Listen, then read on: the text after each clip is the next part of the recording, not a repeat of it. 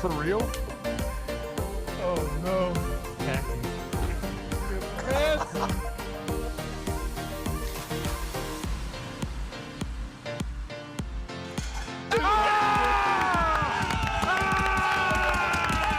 Let's go.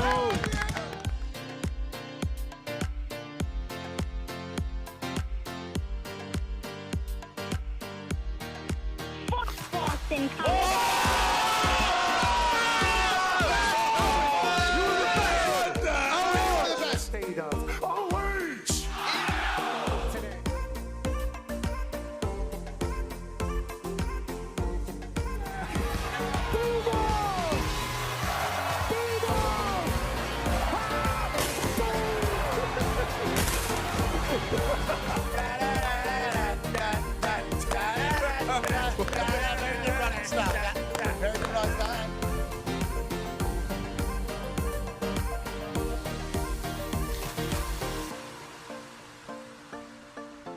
In Berkeley, California. You got it.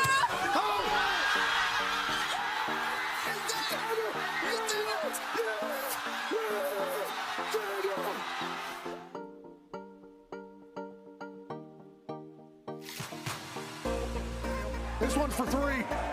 AJ Hawk, $5,000.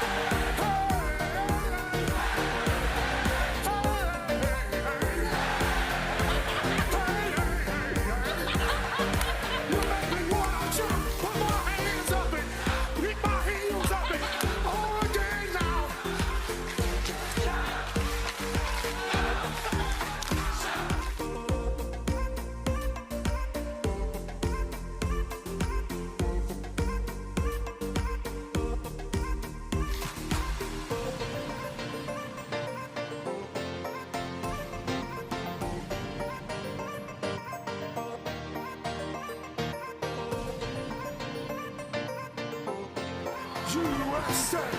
USA! USA!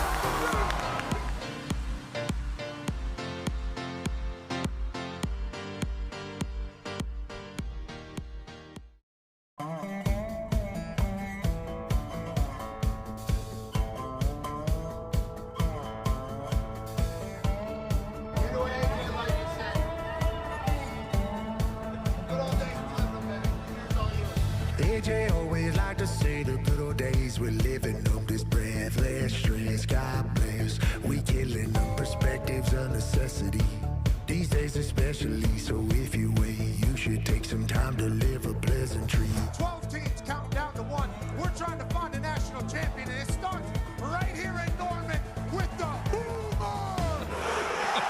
Hey, look at that fucking belt buckle. That's a little small. Who's that? Who's that? Like, that's George Strait. Don't you fucking forget it. Boomer! Boomer! Oklahoma's the last team standing! I hear you wild fucking maniacs going crazy!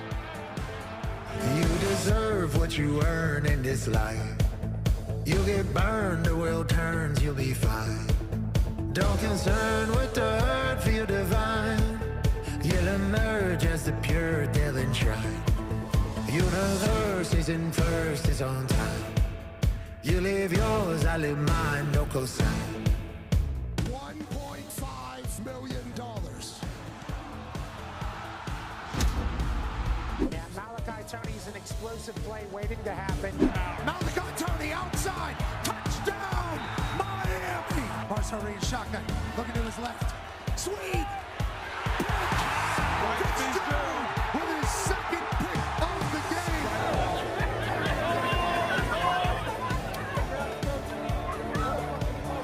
He said as soon as he saw me wear the hat, he wanted to shove it up my fucking ass. So many people paralyzed by fake problems. See all the negativities impairing all their prophecies. Never fail, always win, gotta be philosophy. This life is one and done, it's an actual anomaly, that's why. Tonight it's Darius Butler versus AJ Hawk in the Cotton Bowl. He has been able to do whatever he wanted all year. Gaethje's back. Should have been a Thor Award winner. Big six, baby. Big time play. Stop it. Big time play. Gaethje Scott was the stadium. All right, Roxy, you better tell me if you're filming him. I do not give consent. Not in this moment. Keep on. Yeah, buddy. Crib that thing. Got a mismatch over there with Jeremiah Smith. That's where he looks. Jeremiah Smith catches. Touchdown. This is Texas. You can't hold him. Touchdown. I caught it. Oh, You did? no. Caught him on the head. Shamar Bryant off the gun. No boss call by Ohio State. Touchdown. Hurricanes. This game is over. The Miami Hurricanes have won the Cotton Bowl. Good for you. Good for you. I need that Ohio State jersey. It's time to put belt. Oh, no. Cheers to all you motherfuckers. Appreciate you.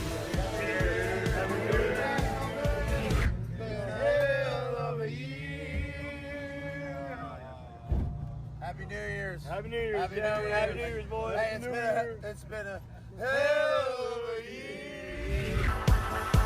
That's why AJ always like to say the good old days we're living on this breathless stress. God bless. We're killing on perspectives, a necessity.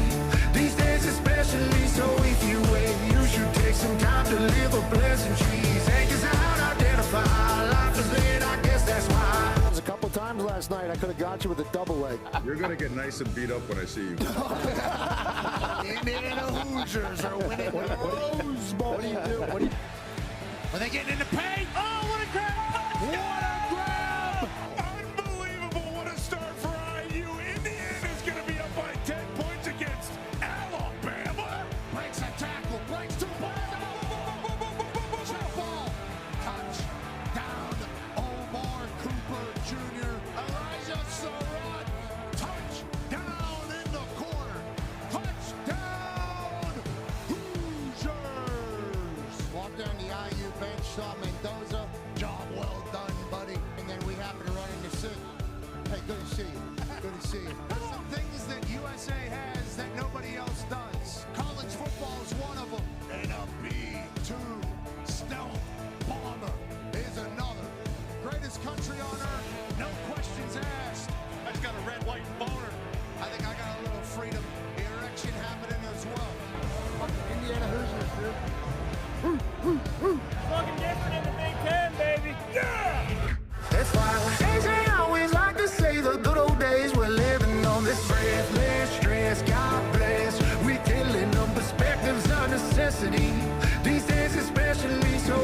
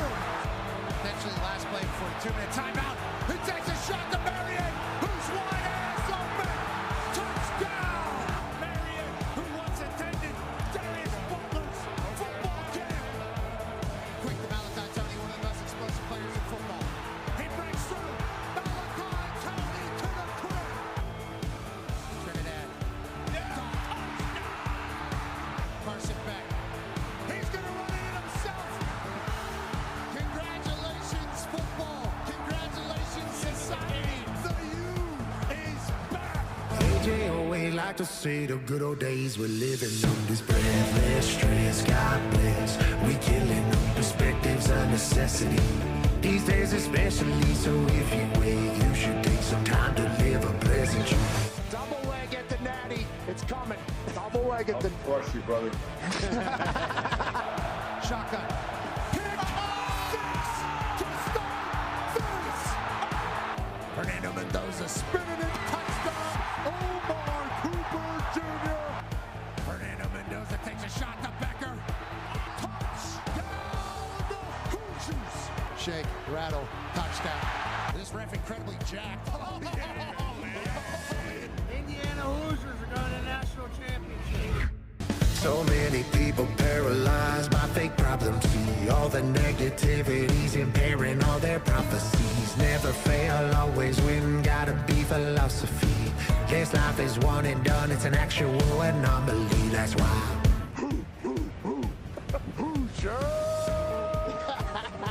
Win their first national championship. Ty, what's Sig saying here? Hey, that's BS. Look, he's right under the chin strap. My quarterback's not even looking. He's taking one right in the mouth. Knock his teeth out. Joyce in the punt. He's been out here a lot.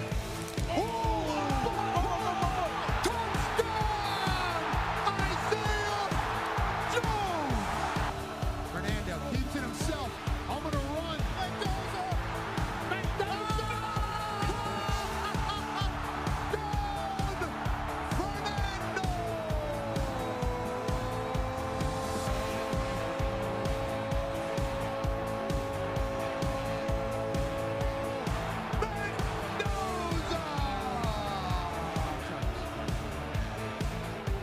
Carson back to Malachi. This dude's unstoppable. Can he do it again for Miami? Takes a shot. Interception. Jabari Sharp says, give me that. And the Hoosiers of Indiana are your national champions in football.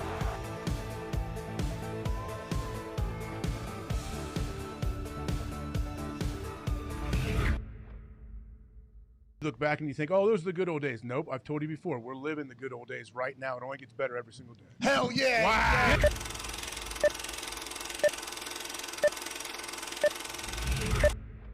The following program is a collection of stooges talking about happenings in the sports world. It is meant to be comedic informative. The opinions expressed on this show do not necessarily reflect the beliefs of their peers, their boss, or ESPN.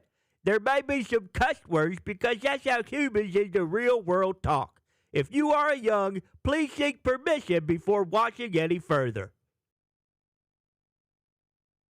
Hey. Why? Let's go. This show stinks, and the fact that you listen, we are very, very thankful for. McAfee on the line with a gorgeous assist. The all-time leading tackler for the Green Bay Packers. You pig. Damn it! Be a friend, tell a friend something nice could change their life.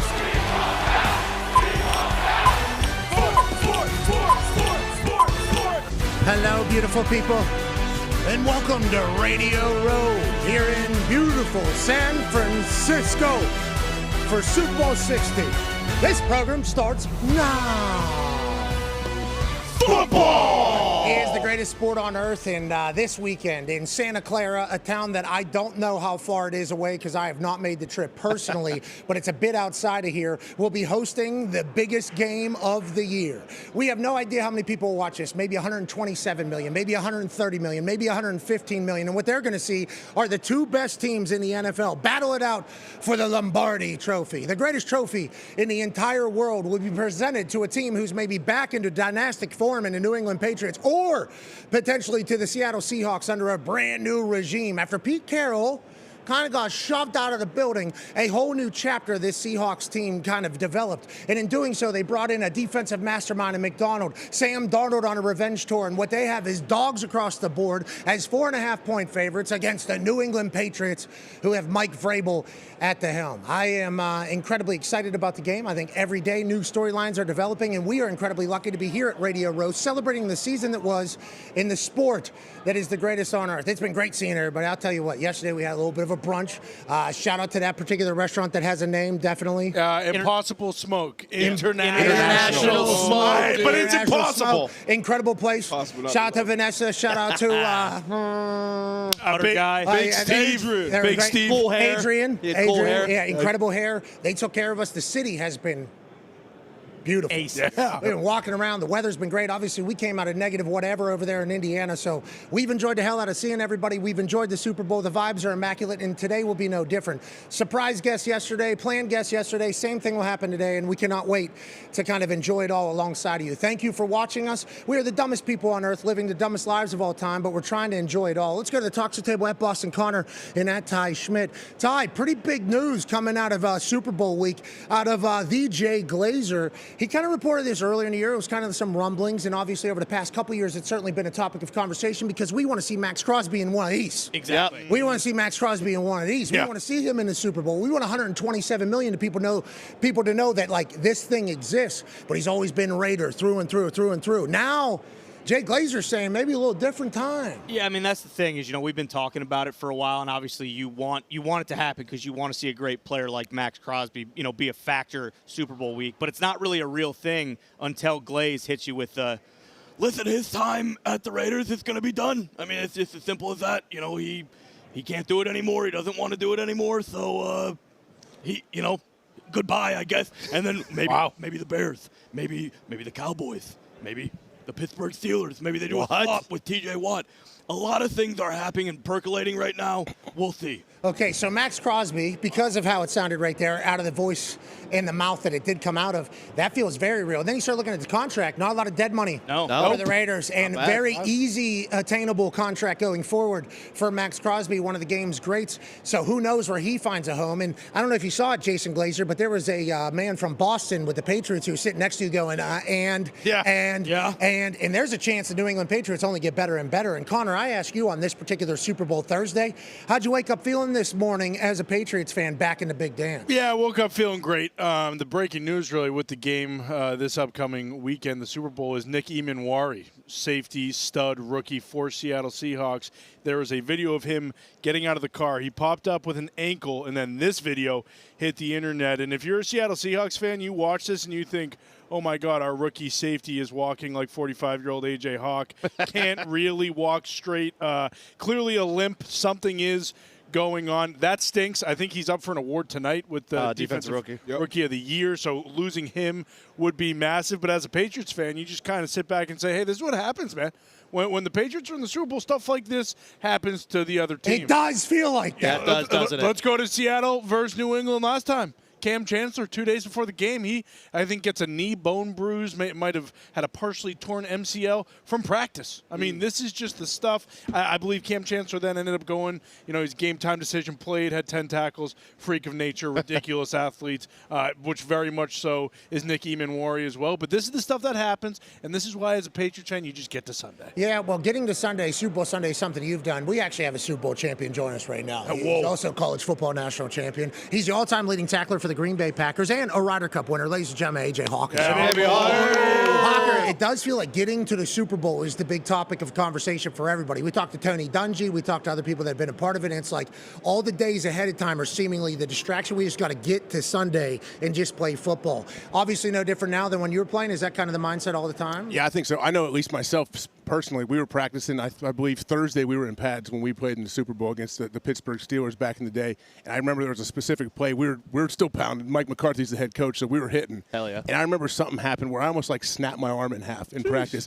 And I remember I almost lost my mind thinking, if I did, like my whole life I've been trying to get to the Super Bowl, if this got ruined on like the Thursday before the game, I don't know how I would have mentally handled. But I think with Emanwari, I think it's good. He's not wearing a boot right there. I think that's a good sign. Yeah, because they would have overdone it. Bro. Yes, so I think that we'll see what happens. Obviously, he'll be dealing with some pain for sure, but I'm hoping that he's all right. Maybe he took long, dump after practice, fell asleep. That does that's happen. been happening to me as I've been getting older. I get up from a good dump. Especially if it's a low toilet. Yeah. Am I walking on stilts right now? What's going on? And obviously, we hope that was the case for him, and that thing came back after shaking a little bit. But that's certainly 3 days out at the DB position can certainly become a troublesome situation for the Seahawks, especially because it does feel like this always happens for the Patriots. Now, tonight, obviously, massive award show. NFL Honors is happening. 9-year NFL vet Coolest he's looked all year. Oh, yeah, no doubt. Today, no questions asked. Darius J. Butler is here.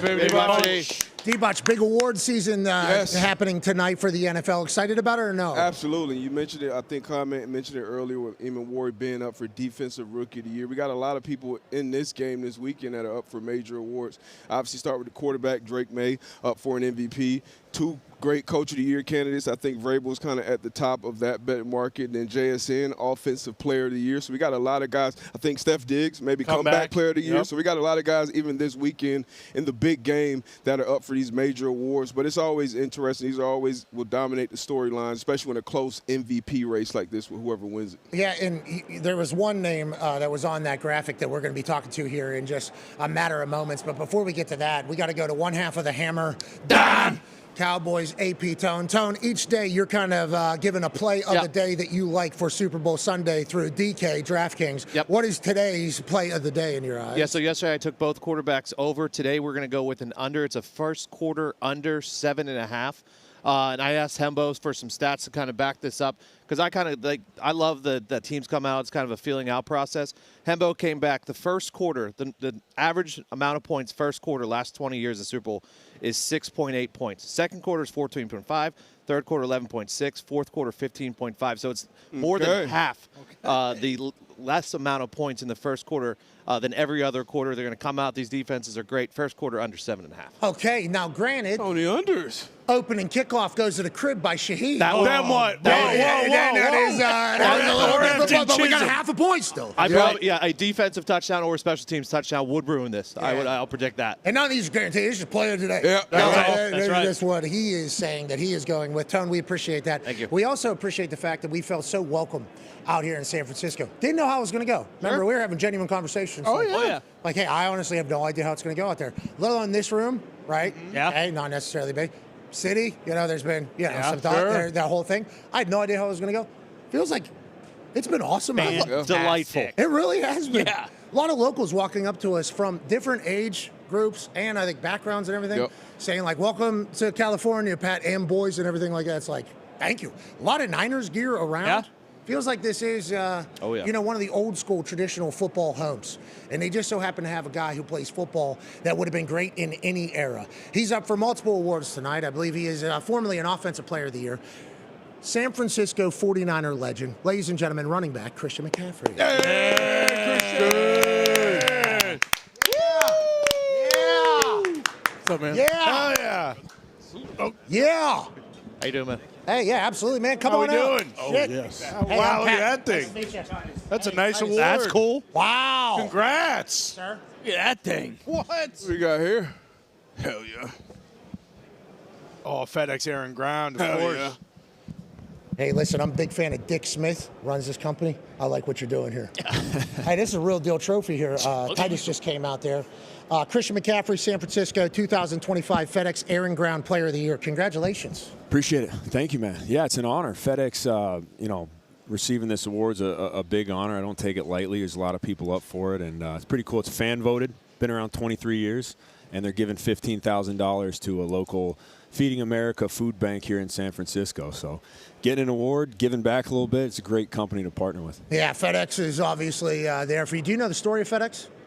You're killing me. No. Let me tell you. Let us tell you. So Arthur Smith, offense coordinator, former head coach. I know he's his dad. Yeah, That's what this pin's for. Yeah, his dad, Marine, too, hoorah, everything like that.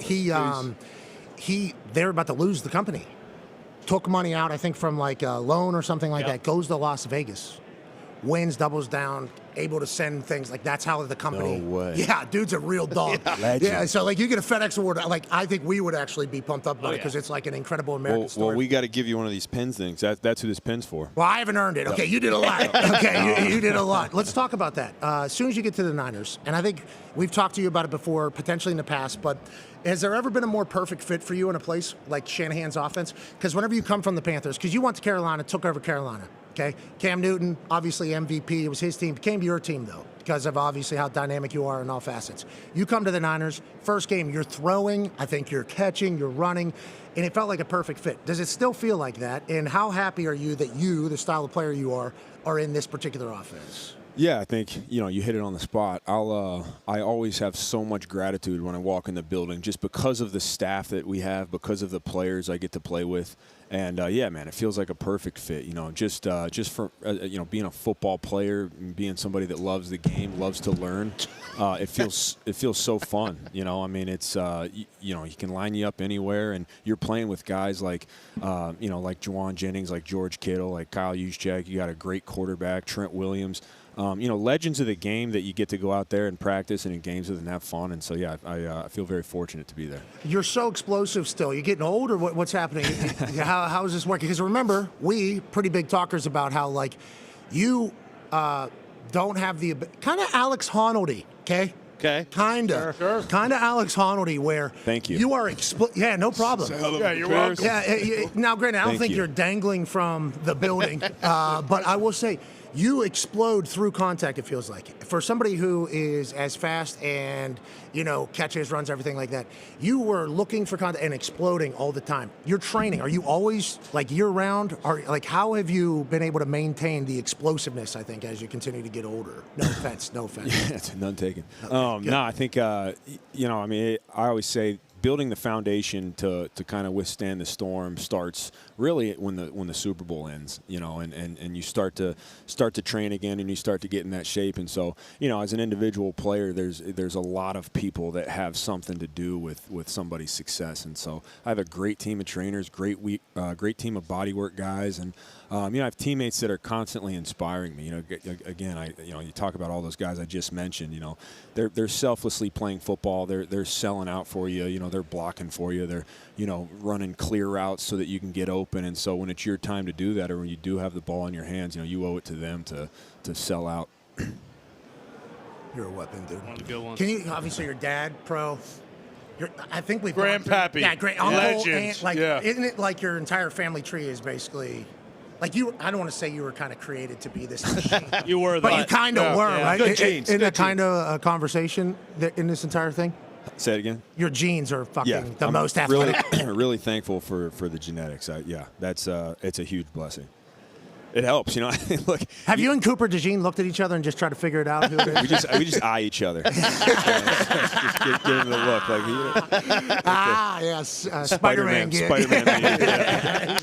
AJ has a question for you. Speaking of that, you mentioned Juszczyk. Obviously, how awesome this guy is. We see him moving around pre-snap, all the stuff he can do. I guess, what does he do for you, and how do you enjoy being on the field with him? We see the videos, you guys in like the cold tubs and hot tubs, having a good time. Obviously, relationship is great, but on the field, what does he do for you?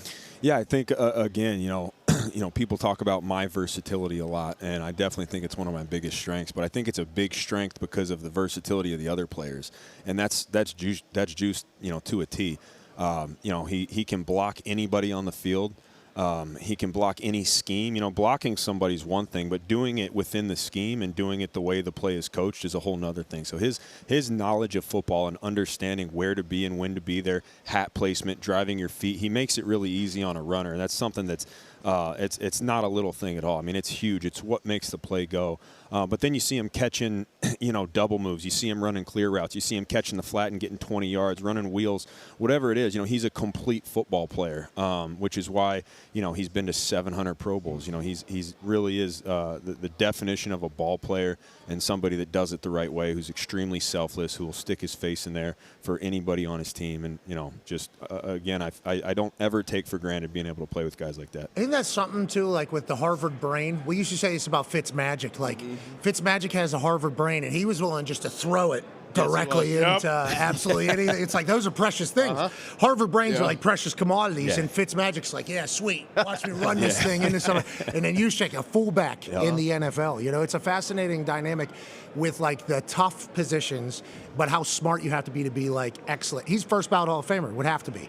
If they start stacking his... Well, I mean, there's no fullbacks in right now. They're not letting a fullback in on the first ballot, he's first ballot. think. He He's should first be. ballot. I hope Renzo so. Neal's pushing for Vinatieri so. should have been first ballot, but he was a kicker. Is this what you're saying? That's what he's the all-time when he Juszczyk scored. can do Bill, everything, that's though. true. He's a Hey, fullback, let him tight in. end. Juszczyk's a little bit everything. Oh, and he's probably saying that in those negotiations, too. Should. Yeah, and Lynch hope is so. like, no, you're a fullback, bud. No, I'm a tight end. I catch the ball. Yeah. Okay, cool. You're a fullback back here. That's certainly what it is. D-Bud has a question for you, That's Christian. a nightmare game plan forward, all you guys. But versatility-wise, I grew up, watching like Marshall Faulk, and that's who you remind me of. And now the young guys, you're an OG now in the league. I'm sure a lot of young guys reach out. How has that been, I guess, having conversations with those young, like a Bijan or a Jahmyr Gibbs or these guys who are dynamic, not only getting the ball in the backfield, but also out in space? No, it's huge, man. I think I look at a guy like Marshall Faulk, guy like Roger Craig. They're kind of pioneers of the way that how I play the position and being able to move all over the place and kind of taking pride in when you're lining up in the slot, not just being a running back running routes, but becoming a receiver, being able to move the same way, run any route on the route tree, and so it's really cool. And especially, I got to train with Bijan this summer. And just watching him and being able to pass along knowledge and take a bunch of stuff from him too is really cool. I think running backs, you got the tight end and you got a bunch of the O-lines that are starting to do stuff. Quarterbacks, how these can. We've never really had anything, but I feel like that's starting to change. And guys are starting to get together and train together and do all these things because the way the position is trending. I mean, you see guys, all over the league now that. Are special players who can do anything. Yeah. So it's definitely cool to see how the game is continuing to evolve, and then there's so many special players who are doing it. We were just at the Pro Bowl, and Bijan and Jahmyr both were just, for me as a Don't say it. Don't say it. As I get later in my there you go. Yeah. No, it really is special to see, man, and just fortunate to be around guys like that. Yeah, but everybody's trying to do what you get, like, hey, who are we hiring? We want a Shanahan offense with that's what the NFL is kind of trying to become everywhere, what you guys are kind of laying down. So I assume all these young guys look up to your old ass as well. I think that is probably something. All right, last question. Just ass, not old. Do you think you do have one of the largest asses in the NFL? Have you seen Cal Raleigh, this guy, big dumper? He's got a shit can on him. I'll tell you. Unbelievable. Yeah, it's usually the explosiveness that you kind of find. I'll have to check that out. Something to think about. Yep. Yeah, definitely. Something to look at. So, if you just get time, just as we're surveying the field. I'll check it out for sure. I appreciate that. Yeah, no problem. Next year we get a chance to chat with you. We'll try to get an answer for that one. Maybe a little homework assignment. Go ahead, Tone. Last question here. Yeah, we're a football sports show first, but secondary a health and wellness show. And I think I saw something where at night, so we're trying to learn here, you're turning off your Wi-Fi at night. Here we go. No, we're not matter. living next. What do you mean? Here we go. I'm trying to be like you. Look you. fantastic. I said that yesterday. You look great. And what did I tell you? You said you got a lot of medicine running through you. Yes, I do. So now, I need to have no Wi-Fi running through me? Whatever you're doing, keep doing it.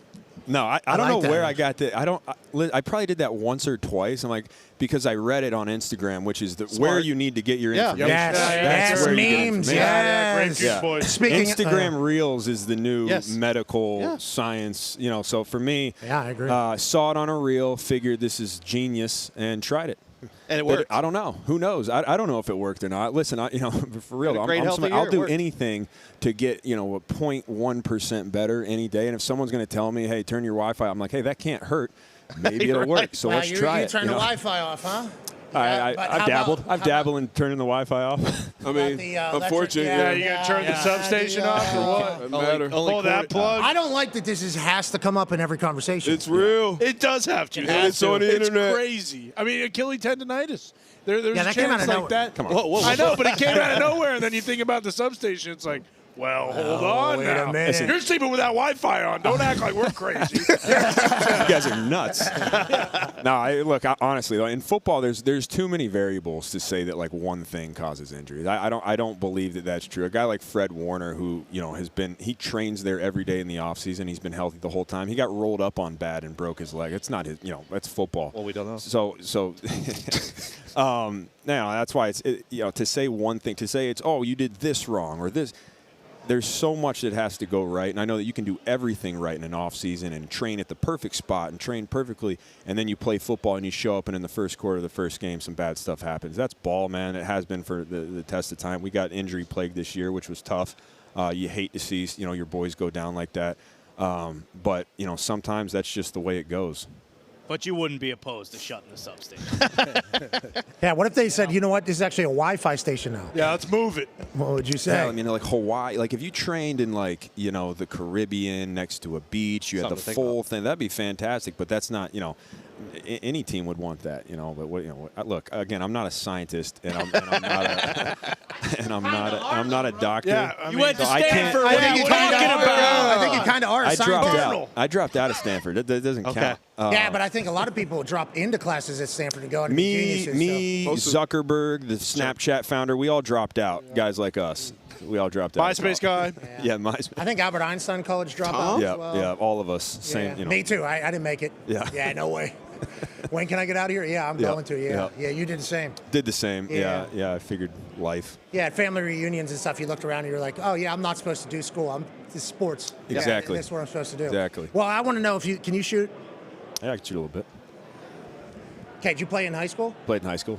How were you? Pretty good? Were you flying around? Yeah, I was good. Are we? Like Cooper DeJean? Yeah, I was dunking. Yeah, because we're talking about Cooper DeJean earlier. You two kind of Spider-Man memeing each other. Is that the kind of shit? Is that what we're talking about? Yep. Man, I think we do need you guys at some point to maybe get in a room. Ping pong, I think Dangerous you got 'em. tandem. Would be a dangerous tandem. Oh, my God, it would be. Yep. Especially with the conversation that was happening, about a year ago. I think we'd have good reps. I think we would have good reps. You'd have a lot of smart, tough, quicker than fast. Bingo. Coaches on the field. Yeah. Lunch pail. Locker room guys. But also now we got a couple guys that can lock down in the back end. That's Not what I expect mean. that. Yeah. Got guys doing a lot of this in high school. Good luck. Whoa!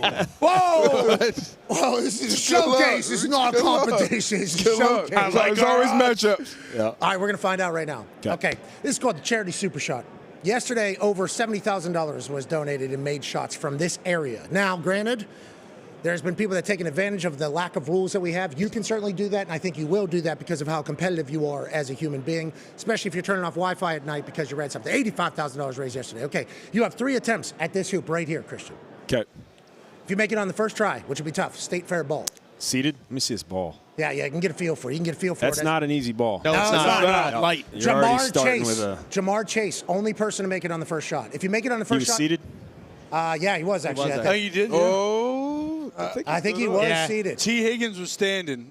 Okay. I thought I think Jamar Jamar was sat. sitting. I think Start he- seated. Bryce was. See what Bryce, happens. might be better. We Bryce got was boom standing. replay. It's Yeah, Bryce. There's Watch the Bryce, light. yeah. Bryce stood. You get a little more arc seated, though, no? Yeah, because you got lights to deal with. Okay, here's your. Yep. Yeah, I got. Bang. Yeah, it was not his first try. Yeah, it was not his first try. So you can beat him here if you want. For Good to real go? White. Hold on. Hold on, watch. tape, What are you dude. doing? All right, Got okay. to show. All right, here we go. Christian, first shot, $20,000 to a charity of your choosing. Charity Super Shot here in San Francisco. Oh, that looked good. It was a good I thought effort. that was money. Grandfather You would be got to stay disgusted. seated. Okay, same exact ball. Now, hold on one second. That was your first shot? Yeah. Let's go to your teammate Fred Warner's first shot yesterday. Go That That was a ahead. good one. This was. Yeah, that's Okay, so that doesn't show. that was worst of day. That was of all worst time, of day. Maybe worst of all time. Fred, we love you, but only one. Why does that not shock you? Yeah, what's that all about? Linebackers aren't hoopers, Yeah, right? at all. I don't Or know. never been Sometimes. hoopers. AJ takes a lot of pride. Unfortunately, they take 5 charges. fouls in the first quarter. 10,000. Oh, that was a good shot. We've only had one bank. Is it Jamar? Nice. Tough ball to Jamar bank. Well, Tough it's ball to coming bank. from Here you go. Jamar Chase right now. 10,000.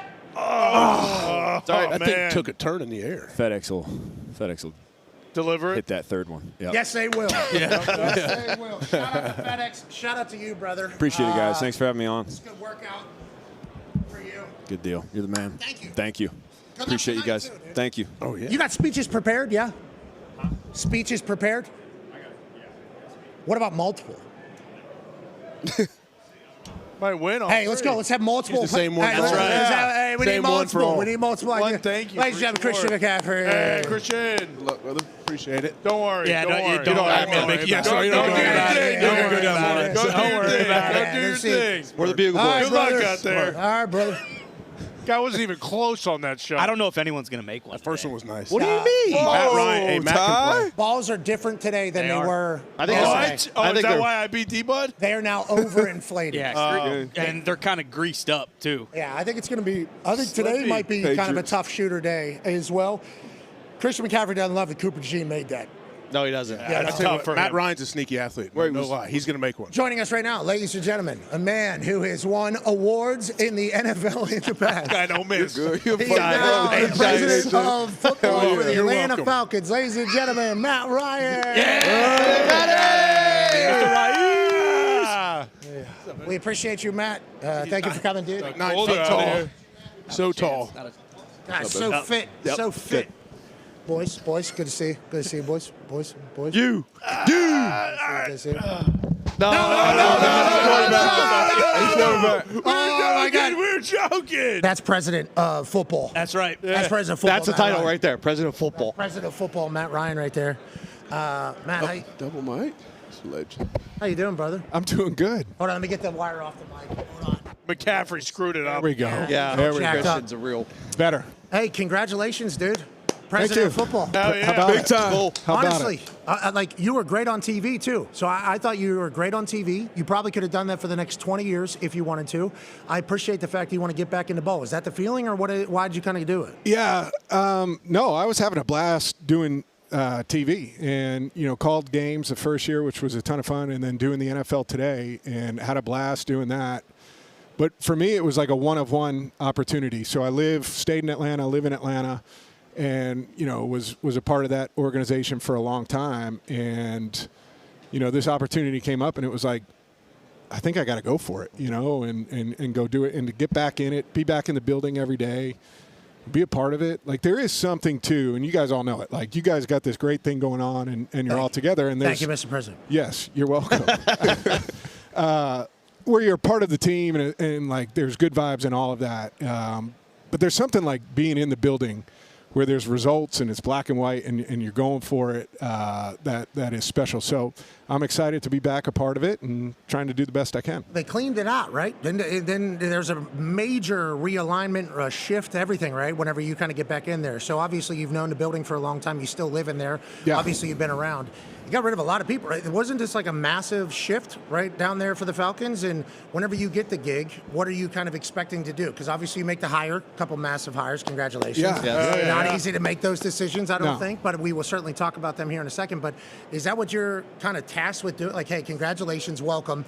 Everything's brand new. Do what you think is the right decision. Like, how does that kind of go? Doesn't that feel kind of daunting for never doing it before, or how does that kind of come together? Yeah. So I got hired on Friday night. I show up to the facility on Saturday morning and did my HR training, hiring training. Hilarious. And then I was on a head coaching interview like 15 minutes after I was done the training. And obviously I've never done that. So you're on this and you're like, okay, this is interesting to see how it's going. But you dive into what you know what I mean? And when you've been around it for a long time, you start, getting into the conversation and you're talking about football and what your plans are, what you think about offensive football, what you think about defensive football, different coaches that, they look at. So you get into what you know pretty quickly, but it was, it is a little daunting. You dive into it and you're interviewing, different people right off the bat. But at the end of the day, you sit there and you go back to what you know, try and keep it simple and not overcomplicate it, right? Is this person who I think he is? Does the reference work that we've done on them add up to what I'm seeing in these interviews? And do I think this is the right person for us moving forward? So, it's And moving football. moving the ball, moving forward, all Which is that what we stuff. hired on the offensive side. So let's talk about that. Stefanski, I was very, I'll say surprised that Stefanski got a job as quickly as he did after the Cleveland. Just like I thought Harbaugh, I thought he was going to get hired. Tomlin, I think if he wanted to, was going to get hired. McDermott, if he wanted to, I thought he'd be able to get it. Like there was a lot of major coaching shift, I think, that just kind of happened. Stefanski getting hired that quick was, for me, I did not expect it. So then we have Joe Flacco on yesterday. And Joe Flacco, who's obviously been around the NFL a very long time, had a lot of success, he starts rattling off all these compliments about Stefanski. Yeah. What did you kind of experience with him, and how did you compartmentalize, like, Cleveland? It's hard. Yeah, legit. It's hard, right? Because you think about, like, track record of success. How do you weight track record of success and what they've done? And I think you look at, the first couple of years of what they did in Cleveland, and you say, okay, I like a lot of what they did. But I also think I also think like scars are not like necessarily the worst thing. You learn a lot from some of those things that you go through in life, and then you bounce back and you're better off when you get the next opportunity because of the mistakes that you made. And we felt like, for the things we were looking for from our head coach, the ability to communicate, the ability to be direct and hold people accountable, the ability to put together a good staff. I think that's one of the hardest things for coaches when they come in. You hire this head coach and you expect them to just be able to put 25 other good coaches around them, and it's difficult to do. I think, some of what we had in Atlanta with Jeff Ulbrich on the defensive side and some of the defensive pieces that we had, and Kevin thinking that, that was a good structure that could support him in kind of a different way, and then some of the things he wanted to do offensively. And then really, I talked to Joe about, Kevin, leading up to the process. And Flacco? Yeah. Oh, yeah. Talking about Joe Flacco. Maybe bring in Flacco. As you should, by the way, talk to Flacco. Vice President. Why would you not talk That's to right. Flacco? Joe's got a wealth of knowledge. Yes. He's been around. And but that was part of the process of going and talking to a lot of people that, touched, pass with him in Minnesota, some in Cleveland, different coaches that had coached for him, different players who had played for him.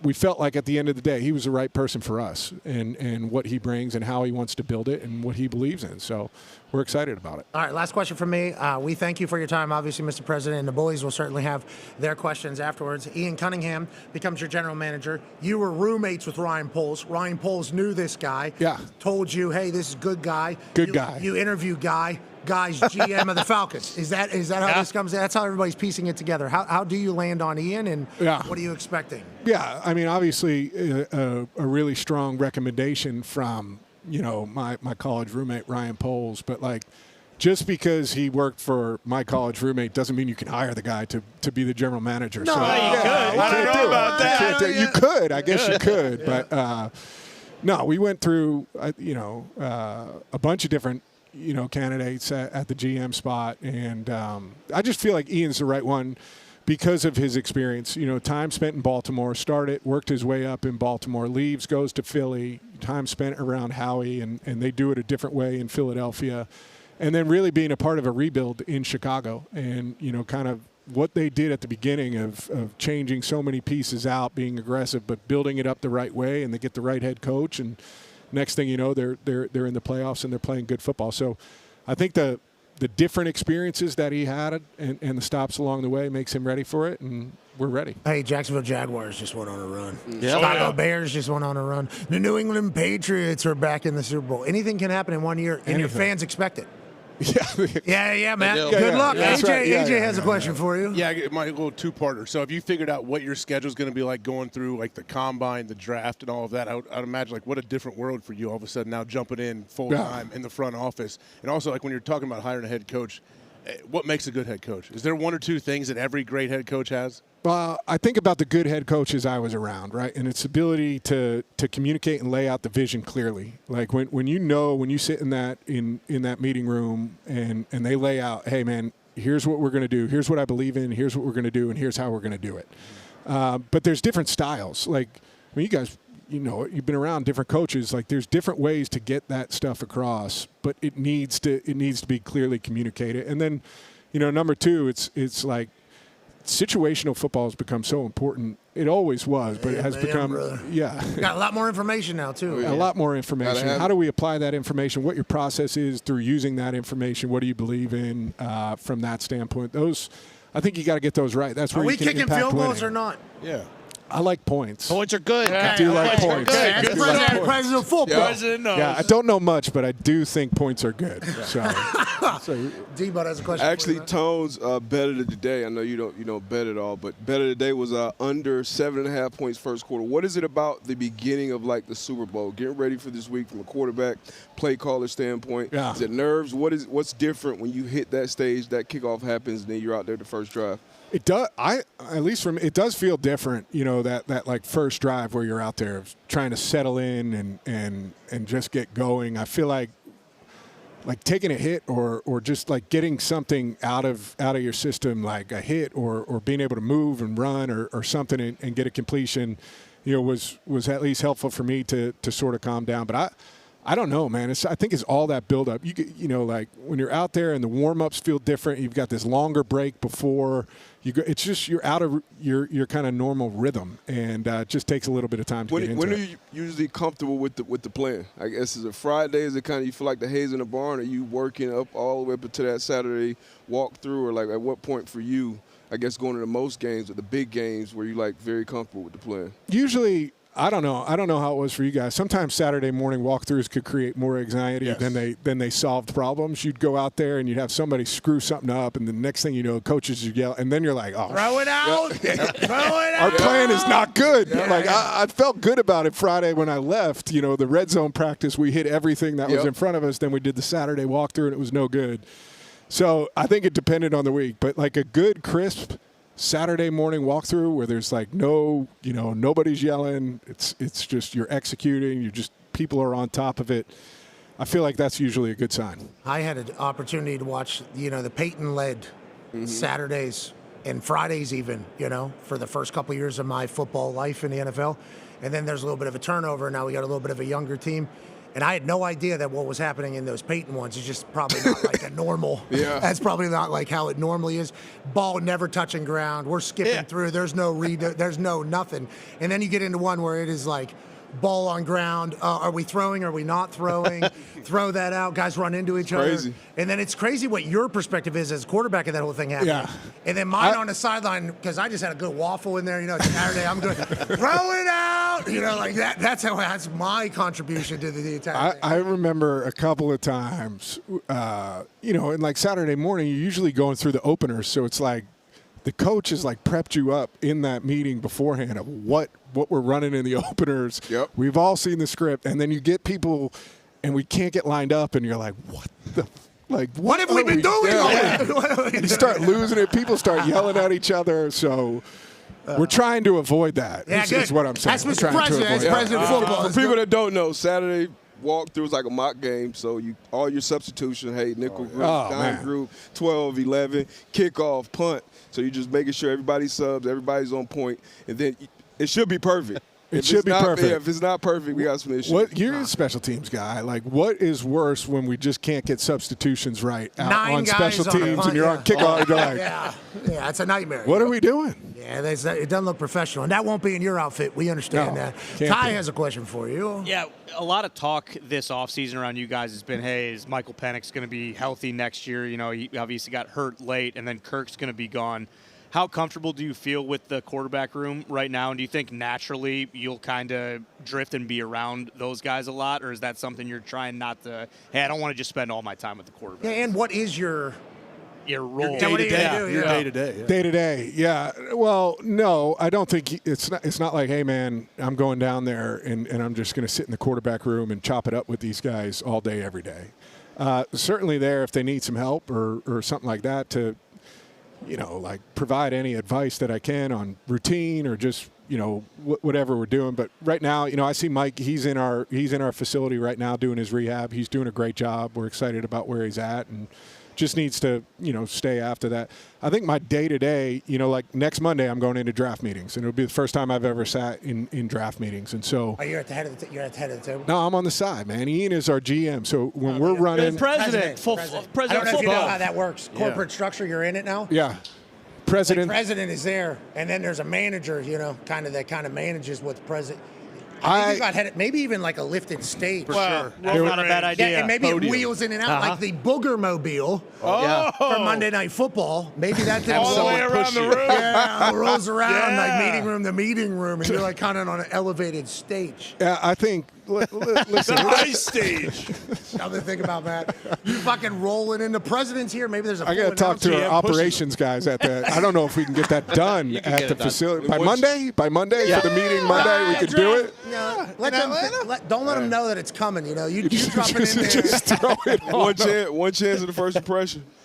What's that? I said only one chance. One chance at the first impression. Yeah, first draft, boom. You think you'll be meandering? Is how you think day-to-day goes for you? I think so at different times of the year, right, of where we're at. I think for the first 3 months, I mean, we're talking about we've got combine, we've got free agency, we've got draft, and then we start, with the new offseason program, new coach. So, I mean, there's a lot that we have to do and a lot of different areas to kind of evaluate and take a look at how we're doing things. Do you have a dry erase board in the office? What do you have? I got a little whiteboard in there, a little dry erase. They can do the whole wall if you want, but it never gets used.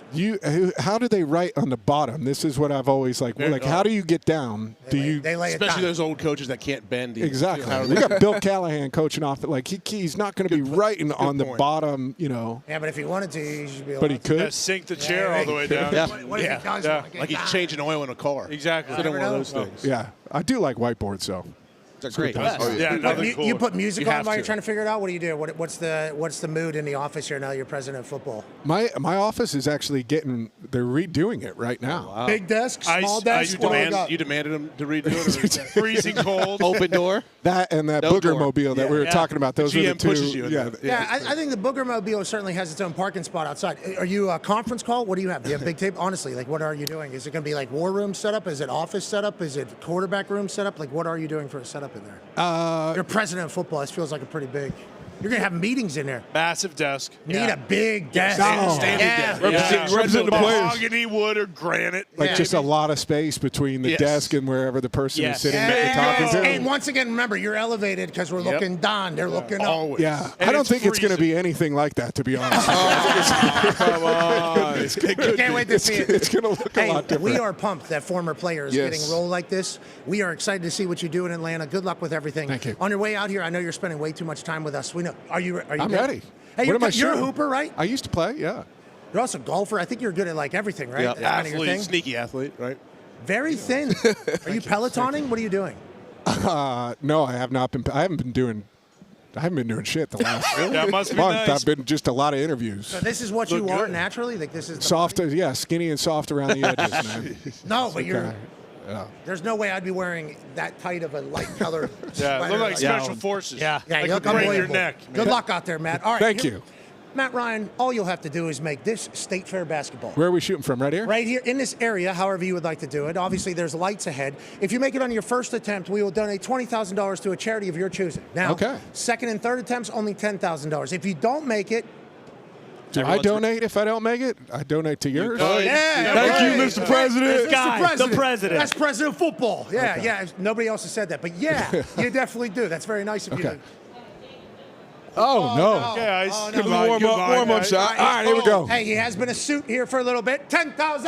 I didn't see Does that. that live. count, Matt? Look up. That doesn't count. I didn't see That that. Yeah, it counts. came out of nowhere. Look around. I get one more, right? A three? You do. You might get two more. Two. Come What do we on. got? I didn't see that yesterday. Where's That the live. awareness? I don't know, but also I think that thing's potentially leaving the set with how high you shot Yeah, that. Don't Put you a lot think? of arc on Good that. art. Yeah, but it hit that thing Steve pretty Kerr. good. It hit that thing pretty good. 6'6", so it's different. He tucked it different elbow. Good form. trajectory. Good fundamentals. Yeah, Great fundamentals, though. Yeah, probably did some- I was going to say I saw beef. Yeah. Yeah, so do you Yeah. think Balance. you did see that? Eyes, Elbow, follow through. Boom. I'm coaching 7-year-old basketball Hell right yeah. now. Yeah. Man. I Yeah. use beef all the time. Need to make All the this. time. Yeah, need to make this for those 7-year-olds. They're going to be judging you. Credibility. Okay, so They don't listen to me anyhow. that one will not count. Okay. Okay, I get two more? Yes. That's Okay, soft. all right, here we go. 10,000. Oh, see? This guy's I got gotta his move. little Consistent. He looked good. It's 10,000. He's too damn tall. He is too tall. He's too damn tall. His head's going to hit the light. Yeah. Goodness gracious, Ice. Matty Ice. Bonus ball. Hey, I don't know if anybody. Good shot. That's a good shot. Keep shooting. I was passing it. It was a pass. It was a pass. I don't know if anybody's going to make it with this ball. That ball's too light.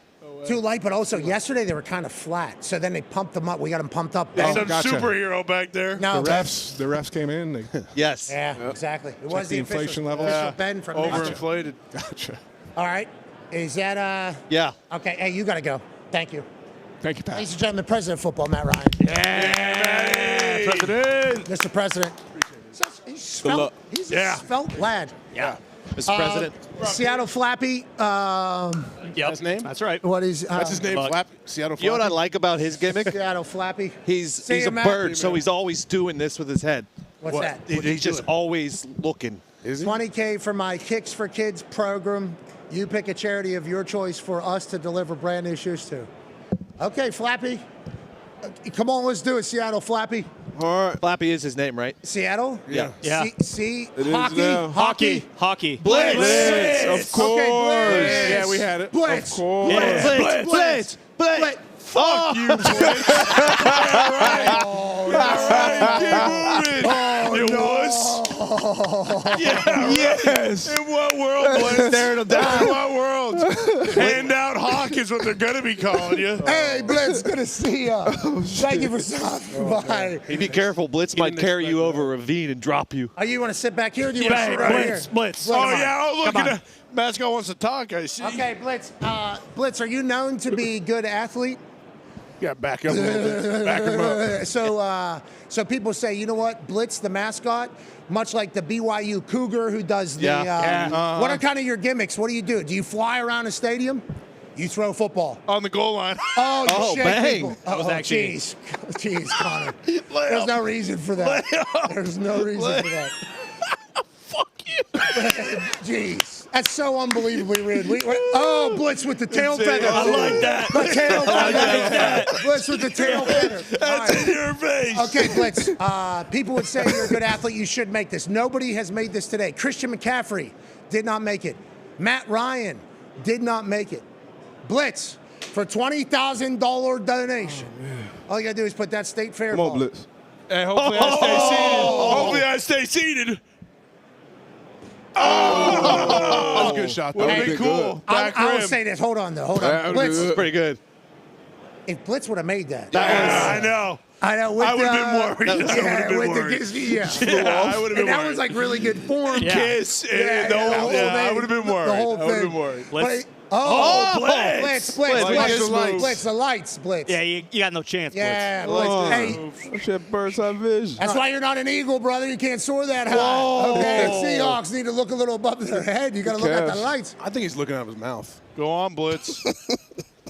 Blitz for 20,000.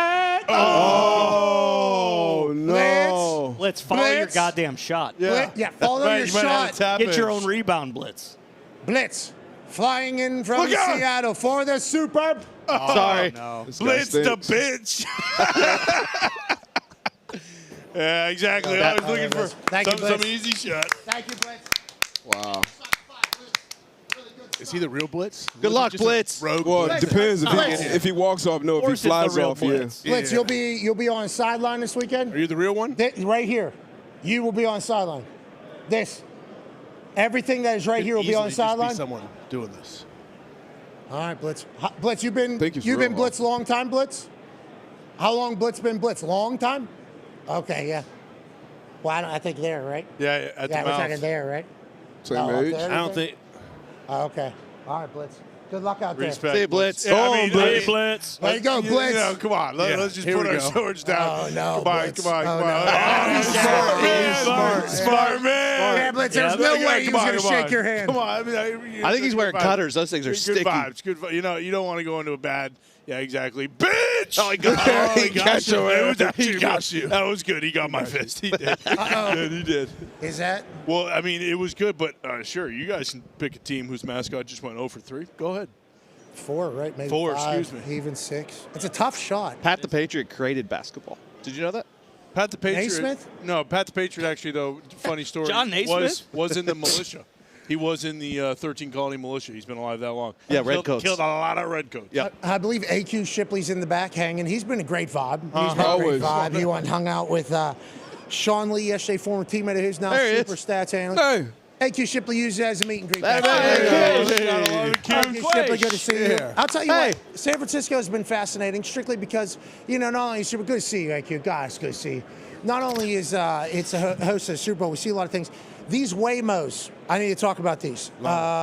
Beautiful. What's going on here? Nothing good. Are these in Arizona as well? Do you have these? Oh, yeah. Whenever we were out for the Fiesta Bowl, AJ used a Waymo over to my house. 30-minute ride to his house. Okay, so these Waymos are these robots, okay, that have no driver, and it's like an Uber. They got these sonar gimmicks basically around the entire thing. We saw one accidentally creep across a sidewalk, red light pop up, put that thing in reverse, and then go ahead and move out of the way of something. It's wild how smart it is. And then you ask, is it batting 1,000? I guess it's not. No. I guess from allegedly it's not. But it is a wild thing. They're everywhere out here. It feels like I'm probably going Waymo at some point this week, and I genuinely don't know how I feel to be in the future so much. I know AJ is a big Waymo guy, and AQ is, but what's it to stop you from just locking you in and just driving off the Golden Gate Bridge? Yeah, I think we've all seen too many movies. Your car can do that already, though. If they want to get you, it they'll can't. get you. That's not good point. That's a good point. I used an EMP on my car, so it disconnected all of those things. So, all right. Well, I mean, I do think my car actually could just Thank kind you. of do whatever it wanted to me, I guess, back at home. And I never really thought about that until this moment. Let's move along. Let's move along here. I don't need to be There's a thinking like button you that. can turn off. I'll turn it off. The future is here, though, with these Waymos. We're seeing them everywhere. Cannot wait to enjoy the rest of the city. AQ, it's great that you're here because one of the greatest offensive line coaches of all time, I believe is what a lot of people would say. Greatest center of all time, Jason Kelce, has come out and said, like, this guy basically created me into who I am. Philadelphia lost one of its staples and one of its goats from its coaching staff. Jeff Stoutland, offensive line coach for the Philadelphia Eagles, who's obviously highly regarded by everybody that's ever played for him, basically announced via a social media post that he's stepping down. Then there was some more information rolling out. Well, they wanted to change the run game last year. He was a run game coordinator. They didn't consult with him. Patullo and Sirianni basically told him this is what it is. He didn't love that was happening, so maybe he felt a certain way. Some conversations didn't go away he wanted to go after the season ended. Now he's decided he wants to go somewhere else. Wild scene, especially in a world where everybody talks about being able to put together a good staff with good coaches. This guy would be considered one of the GOATs, I do believe. AQ, Stoutland is Atland in Philadelphia. Why and what does that mean, you think, for somebody else? And who would hire this guy? Anybody would hire Stoutland to be your offensive line coach? Everybody would hire him right now, today. If you don't have an offensive line coach, you're going to do everything you can to go get him right now. But when you think about offensive line coaches around the league, it's Jeff Stoutland and it's Chris Foerster out in San Francisco. Two different schemes, right? So they bring a new guy in. Yeah, that guy's a stud. We all know. We all know. He's a stud. We all know. Great coach. Has to be. Great coach. Has to be. Has to be. Has to be. But when you talk about Stoutland, I mean, he's incredible, and he's produced so many All-Pros. He kept that crew together with Jason Kelce. When he came in, I don't know if you guys remember that, the Philadelphia Eagles were not that good, and then all of a sudden they go on a run. He's the one who was in charge of that run game to turn Jason Kelce into Jason Kelce. And Saquon, obviously, and has all the the year that boys. He has historic years with historic players, and now he doesn't want to be there. And the way the stories are unfolding is like Sirianni ran him out of town. Yeah. That's what people were saying about yeah. this entire thing, which is not good for, obviously, Sirianni, who's No, going to it's get hate not. regardless, but even more so now with who are they going to replace him with, I guess, is the next question. Yeah, maybe Jason Kelce. I mean, who Whoa. says no? That'd be a pretty cool little story. But even thinking about Jordan Mailata, like we knew Eagles fans when Mailata first came into the league, who basically wanted to ship him back to Australia, and then Stoutland did turn him into superstar, all-pro left tackle. Like, it is crazy now. It's more on Sirianni too, right? Like, this could be something that maybe next year, when all those kind of fake stories about Sirianni and the Eagles come out, about all the tension that probably isn't real, now it could be with Stoutland being one of those guys done. Yeah, and again, I don't know if this is real, but it did allegedly come out, that he basically said, like, hey, listen, fall in line, old man, or you can get the fuck out of here. Okay? Is that what he said? Yeah, exactly. He said, we got a new guy coming. Sean Mannion, you ever heard of him? His hairline starts in the middle of the top of his head. He's a fucking genius play caller, and we ain't going to be running the bullshit to you. Oh, is that what it is? Is it? And you know what Jeff Stoutland said? I don't want to learn Sean Mannion's fucking scheme. Okay, I'm out. Do you think that's a part of it as well? Yeah, I love it. He kind of comes from that world. Listen, you heard Christian McCaffrey talk about it. It's like, okay, on paper, it looks like this, but Kyle Juszczyk actually executing it and doing what he's supposed to do, there is so many minor details that go into these San Fran and Sean McVay offenses, and when you're a guy like Jeff Stoutland, who has done one thing for a long time, and what he's done and what he coaches, now all of a sudden you got to learn this whole new world. But getting back to kind of what you brought up about Mailata, he's taken more guys like Brett Toth, who was an Army practice squad guy, turned him into multiple starts at center. So it's easy to coach Jason Peters and Jason Kelce, right? But when you take Jordan Mailata and turn a rugby guy into an all-pro, or take Brett Toth and turn him into a starter. Or Becton. Mekhi Becton, right? Like, take these guys. Yeah, like he is phenomenal at turning guys who aren't living up to their potential into multi-year starters. So he's going to be highly desirable in the offensive line hiring, coaching process. How many offensive line coaches are hired and fired each year? I mean, well, this year was more than most, right? Because you had 10 openings. So now you get a new offensive coordinator that comes in. You either have the option to retain or go get your guy. And if you come from a what if the Eagles stink next year? They could. They probably will. I don't think they could. They probably will. I don't think I know there could. was 21 new OCs this year, so I don't know how that correlates to what the offensive line coach, whether they're bringing a new offensive line coach or whatever. But that's a lot of new offenses in the trenches matter now more than ever. Yeah, always has. We just haven't talked about it. I think whenever they was all spread out real wide, it didn't matter as much. Couple years there. Because everything was so quick Yeah. and not really running downhill. And that did creep into the NFL for like a year and a half, couple years. Now, though, it's all the way back to like, if you don't have an offensive line, you're not going to win. You got no chance. Like, that's just how it's going to go. And Stoutland's available. Well, Big Dom's in the building. I'm sure he has some. He could background coach, right? O-line coaching He can experience. kick slide. I didn't even think about the grazie. Oh, yeah. Grazie. Yeah. Prego. Yeah. Yeah. I didn't even think about- What's that, Tom? I don't think that's Gabba. Gabba. Yeah. that one. Yeah. Matzah, I think, is a. It's not Italian. Mozzarella. Yeah, should have said moose. Sorry, my bad. Muzza, not matzah. No, we're not eating There was matzo an ball Italian soup. gentleman out here. Remember his There last you go. name? M-E-C-U-M? He said pre-cum. He said he was Italian, though. He said he was Italian, so we all thought it was maybe a little. Macume. Yeah. Turns out it's just meat.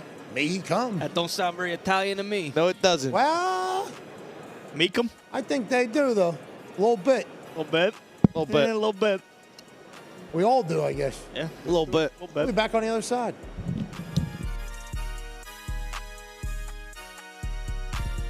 It's electrifying here in Happy Valley. We're lucky to be here. And, the way you win this is you have be the first 300 people here and you get a ticket.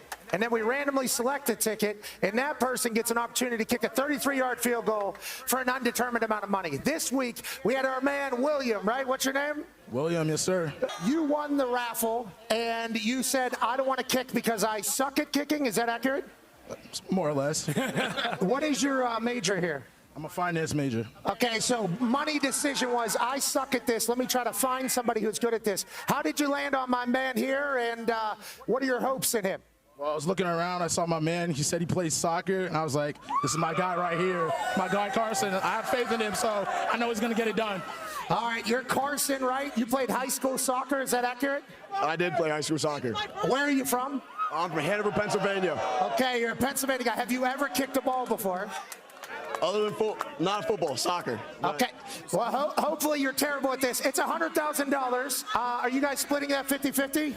Yes, sir. Okay, so we'll make it $300,000. $150,000 for both of you. Okay? You only get one kick, though. You've gamed the ticket game, which I appreciate and respect. It's up to $300,000. $150 for both of you. Only one kick, though, Herbie. We're not doing anything. I don't care how many staters chant for another kick. Only one, Herbie. Played high school soccer. He's a good player. We got a problem here. That's right. It's a whiteout. It could be a special day. You could help out your guy, William, in winning $150,000. One kick, 300,000, two.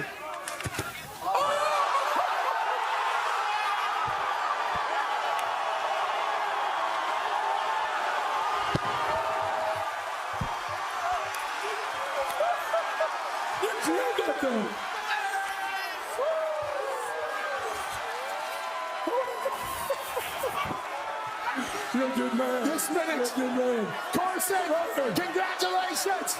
You pushed that. William, way to go. It has been an expensive year out here at the field goal kick. Carson, I'm proud of you, buddy. 300,000, 150 to you, 150 to you. Good finance decisions were made. And the first top six whiteout has a magical vibe and an expensive one. Roar! Roar! Roar!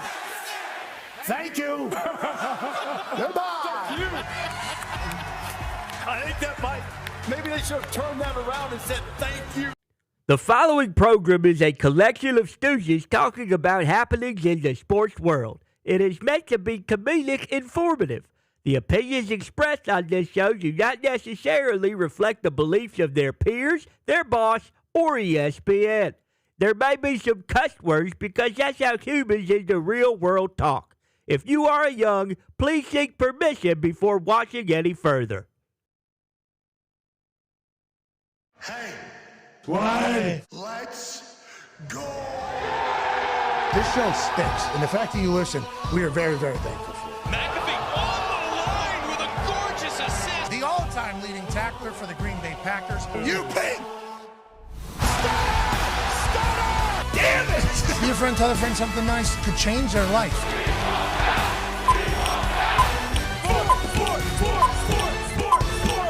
Hello, beautiful people, and welcome back to Radio Road here in beautiful San Francisco for Super Bowl 60. Hour 2 of the program begins right now. Football is the greatest, and obviously sport as a whole and life as a whole is much better whenever sports are happening, and the biggest sport on earth is having its biggest game of all time this weekend. There's a chance that this has the biggest ratings of all time, and it also has the least amount of star power. What new stars or superstars or legends or icons will be born on Sunday? We find out as the Seattle Seahawks take on the New England Patriots. Seahawks favored by 4.5 with a large percentage of the public bets coming in on them. The New England Patriots right where they want to be. Underdogs, kind of discounted, and Warriors is what they say about themselves. We'll see if this young upstart Patriots crew is just like the dynastic group of the last 30 years. Sunday's biggest game of all time. Patriots getting 4.5 points with Vrabel as the head coach is a fascinating, Josh McDaniels in the game. Sure. Fascinating thing. Could get their asses kicked. Okay, we've seen the Chiefs get their asses kicked last year in the Super Bowl. 127.7 million people watch the Chiefs get obliterated in the Super Bowl. So maybe people are thinking that this has a chance to be the same thing against this Patriots team who's had the easiest schedule in the history of a Super Bowl run. History. Wow. It's history of football. These guys have had the easiest. They haven't had to beat anybody. We'll see. Let's go to the Talks Table at Boss Connor and at Ty Schmidt. Con man, life is good for the Patriots fans once again. Yeah, it's unbelievable. And as far as easiest schedule ever, I think the 2025 Jets probably beat the 1945 Jets. So let's not say it's the easiest schedule ever. Oh, wow. Football right now is very good, but it's a great spot to be. And you talk about future star power. I feel like the more people learn about the New England Patriots and also the Seahawks, they're both very likable teams. McDonald and Vrabel, unbelievable stories. Sam Darnold, Drake May, great stories. I mean, across the board, their defenses, the way they play. I mean, you heard Bryce Young yesterday say, like, they don't talk that much trash to the other team. They're just talking to each other. Like, both teams very much have a bunker mentality. Seattle, because it's way up there in the top left. No one really talks about them all year. New England, easy schedule, not really a contender seriously, especially because damn near every single week you saw a lot of people talk about the Texans defense, the Broncos defense. Even if you go back to the Chargers, it was still a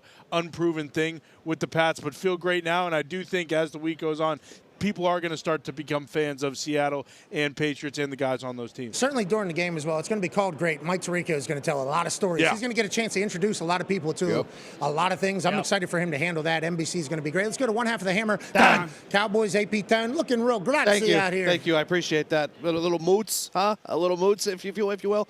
And what Connor was talking about, yes, they are two very, very, very likable teams. The only thing that's not likable about the Patriots is the fact that they are the Patriots. Yeah. Oh, yeah. Drake May's awesome. Vrabel's awesome. So, yes, this is one of those, like, you talked about the Chiefs last year. Everyone was so happy the Chiefs got their asses beat because, that's just what people root against teams that have been there a lot. This one where teams, there was – I can't remember what company. They didn't expect these two teams to be in the Super Bowl. Like, they were just completely unprepared for that. No. So I think, like, it being these two teams, everyone's going to be happy about it. I love everything about the stories developing and more stars coming to our league. Stars are what make the league, new stars are about to be made on Sunday. 9-year NFL vet looking really cool. Ladies and gentlemen, Darius Shea Ballers. D-Bucks, we're going to have a good game, I feel like. I think so, too. And I think, the casual might not know these players, but there will be a lot of superstars on that field. Jackson Smith and Jigba had one of the best seasons we've seen from a wide receiver. Him, obviously, and Puka been up at Offensive Player of the Year. You got Drake May, legit MVP candidate. A lot of people have forgotten what this playoff run and the games and the situations that he's been in. But this is a great offense and a great young quarterback. Obviously, Sam Darnold, he's been playing lights out. Kenneth Walker could have one of those Super Bowl MVP-type performances as well. So I think Emmett Warren, he's another guy who you should hear his name. So I hope he's healthy and can get out there and play. Yeah, Emmett Warren came out with an ankle, I believe, from practice. The video of him walking obviously looks like he's limping pretty good. He's not in a boot, so hopefully by Sunday he'll be okay. I just thought of a couple, crazy scenarios. Kenneth Walker goes crazy, wins the MVP. Sam Darnold still can't do it. That's what people say.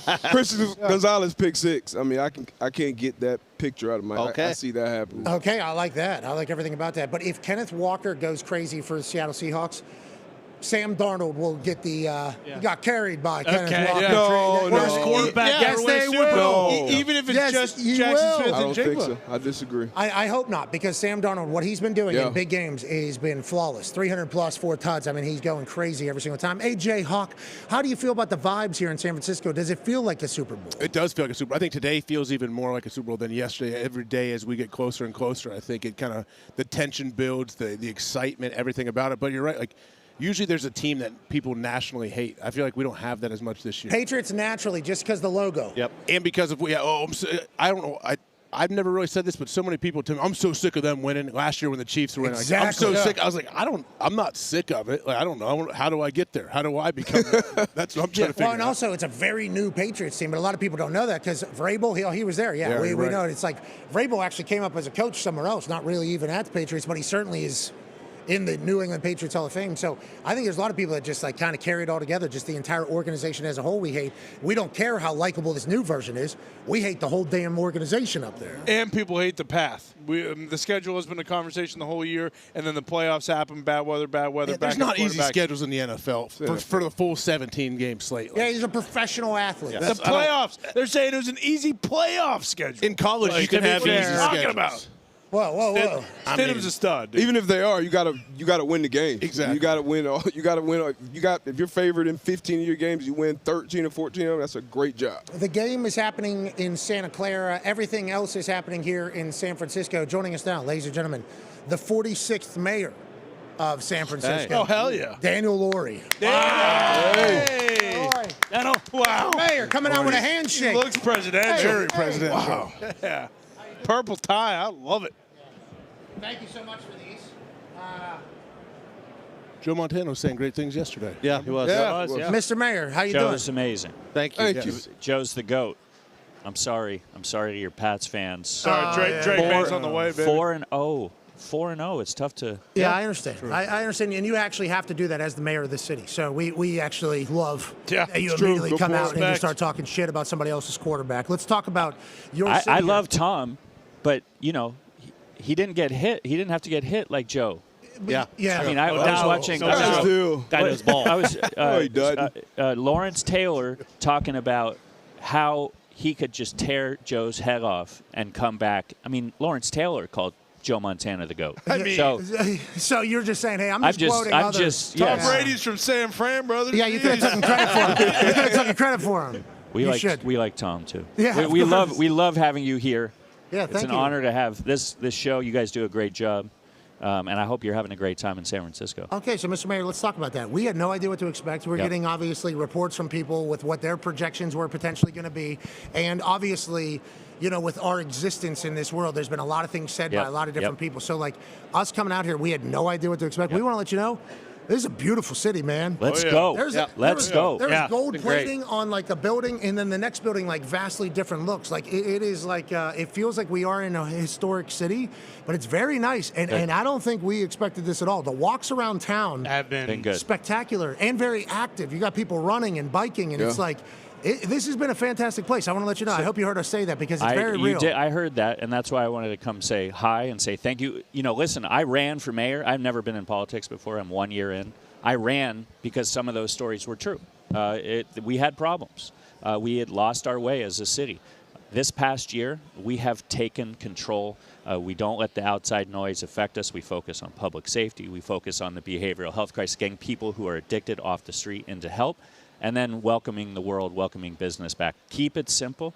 Do the basics. And then our entrepreneurs, our innovators. I mean, we're the home of AI. We got the greatest artists. We got the greatest restaurants. And we just need to unleash that, and that's what's happening. Okay, I love to hear that because when somebody pitches that, obviously it sounds good. Now, granted, I don't know how much everybody buys into every idea in politics, but how are you able to enact all these things? Because obviously, in theory, that all sounds good. Hey, let's clean it up. Let's not listen to the outside noise. But you got to get so many people to agree, right, in a line. How do you kind of do that in the politics world, which we don't know much about, but we do know. Hard to get people doing this, right? Isn't that kind of a thing? When I got elected, 28% of San Franciscans thought we were heading in the right direction. Today, that number is 69%. You wouldn't find that in any other any other city. Wow! So we're all going in the right direction. We know safety first. So I have put my arms around our police officers, our sheriffs. We put more police officers down here. Starting a year ago, we had this hospitality zone task force near Union Square, near the hotels where you all are staying. Crime in the hospitality zone down 40%, down 30% citywide, and applications to be police officers here in San Francisco up 54%. We're using drones as a first responder, as we say. Something happens, you get a drone up so our officers can chase safely, not injure, residents, and we catch them. So where'd you come from before being a politician? I ran a foundation. You know the foundation in New York City called Robin Hood? Sure. Okay.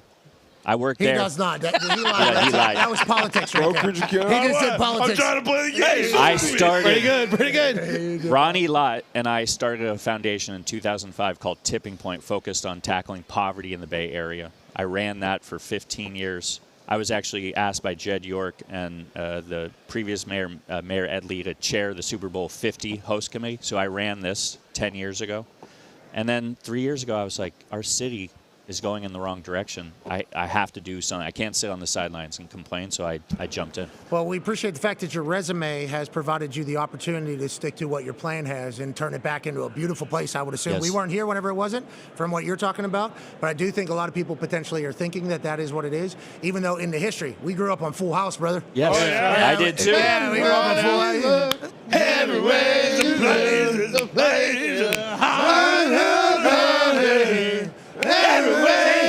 See, that's where we were. This is good. You belong in San Francisco. Come do your show out here once a quarter. This is the greatest. Once a quarter. I like Everybody knows that the future is being made in San Francisco. OpenAI, Anthropic, Scale, like all these companies, they all say Silicon Valley. It's actually happening in San Francisco, a few blocks from so here. how much you know about it? Are we all right? Yeah, you thought about shutting it all down? Yeah, what are we talking about? You think about unplugging it? Unplugging it? Just unplug it, and we're all going to be exactly, Mr. Mayor. Yeah. Listen. And then the electric, let's not even talk about the power. Yeah, the server, Mr. Mayor, don't want to put you in the hot seat. You want to go down to the substation? Yeah, you got to move it or what? Is something power and AI do? I mean, can we just unplug this thing? Did you go after Fred? Was that you going after Fred? No, Fred came after us. Fred came after us. Fred attacked us. By the way, I would not want to have Fred coming after me. Agreed. Yeah. He brought me he's a cheese, beast. so we're good. That was a San Francisco resident who came after us. Cheese. What biscuit, like a coconut. It's from the best Italian coffee spot in North Beach. Oh. So let's go. Grazie. Yeah. Okay, we have a couple questions about Super Bowl and such. AJ has one. As far as the Super Bowl, obviously, what has it been like planning for this whole situation? I know you've only been in a year, but also like the politics world. Was it what you thought? Like, what are some things I guess you did not foresee that you were dealing with? One thing about Super Bowl 50, San Francisco was doing well. When I was chair of it, the city council supervisors, they were like, oh, we don't need the Super Bowl. They were like, it's fine. It was crazy. Believe me, I know. This time around, everybody's on board. Everybody's fired up. It's bigger. It's better. We have 270 events in San Francisco alone this week. I mean, you throw a rock and hit some famous musician who's playing tonight. Chappelle's playing multiple shows this weekend, one at a 500-person venue and one at Chase. So it's going to be a wild weekend. But as far as the job, I had no idea what I was walking into. It's insane. Like, there was a mountain lion in a residential park last week. And so I stopped by and you shot it yourself? You shot it? You I got did that not. out? My friends were wishing that I had done, darted it. If it We was gonna darted take it some and we released them in the wild Oh, safely. yeah. We did it well. We did it well. Okay. I bet. Certainly did. There's a farm. There's video of it. There's video. It wasn't AI generated. Bro. Hey, we put a tracker on it. You can follow it now. And, so one moment you got a lion There's a drone in a following it. park, and then the next moment you're talking to somebody on the street who's struggling with homelessness or addiction. Like, you see everything, and then the next moment you're on some crazy sports talk radio show, and that's all in one day. Hey, what a run, though. I think you've got a couple very good promos today. I think you've said everything that you would hope that a politician representing your city and making decisions in your city would say. Last question for you here, Mr. Mayor, from D-Bud. Yeah, I love politicians that know ball. Sound like you know ball. How do you think this game is going to go this Sunday? I think I'm a Niners fan, like, through and through. So people keep asking me, Pats, Seahawks, and I just say Niners. Drake May, I mean, they're so young. Your Pats are so young. I saw the Crafts the other night. They're going for 7. I know that's a big deal. That Seahawks defense is intense. So I think the question is, can they score points? Obviously, it was a snowstorm, but they couldn't score points against Denver. So I think the question is, can they get 25, 28 points? Otherwise, I think Seattle's Wow. He said, can they keep up with Seattle? That's the question. I mean, their offense. Yeah, but that's a good football take. I want to let you know. That quarterback, what's his acronym? Darnold. No. JSN. JSN. I mean, that guy looked against us. He tore us apart. Against everybody. Pretty good. I took my son up to Seattle for that game. Oh, that was tough. Tough trip. I also took my son to the 23 championship game in Philadelphia. He was 7. He was in shorts. It was 40 into the high 30s. Worst sports experience ever, but also best life lesson Philly, baby. ever. They were heckling an 8-year-old. Yeah, that's Philly. That's ball, baby. That's it. Love that. I'm somehow Go to New England. That city needs some help too. Somehow I'm friends with the governor of Pennsylvania, and he invited me to the game a few weeks ago. And I told him, I said, Governor, your fans heckled my 8-year-old son. I said, those are your people. I'm not coming again. We won. What did he say, though? He said, good, yeah. They'll do it again. He's like, you'll have better seats this time. Yeah, smart. Yeah, you're lucky they didn't make him eat horse shit. Okay, that's Philadelphia. That's Philadelphia. Yeah, I understand. I have a question for you, and this is the last one, and this is a real question. You are a Democrat, I assume? Yes. Sounds like what you're saying, though, and I don't know enough, but I do have friends on very different sides. Yeah. Sounds like what you're saying, I think the other side would agree with everything that you were kind of saying. Is that happening in politics ever? It sounds like it kind of is. This is like a real question. Are you guys ever going to be able to? I don't think about the party. I think about San Francisco. People always want me to chime in on Sacramento or D.C., Pat, and I just say, I'm focused on San Francisco. I'm getting rid of the nonsense, focusing on common sense. We got to a place where it was all ideological. Yep. It was all like, how do I look apart? And that's what we got tired of in San Francisco. And they were like, no, I just want to walk my kid to school and feel safe. I want to open my small business, not get broken into. And that's why it's working in San Francisco. Because we're not focused on that noise. Yeah, I love that. Because taking a stand to actually enact that takes a lot of people probably not happy. Oh. So yeah, I mean, walk outside with me. Yeah, I can imagine, Actually, we're doing pretty well on it because people see cleaner streets, safer 69%, brother. 69%. Yeah, we're up from 28%. Look, you remember your numbers. Oh, yeah, we're up 50-some, 40-some. Yeah, you're doing a lot of numbers out here, brother, and I appreciate them all. We appreciate the hospitality. And I hope you have a great time. Go enjoy yourselves. And I appreciate you saying good things about our city because when we're at our best, it's the greatest city in the world. All right, let's make sure we're monitoring that AI, though. Yeah, seriously. Understood. Yeah, nice to meet you. Unplug it. Oh. And wait, Whoa. Foxy, good call. Shoot. All right, I don't want to. Whoa, Mr. Mayor. Shoot. Oh, let's do it. Are you I gonna wanted say to right throw there? a football. You gonna say right there? You want to? We're playing basketball this week. All right. My son's going to be. It's a state fair game. What is the expectation level we should have of you making this shot? Do you know what I'm saying? Like what's percentage? You're in a suit. You're a mayor. 80%. 20%. Okay. So it's going in for hey, a hold shot. on though. This will be for Sandbagging. This will be for $100,000. Oh, it's bouncy. It's bouncy. And light. This will be for a $100,000 donation to something here in San Francisco. If you make it on this first shot. Whoa. Nobody's really been able to do it. Yeah. It's going in. Smart move, Mr. Mayor. Going in. Things got serious. Smart move, Mr. Mayor. 100,000. Yuck it. Oh! That was nice. That would have been awesome. Well, sandbagging a bit. Yeah. Yeah, he is. Quit fooling me. Same thing. Same deal. Oh. Last one. One more. You gotta let it fall through a little bit. Hey, Mr. Mayor. Come on, man. I'd like to That's let a you know. beautiful shot. 100,000. You would not be the only one that would miss. It's a very difficult shot. No one's made it today. But if you were to make this would be very cool. Let's I go see ahead what and you do on the field goals and. Come on, Dan. Bang. Oh! Let's go. Yeah! Nice little jump shot. You got a nice little jump shot. Screw that, Never Mike. a doubt. Fuck yeah. Never a doubt. Walk off. Wait, is that Daniel Lurie? Like Thank Lurie you. Eagles? Holy No, like shit. Great job. Yeah. House. Good, you too, buddy. What a shot. Ow. Oh, Yeah, yeah. that's right. That's Yeah, right. let's go, Dan. Bit of a wet jumper. Bang, bang. Never a doubt. Was that 20% too, by the way? Was that 4 or was that the third one? Third. Yeah. 33. He He's fooled getting AJ better. too. AJ Yeah. thought he didn't have a chance. He Yeah, AJ outperformed was us. talking shit. I didn't really. I I didn't expect that. I did not either. Maybe that's on us. He had to take the jacket off because it was I mean, Christian constricting. McCaffrey couldn't make it. A lot of numbers coming out here early, man. It's 28% these people were talking about. 1 year with me, 69%. I think it really sucked here. Yeah, And then- I think everybody's saying that. We talked to like local police, we talked to retired police, we talked to some business people, we talked to other people we encounter here, mayors. Like, yeah, it wasn't great. Joe Montana, I think everybody's kind of saying it wasn't great. We weren't in a good spot, but we all kind of made a decision we're not going to do that anymore. And I think San Francisco showcasing to us. I mean, I don't know about the world. I don't know how people are going to change their opinions about what's going on, but it's a beautiful place, and we're trying to make everywhere a beautiful place. I believe joining us is a man who is here. I literally just kind of popped up here and. Okay, ladies and gentlemen, alongside Rod Woodson. Hell yes. I believe he's the administrator of he's the head of the DEA.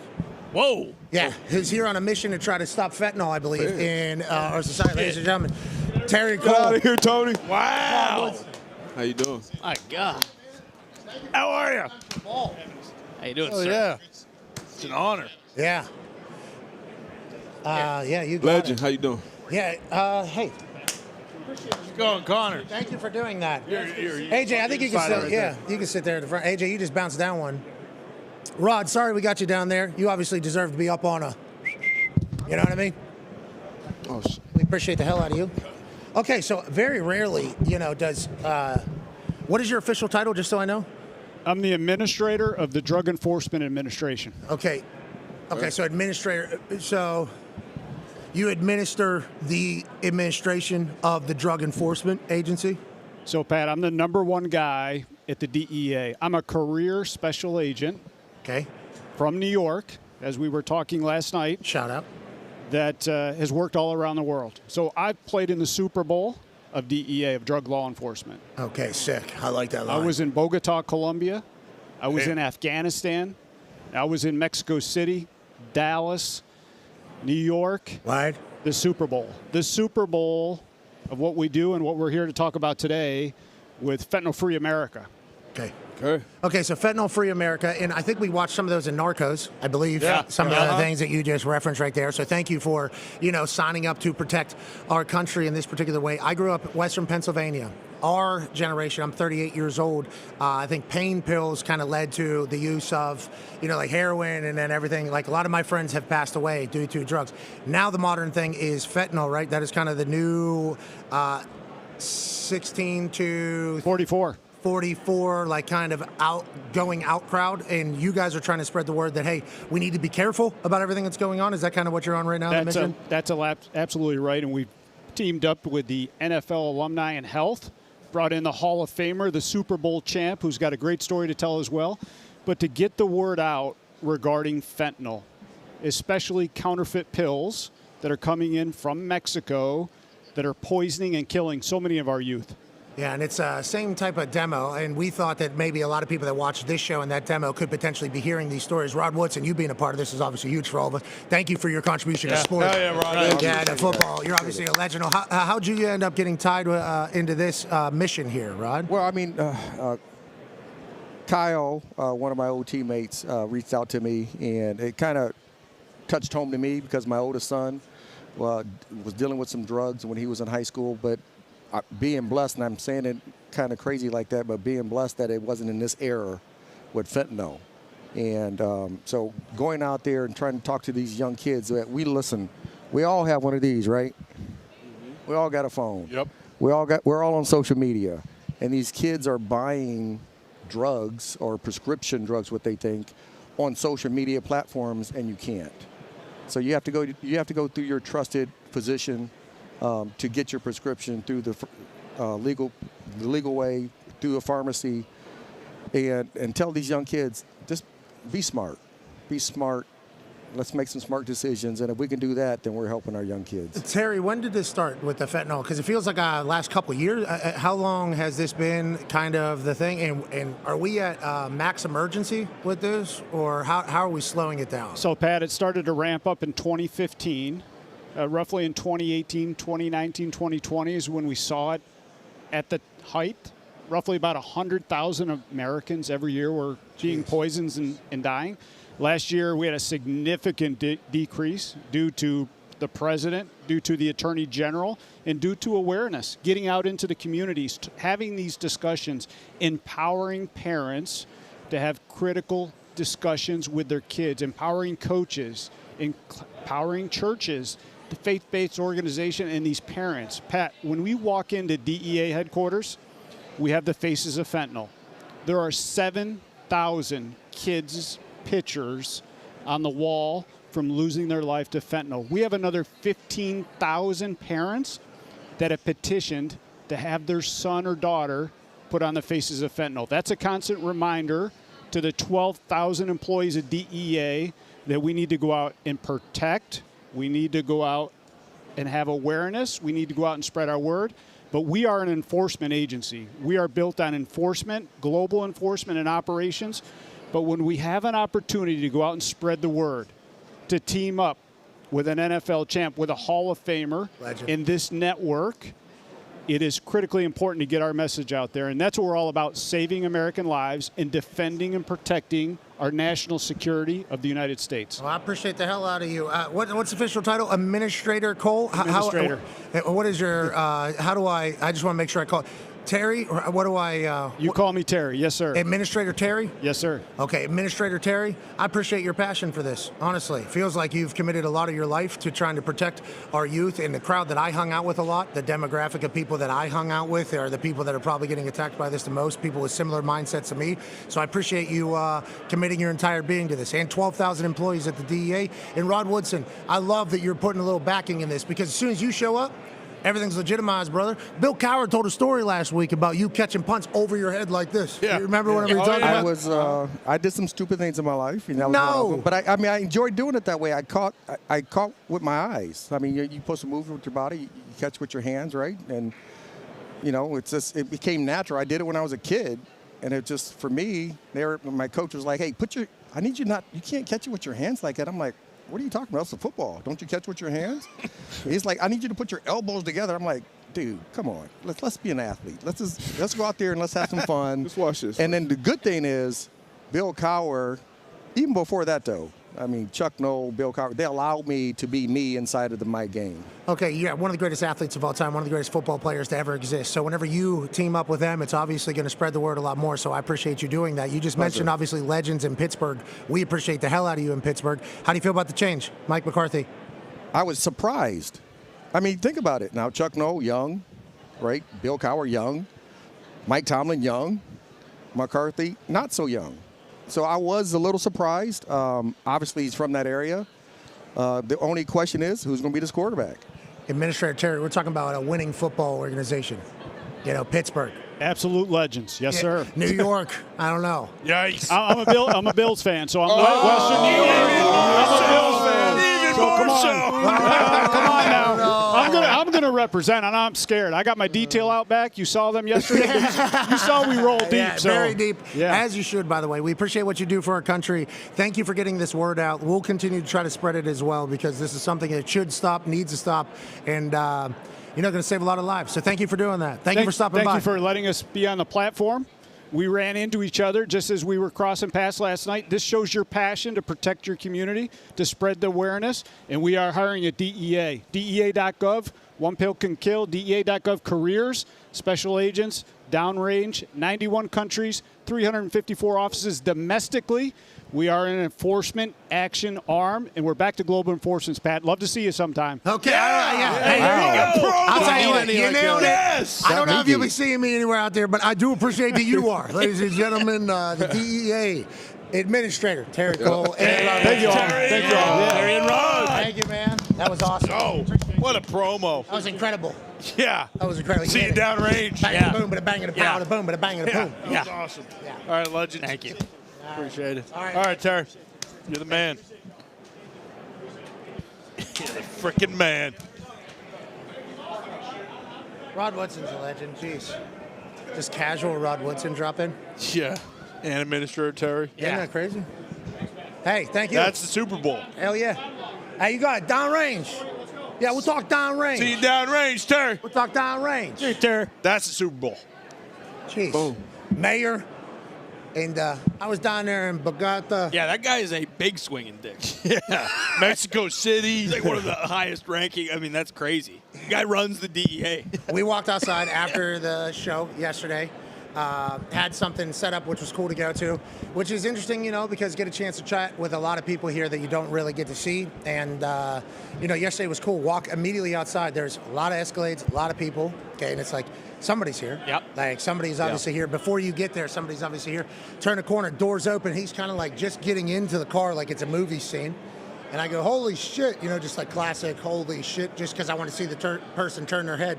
And then somebody goes, Pat, how you doing? And I go, hey, man. I didn't know who it was. Yeah, I'm a ghost. You wouldn't know me. Yeah, exactly. Then he gets into the whole thing, and I'm like, oh, dude, very nice to meet you. Thank you for spreading that. Because honestly, our generation, I don't know about your guys' generation. Oh, yeah, for sure. Absolutely. We were, I feel like, at the beginning of when it got really bad as well. Because he mentioned kind of the eras and tiers of, with fentanyl in use and stuff. Like even Rod mentioned with his son. Like, this era now, it is so bad. Yeah, because you can't even dance. Like, there's not even a. You can't it's even, like weed stuff. You get tricked. Yeah. Can't do anything. Crazy. Yeah, it's scary, and obviously more knowledge of that is better for everybody. Huge. Speaking of knowledge, we all know our next guest. Yeah. Yeah. Okay, we all know this image of a human that is supersized to a proportion that you didn't know a human body could actually go. And then you think to yourself, wow, is that the biggest, strongest? Yeah, actually. Going to deadlift something off the ground. 1,124 pounds. What? Now, on the video, it's not in pounds because they do it in... kilograms. Stone. Yeah, whatever those are. Stone, yeah. Stone, obviously. Ladies and gentlemen, joining us now from Iceland and Game of Thrones. I don't know how to pronounce his entire name. Don't mess it up. Halfbar Julius Bjornsson, also known as Thor. Yeah, I think you nailed it. Holy shit! Jeez. Yo, What the hell? God, it's good to see you. Jeez, God. great to see Sir. you. Jeez. Holy shit, man. Wow. What an honor. Nice to meet you. How you doing? Holy. Freaking mountain. Yeah. Trying to rip my arm off. Yeah. Right here. Is that okay? Yep, you got him deep. What were you doing there? Just sizing them up? Mentally, yeah. Jeez. Yeah. Real It's real. Yeah, hey, anything you want, bub. I think that probably happens a lot. Look how small that It's not gonna headset fit. looks. You all right? I'm good. Thanks so much for having me, guys. Pleasure. Pleasure's ours. Hey, Enhance is on your back. Yeah. You are an enhanced human. Like looking at you here, it's kind of. I've been in WWE. Yeah. Okay, I've been in WWE. Obviously, gigantic human beings. Yeah. NFL, gigantic human beings. You turn the corner here. There's a little bit of.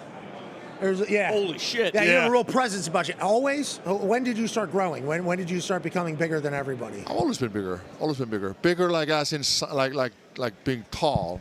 But I had to like really work for my size. I'm actually quite small right now, believe it or not. You know, I'm usually a bit heavier. Yeah. I'm only 400 pounds. It was like around 450 pounds. That's like at my heaviest, 450. So I'm relatively small right now, guys. So my apologies if you guys think I'm skinny. You know. Okay, we're not getting the full It's experience, okay. you're saying. We're not getting the full Yeah, experience. I saw the look on those guys. They're like, this guy's looking kind of. No. Just watched the last Oh. season of Game of Thrones. Yeah, no problems there. How many calories a day? How many meals? So right now around 8,000 calories, you know. I gotta bump it up a bit, you know, soon. In my preparation for the Enhanced Games, May 24th in Las Vegas. And you're going to be trying to break your own record, right? Is that what's happening there? Correct. My world record is 510 kilograms, and I've broken it. This is the third time I've broken it, so this is going to be my fourth time breaking my own world record. So I'm stoked. I'm excited. At the Enhanced Games in May, you said? May 24th at the Resource World. Yeah. Can you tell me a little bit about the Enhanced Games? Because we learned about this quickly. Yeah. There's going to be no drug testing, I believe. They're going to be doing all the sports. Is that accurate? Is that still how it's going? Yeah, so there are roughly 50 athletes that are going to be competing on May 24th at the Enhanced Games. There are swimming, track and fields, and then some strength, you know, people lifting some heavy things. So yeah, it's going to be a fun event. Are you competing in the event or just doing this event at the event? What do you think? I think you're winning the whole damn thing. I am competing, man. Yeah. Okay, so I don't want to get too much into the enhanced stuff, but how is that process going for you? Yeah, so it's really like I feel really good and safe going into the Enhanced Games because not only do they have a lot of professionals, you know, people that really take care of you. Before I was approved to go to the Enhanced Games, I had to go meet with professionals, have my heart checked, and do blood work to make sure that I'm qualified enough to compete at the Enhanced Games. Because obviously, not a good look if I'm not healthy enough to compete and be enhanced. You know. Yeah. So everything is done professional. I will be taking good care of. I'll be checking my health in this journey along with these professionals. So yeah, it's done the right way. You're going to be giving blood. They're going to be testing your blood, the whole process. I might know a little part of it. You know, I'm not Enhanced Game, but I'm certainly utilizing modern sciences. So I'm excited to see what the Enhanced Game part. You booze at all, or are you like you drinking beers, white, hammer beers, White. Whiskey, White. maybe a little tequila, White. vodka. Why, are you offering me right now? Or? Well, we could. Where's Joe? Yeah, we may have a couple. Yeah, I'm sure. No, actually, coffee. Yeah, actually, to be honest, no, I don't. I don't drink. No. Ever? Have you ever? I have. It's not like I don't drink. I just choose not to because I am, you know, active in my sport and trying to become the best, be the best. So, you know, trying to be the best, I gotta make right decisions for my body and for myself. If I'd be, you know, drinking, you know, drunk downtown every other weekend, you know, I'll probably not be making as good progress. So every decision I make in my life is based on performance. Yeah, so you're locked in. That's what we Yes. just got out of that. Completely locked in. Go ahead, Colin. Well, I mean, to the drinking point, like, do you have to drink a bottle of Jack Daniels to get drunk? Like, how does that even work? Not a bad call. So that's a good question. You know, I no, actually not. Like believe it or not, like I don't drink neat a lot because my body's not used to a lot of alcohol. Sure.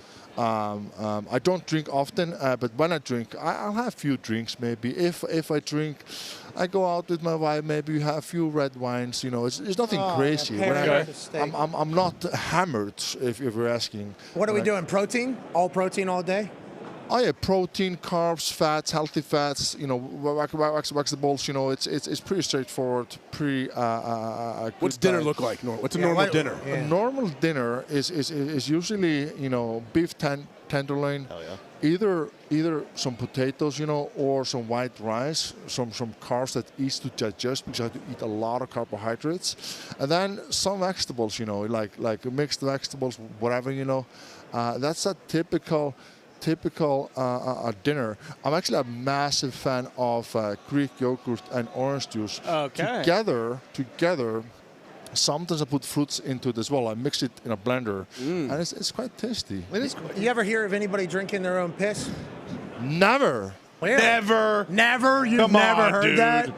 You've heard of that. Yeah, that guy did. Tell me about that. Is that something? He's the face of it.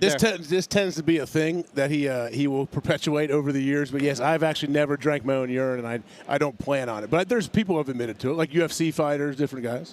What's the reason behind it? Like, is it tastes good? Must be thirsty. Electrolytes. They like the taste. They like the warm taste. And it's good for you, they say. Yeah. They say you It recover. replenishes your nutrients. Absolutely nonsense. Exactly. Exactly. What? Drink your own. No reason. There have been some You gotta health drink someone benefits. If you else's. add a couple cubes, you have a glass of ice cold piss. That's nonsense, man. I don't believe that. How does the body feel? I know, like, when you're walking around here, a lot of people making you do feats of strength. Has that been happening? No, thankfully not, man. Thankfully not. No, just been peaceful, man. Do you think? Thankfully not. Thankfully not. Or You can't make this guy do anything. Later. You want to do one? Okay, so we are maybe get some piss. Yeah, maybe. Yes.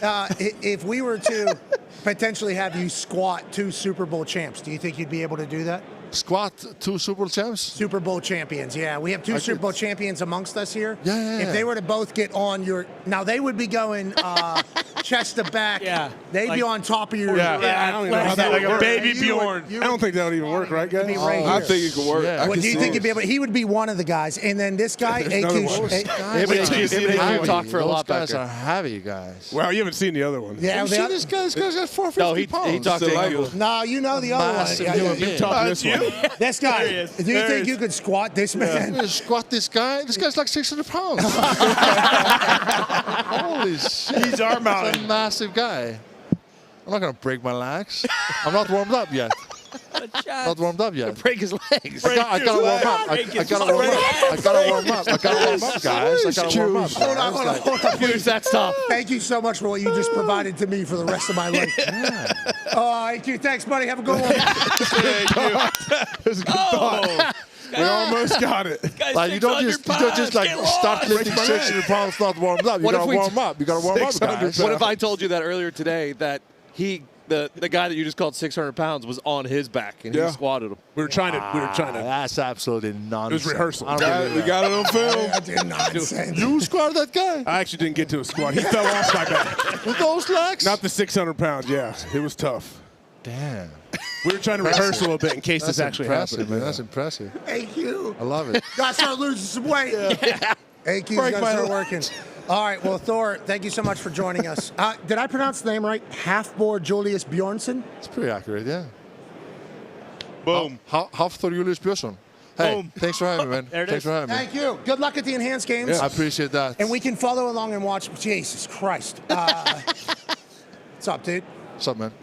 How big his hands Huge, yeah. Like Lesnar, kind of. All right. How much Yeah, you ink got for me. that Yeah, tattoo? yeah, Hey, yeah. in Game of Thrones, got some Lesnar. in Game of Thrones, did you actually crush a human's head, or?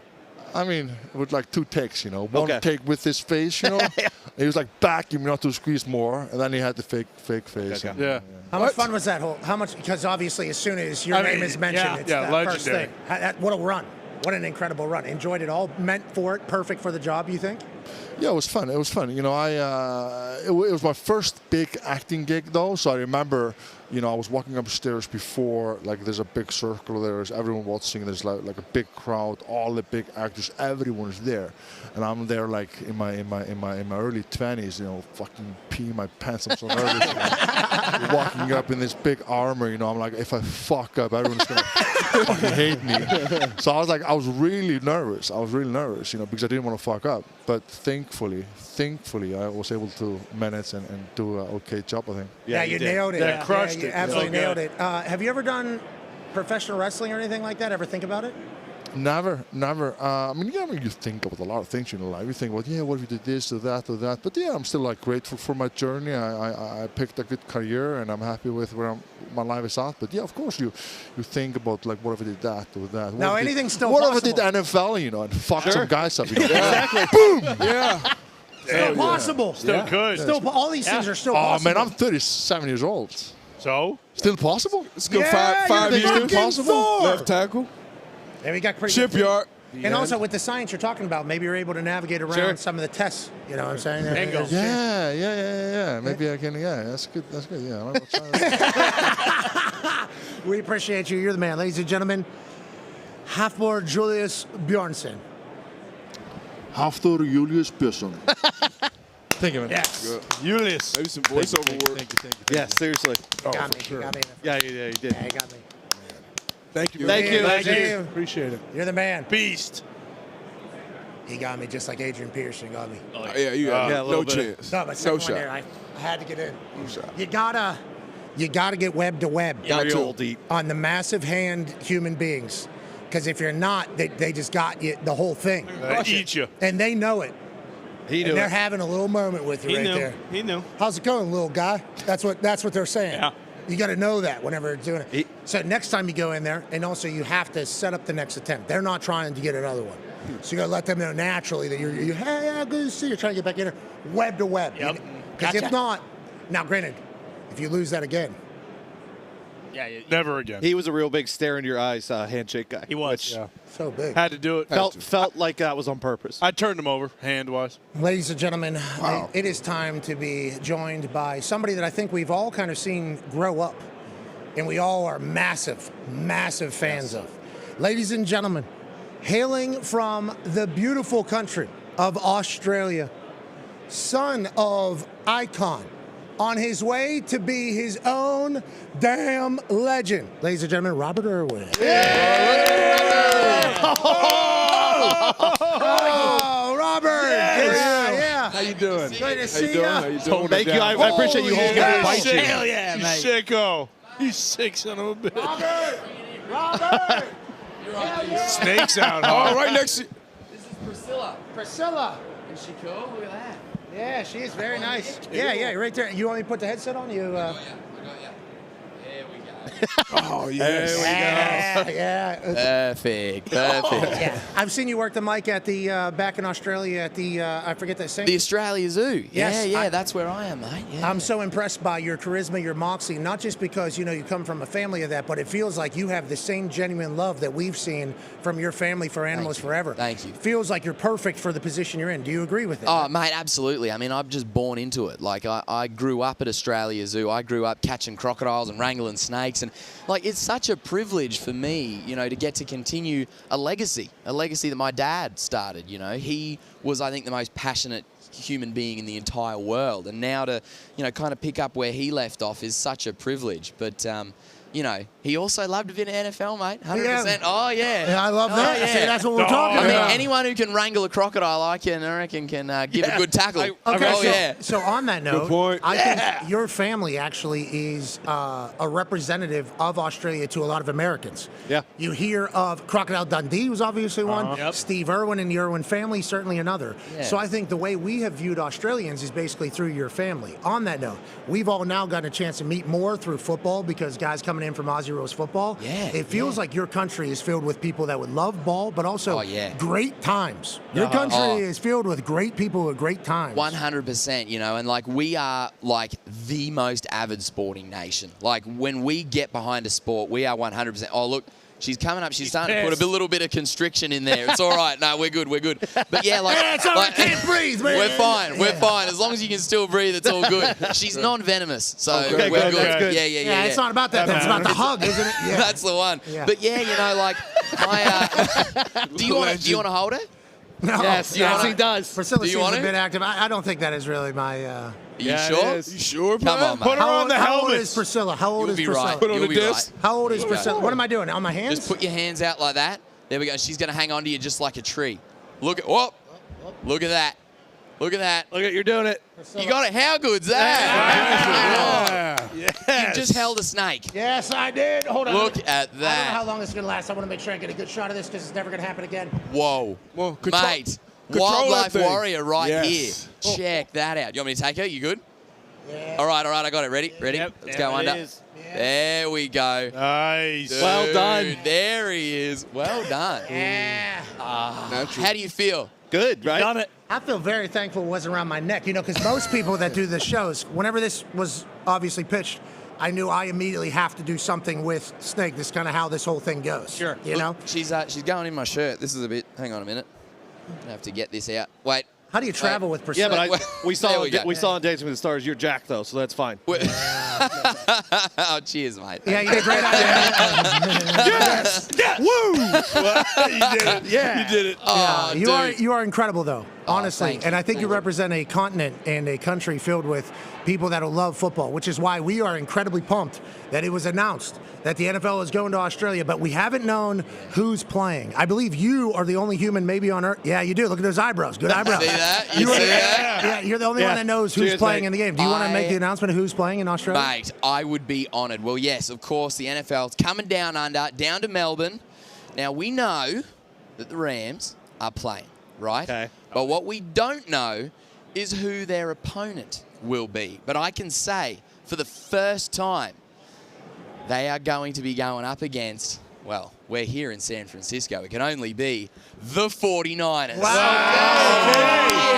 Okay. That's going to be a good game. Let's go. That's going to be a good game. Division game. That's going to be a good game. Great coaches, great teams, great environments, great cultures, great everything. And whenever this happens down there, the travel in and out, the timing of it all, has that all been figured out, the logistics? Because I think we tried to get into Aussie rules football. Yeah. Yes, we did. But like 3:30, 4 a.m. games, tough to kind of get in with. With Australia, with the NFL, how has that kind of been working out? And how big do we think it can get over there? Oh, I think it's going to be huge. I mean, the love for NFL is real in Australia. I mean, like, my whole family, like, my dad grew up playing footy. You know, that was it 100%. And when you start to see people like, you know, I was just hanging out with Jordan Mailata, you know what I mean? And he was the first Aussie to win a Super Bowl. You look at these guys that are now from Australia leading the charge, making it big in American football, gridiron as we call it in Australia. I love that.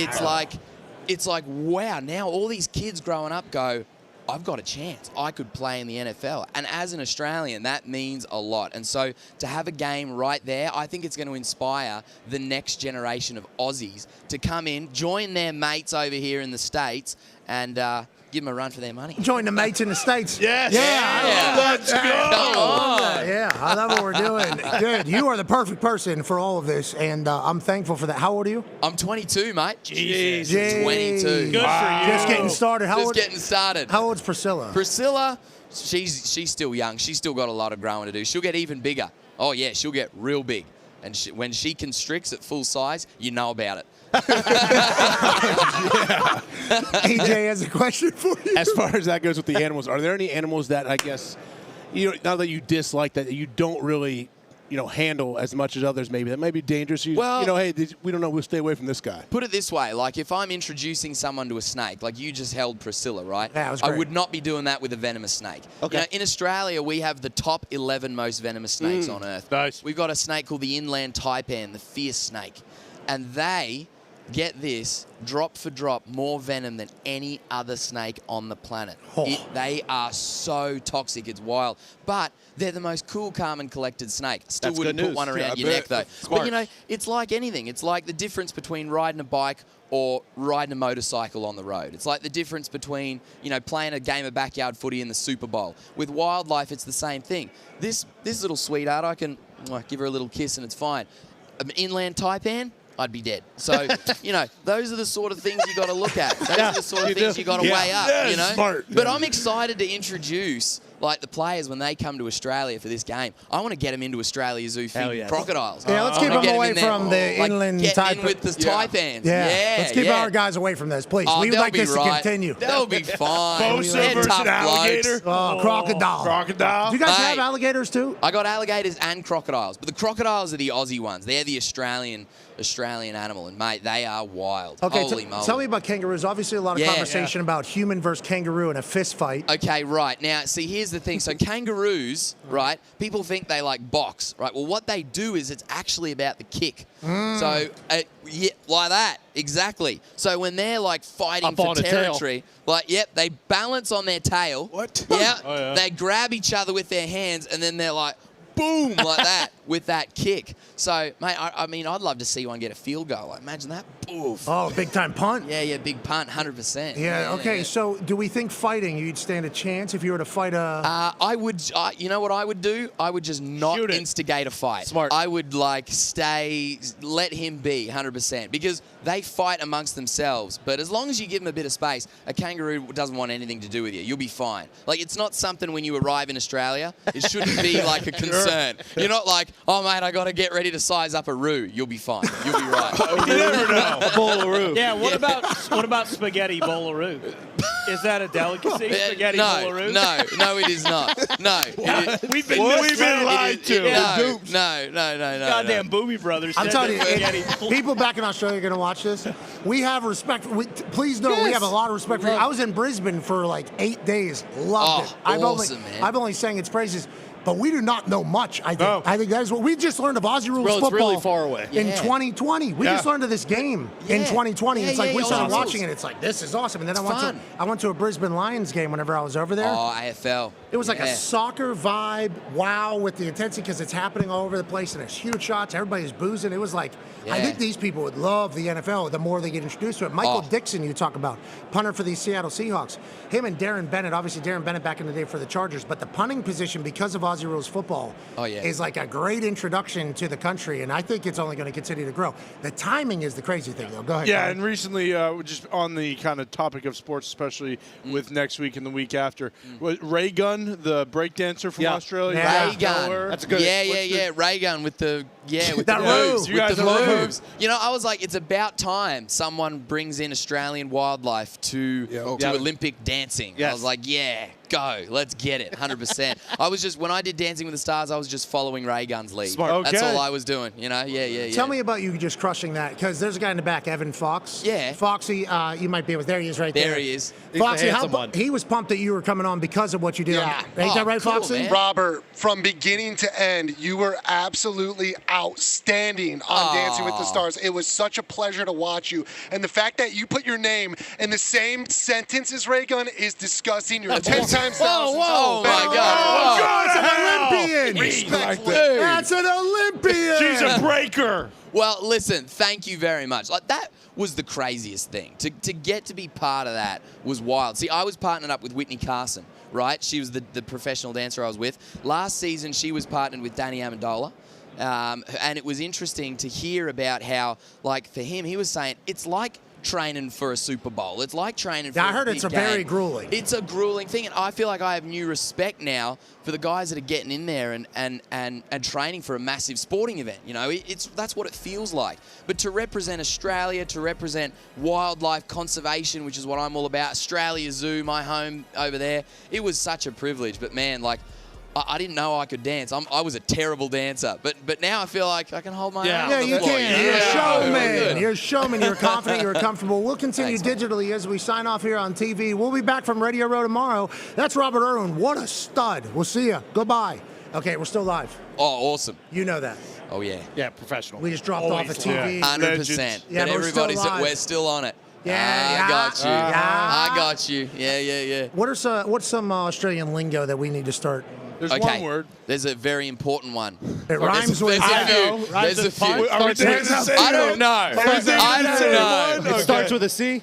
It rhymes with punt. No, I'm thinking of a different one that starts with a C. Different word. Okay, it starts with a C, right? But it's crikey. Okay. Crikey. We know crikey. Yeah. That's the one. Like, all right, okay, here we go. We got to give it a good crikey. Right, on the count of three, you go 1, 2, 3, and you got to go crikey. Okay. We'll let you do it first, and then we'll follow. And then you guys give it a go. Right, ready? Crikey. Yeah. Okay, go. 1, 2, 3. Crikey. That was good. That was good. Okay, so we don't even have to do it again. That's good. That was perfect. Yeah, See, that other C one. Yeah, 1, You 2, 3. go first. No, You go first. I'm out. What else? Like mate. Everyone is mate, right? Like that's like our unless version they're of your, like buddy or unless like, they're your. Yep. You know. Yeah, no, that's. I don't know where we're going here. Yeah, no, everyone's like, oh yeah, g'day, mate. G'day. How G'day, mate. G'day. Like, how you going, mate? How you going? You know, that's How you going? How you going? How you going? But it's like one word. How you going, mate? How you going, I like mate? that. Yeah, that's it. That's good. That's good. See, I feel cool all of a sudden. Yeah. Your guys' country cool, I think. Yeah, we're legit. We're pretty cool, And mate. everybody's pretty jacked. I was over there in Brisbane. I didn't see many out of shape. I think everybody.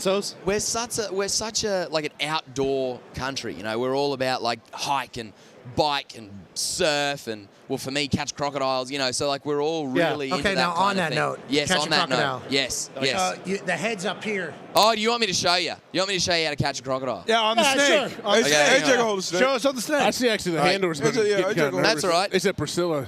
You can hold her while I do this. He loves. Thank you for doing that, Go AJ. ahead, mate. Thank you, AJ. There you go. I don't mean to hold her. Thank you, Just I mean, with a flat hand just like that. That's You're absolutely. a tree, AJ. You got it. AJ, You're a tree. Okay. You're a tree. Ready? All right, this is how you catch a crocodile. Robert, please, Yeah. one time for Act us. like you've Where does done it. AJ look before. at the camera? AJ. Where does she dump and pee? I don't want to be on On your hand right now. Are you doing it? It's already happening. Am I good like this? I see the handles right back no, here. You're perfect. She's not This is paying great. attention. You got Relax. this. All right, so close to okay, your so let's say dog, you got a dude. crocodile right here, right? Yeah, hold on, let's make sure we got a Too good close view for of me. this. Okay, we got to make sure we got a good view. So here's the crocodile. You want Connor to lay? Right. Yeah, you want me to lay down? Oh, please. Yeah, get in there. Get in there. Get in there. Crocodile Connor here. Yep. Okay. Okay. So face the other way. Face the other way. On your stomach. Make sure you do a death Okay, roll. so here's the crocodile. He might death on your roll on you. stomach. I'm lining up. Someone's going to have to back me up on this. Okay. Get in here. Yeah. Okay. All right. So I'm rescuing a crocodile. Yes, okay? you are. Thank you for doing And that. this is a very Get on important your job. stomach, When you Edgar. back me up, this is his tail. You got to make sure he doesn't death roll. All right, ready? 1, 2, 3, jump, go. Get him. Get him. Death roll. Tony. He's rolling. Get Yeah, the yeah. tail under control. He's Keep got the put tail- up a fight, Holy Connor. moly. He's got Whoa. glasses. Whoa. Put up a fight, Connor. Oh, no. Come on, Con. Connor, bite him. All right. We're going to take a break. We're going to take a break. We appreciate everybody. This poor guy. Snake. Robbie, you're the best. That's a great Greatest tackle. human of all time. Good You're the tackle. greatest human. You Way ain't to no- battle in there. This is an American crocodile. This is an American crocodile. You can't tame him. Yeah. Lion ain't supposed to be tamed. Oh, yes. Thank you so much. Thank you for She that. was great. Robert. She did great. Robert, you have no idea. He really went after It it. got away. Good job, mate. That was. I've never had a croc put up a fight like that. Hey, mate. don't you forget it, Robbie. You can't catch me, bitch. It's America. It's America, not Melbourne, motherfucker. Yeah. All right. Your death roll. Dude, his tail was so strong. I tried. What's up? You were no. Yo, we forgot. We didn't throw the towel over his eyes. Yeah, that was the problem. That was You're the the problem. Yeah. Dang it. Let's reset. I'll come more prepared beef, next gentlemen. time. Okay, what else? What else? we get so we got to go from the back, obviously, unless it's completely out of Death control. roll. If we get bit by a snake, obviously we're tying a belt above it. That's the right there. So the compression bandage. If you get bitten here, you want to start at the bite site, wrap all the way up the limb, keep it immobilized. Okay. And the venom will not Don't travel suck it out, throughout your- right? Don't suck it out. What? Doesn't work. What? That What? doesn't work. Are That's you a kidding myth. me? Are you supposed to pee on it? That's 2 You minutes. don't, you don't That's pee a on it. jellyfish. No. That's a Don't jellyfish. pee on it. No. That's a jellyfish. That's a jellyfish. Okay, Yeah, you do yeah. pee on that though. I mean, you can. Well, you can pee on anything. Yes. That's the spirit. Will it help? But no, that's not really. That's the spirit. I don't know. That's not okay. That's not the medical advice I would say. Jellyfish is a whole nother thing. But when it comes to snakes, what you want to do is you want to make sure wherever they've bitten that you be still and you wrap it, right? And then you get to hospital very fast and you'll be fine. You'll All be right. fine. I'm going to stay away from the inland taipan. That's the one. Smart. Yeah, I'm going to stay away from that one. Robert, I'll tell you what, maybe the greatest performance we've ever had on You the should, show. you should move to Indy. Yeah, we'd love to have you on the show full time. Yeah, Mate, legit. You are the I'm greatest. there. I'm ready to go. Yeah, thank you so much. And also, Awesome. NFL Australia, Yes. Los Angeles Rams, San Francisco 49ers. That's the one. Breaking. What city is it happening in? Melbourne, Australia. Okay, here That's we it. go. See you there. MGC? Is that what it's called? The MCG. MCG. That's the The one. cricket grounds. The cricket ground. Huge. Ooh, it's going to go off like a frog in a sock. Oh, yeah. Hell yeah. Yep. Let's go. You're the best. Ladies and gentlemen, Robert Irwin. Thank you. Thank you. See you later. See you later. You might be the greatest human of all time. Oh, man. Yeah. Sorry for messing up your hair. You'll Thank never you, catch buddy. me. Thank You'll you. never catch me. Do we have a replay of that? Probably back. Connor was rolling his gator death roll. Yeah, right. He was not prepared for it. No, At all. no. He Dude, thought, there was people I looked over here. There's people lined up. There's people doing newscasts with us in as that's happening. Way to fucking battle. I'm so happy you did battle. He battled. Trust me. He's like jujitsu. Trust me. He battled. He was not ready. I knew. I looked up and I saw, oh, this guy's not ready. I'm about to roll the fuck out of this crowd. And then I didn't expect Tony. But once I felt another body, I was like, I got to roll even harder. as one crocodile would do. I was the backup. Yeah, I need to take my game to another level. Let's get to a break. We apologize to whatever. Look at this. I mean, they're shooting with us in the backdrop. I mean, that is like an actual. I made eye contact with Robert Pat. Irwin's down here. I made eye contact with Pat as I was on the ground. I lost it. I couldn't do it anymore. It was hard to. It was hard. I just like look over. I had to throw my glasses. I did. I saw that. I said, crocodiles got glasses. I was so into it. Oh, yeah. All right, you're going to sit right here. Okay, yep. Oh, man. Tone, good. It's in the back one. Tone, you got so prepared. Yeah. He was laying on his side. What crocodile would be on his side? I know. Confused by that, too. Never saw it coming.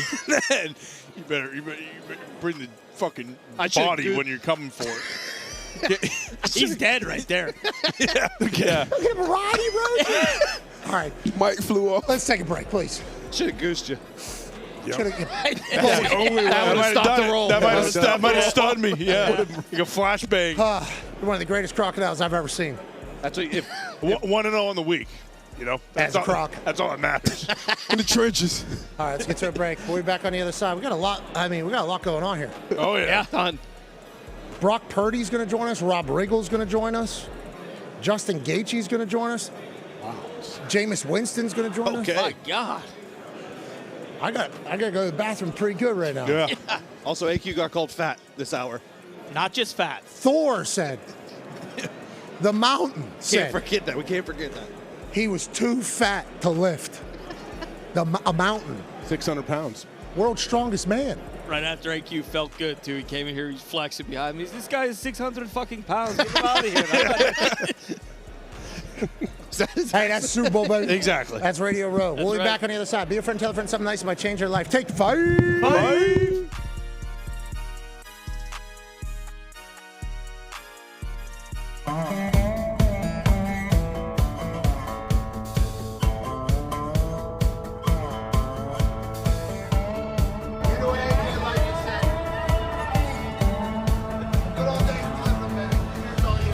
AJ always like to say the good old days we're living up this breathless stress. God bless. We killing them perspectives a necessity.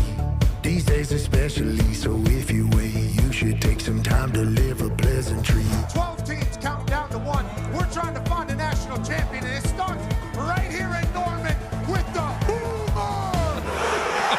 Hey, look at that fucking belt buckle. That's a little small. Who's that? Who's that? Like, that's George Strait. Don't you fucking forget it.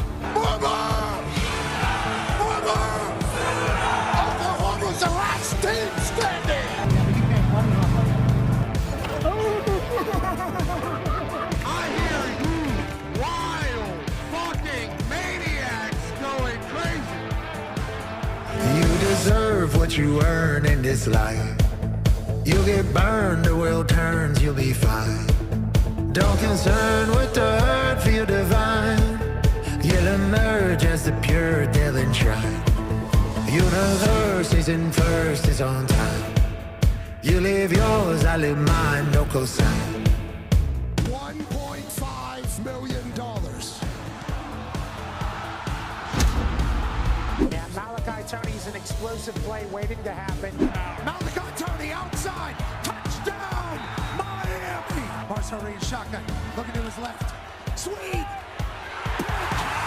Touchdown with his second pick of the game.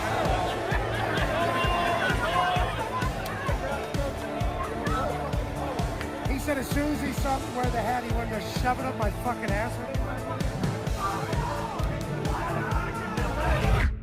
So many people paralyzed by fake problems. See all the negativities impairing all their prophecies. Never fail, always win, gotta be philosophy. This life is one and done, it's an actual anomaly, that's why. Tonight it's Darius Bundle versus AJ Hawk in the cotton. He has been able to do whatever he wanted all year. Gaethje's back. Should have been a Thor Award winner. Big 6, baby.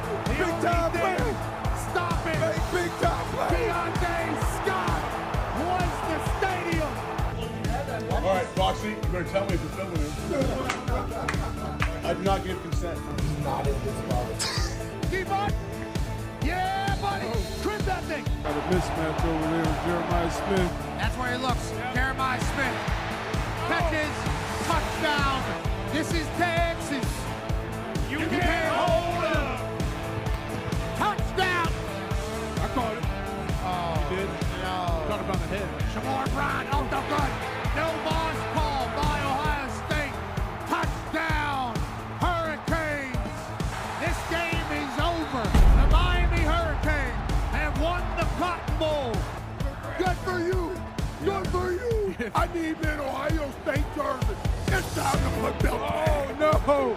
Cheers to all you motherfuckers. Appreciate you guys. Cheers. Have a good day.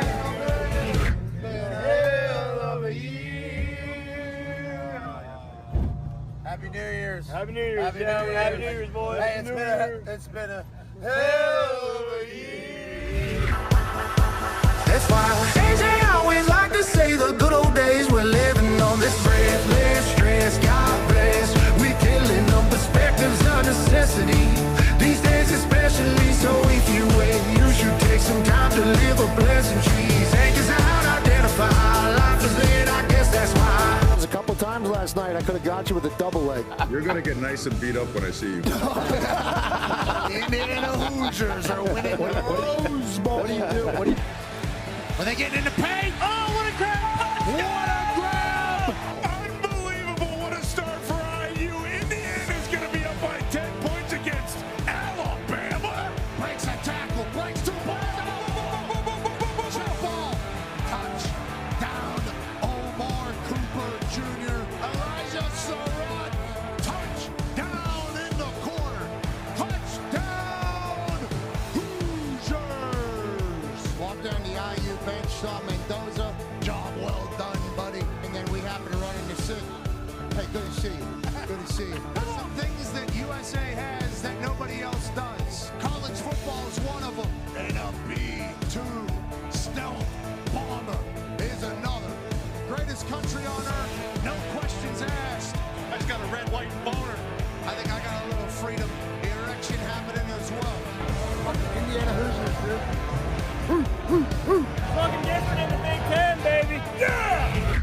That's why AJ always like to say the good old days we're living on this breathless stress. God bless. We're killing them. Perspectives are necessity. These days especially. So if you wait, you should take some time to live a pleasant dream. Legends everywhere. Ray Lewis just stopped by. Michael and then Calais Campbell's walking by. This is what it is. Give me the Miami Hurricanes. Lacey being MVP tonight as he pops one open for an all-miss tunnel. Eventually, last play before the 2-minute timeout. He takes a shot to Marion, who's wide ass open. Touchdown! Marion, who once attended Darius Butler's football camp. Quick to Malachi Tony, one of the most explosive players in football.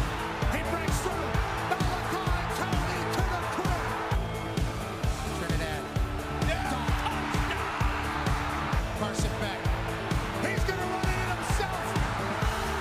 Congratulations, football. Congratulations, society. The U is back. AJ always like to say the good old days we're living on this breathless stress. God bless. We killing them. Perspectives are necessity. These days especially. So if you wait, you should take some time to live a pleasant dream. Double leg at the natty. It's coming. Double leg at the. Of course, you brother. Shotgun. Pick six to start this. Fernando Mendoza spinning it. Touchdown. Omar Cooper Jr. Fernando Mendoza takes a shot to Becker. Touchdown, Hoosiers. Shake, rattle, touchdown. This ref incredibly jacked. Indiana Hoosiers are going to national championship. So many people paralyzed by fake problems. See all the negativities impairing all their prophecies. Never fail, always win, gotta be philosophy. This life is one and done, it's an actual anomaly. That's why.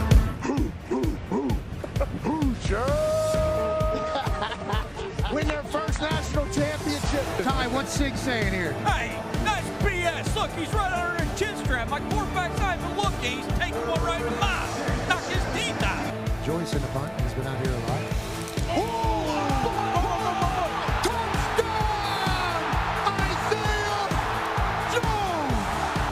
Fernando Keeps it himself. I'm going to run. Mendoza! Mendoza! Down! Fernando!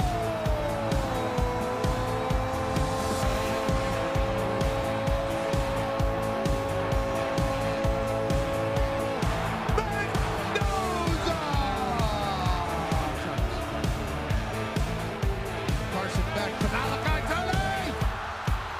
This dude's unstoppable. Can he do it again for Miami? Takes a shot. Intercepts it. Jabari Sharp says, give me that. And the Hoosiers of Indiana are your national champions in football.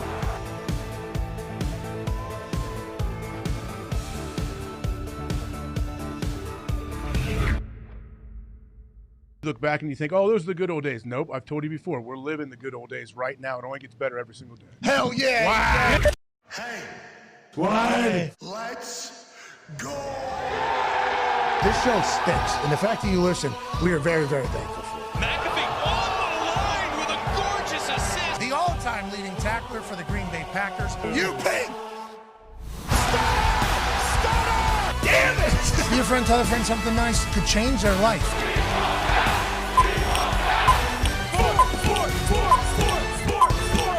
Hello, beautiful people, and welcome back to Radio Row for Super Bowl 60 here in San Francisco, California. Hour 3 of the program begins right now. Football! It is the greatest. We're so incredibly lucky that football is celebrated all week out here in the Bay and across the country, as the biggest game of the year will take place on Sunday as the Seahawks and the Patriots will do battle, while we here in a convention center, the Moscone Center. Moscone Center here in San Francisco. We'll talk about a lot of things that do not have anything to do with this particular game, but certainly about ball as a whole.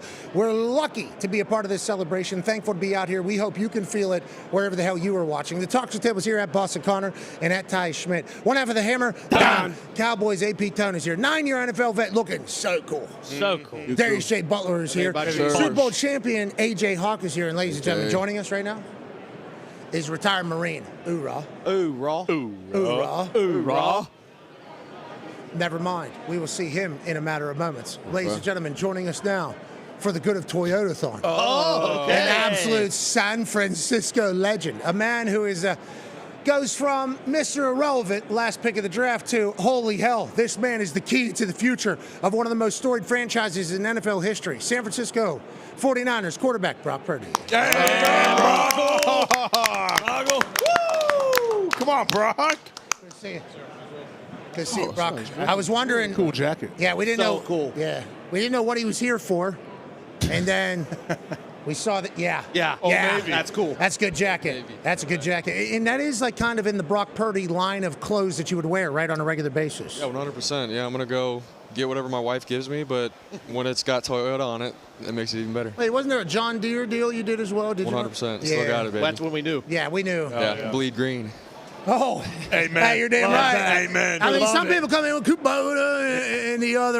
Not on this show. No, not on this show ever. That's why when you signed with John Deere, we thought it was a big deal. They don't just put that deer on anybody, and obviously your story is one that is incredible. Why Toyotathon? Is it just because you dominate during those times of the season? Yeah, holiday season, good football, and then, you know, some great deals with some Toyotas, man. So, Toyotathon. What's your favorite Toyota that you drive around? Rob Ford, the Camry? What is the... I mean, you can't go wrong with just about any of them, but I think well said, man. Well Sequoia. Tundra, the Tron, Sequoias. Yeah. Oh yeah, Sequoia, Tundras. Camry. That's right. Okay. You guys are on it. Yeah. Toyotathon. Yeah, man. Come on, man. It's a good time. It's a great time for the year. Let's talk about you becoming a fixture of this city and obviously Santa Clara and everything over here. You go from Iowa State irrelevant to this superstardom out here now. I assume life's vastly different for you here in San Francisco now. And what is it like being a made man in a city that is so like storied with history whenever it comes to football? Oh yeah, it's been awesome. You know, obviously coming from, you know, Arizona to Ames, Iowa to now San Francisco, where the history of sports here, man, with football, basketball, baseball, you name it, and just how welcoming they've been. And obviously you come in and there's a high standard, you got to win and do your job. So I mean, obviously with Shanahan and the boys, I've had a lot of good guys around me to help me where I'm at.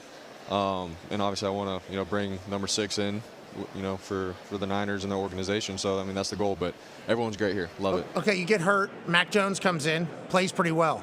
I'm going to be honest, we were a part of it. I don't know if you heard it from us, but I don't like that we were, because I feel like we were a part of the Purdy train very early in this entire thing. Mac Jones comes out, has success. I start thinking to myself, I think a lot of people started going, hold on, is Kyle Shanahan about to do it again? Because that was who he initially wanted to draft, yada, yada, do it.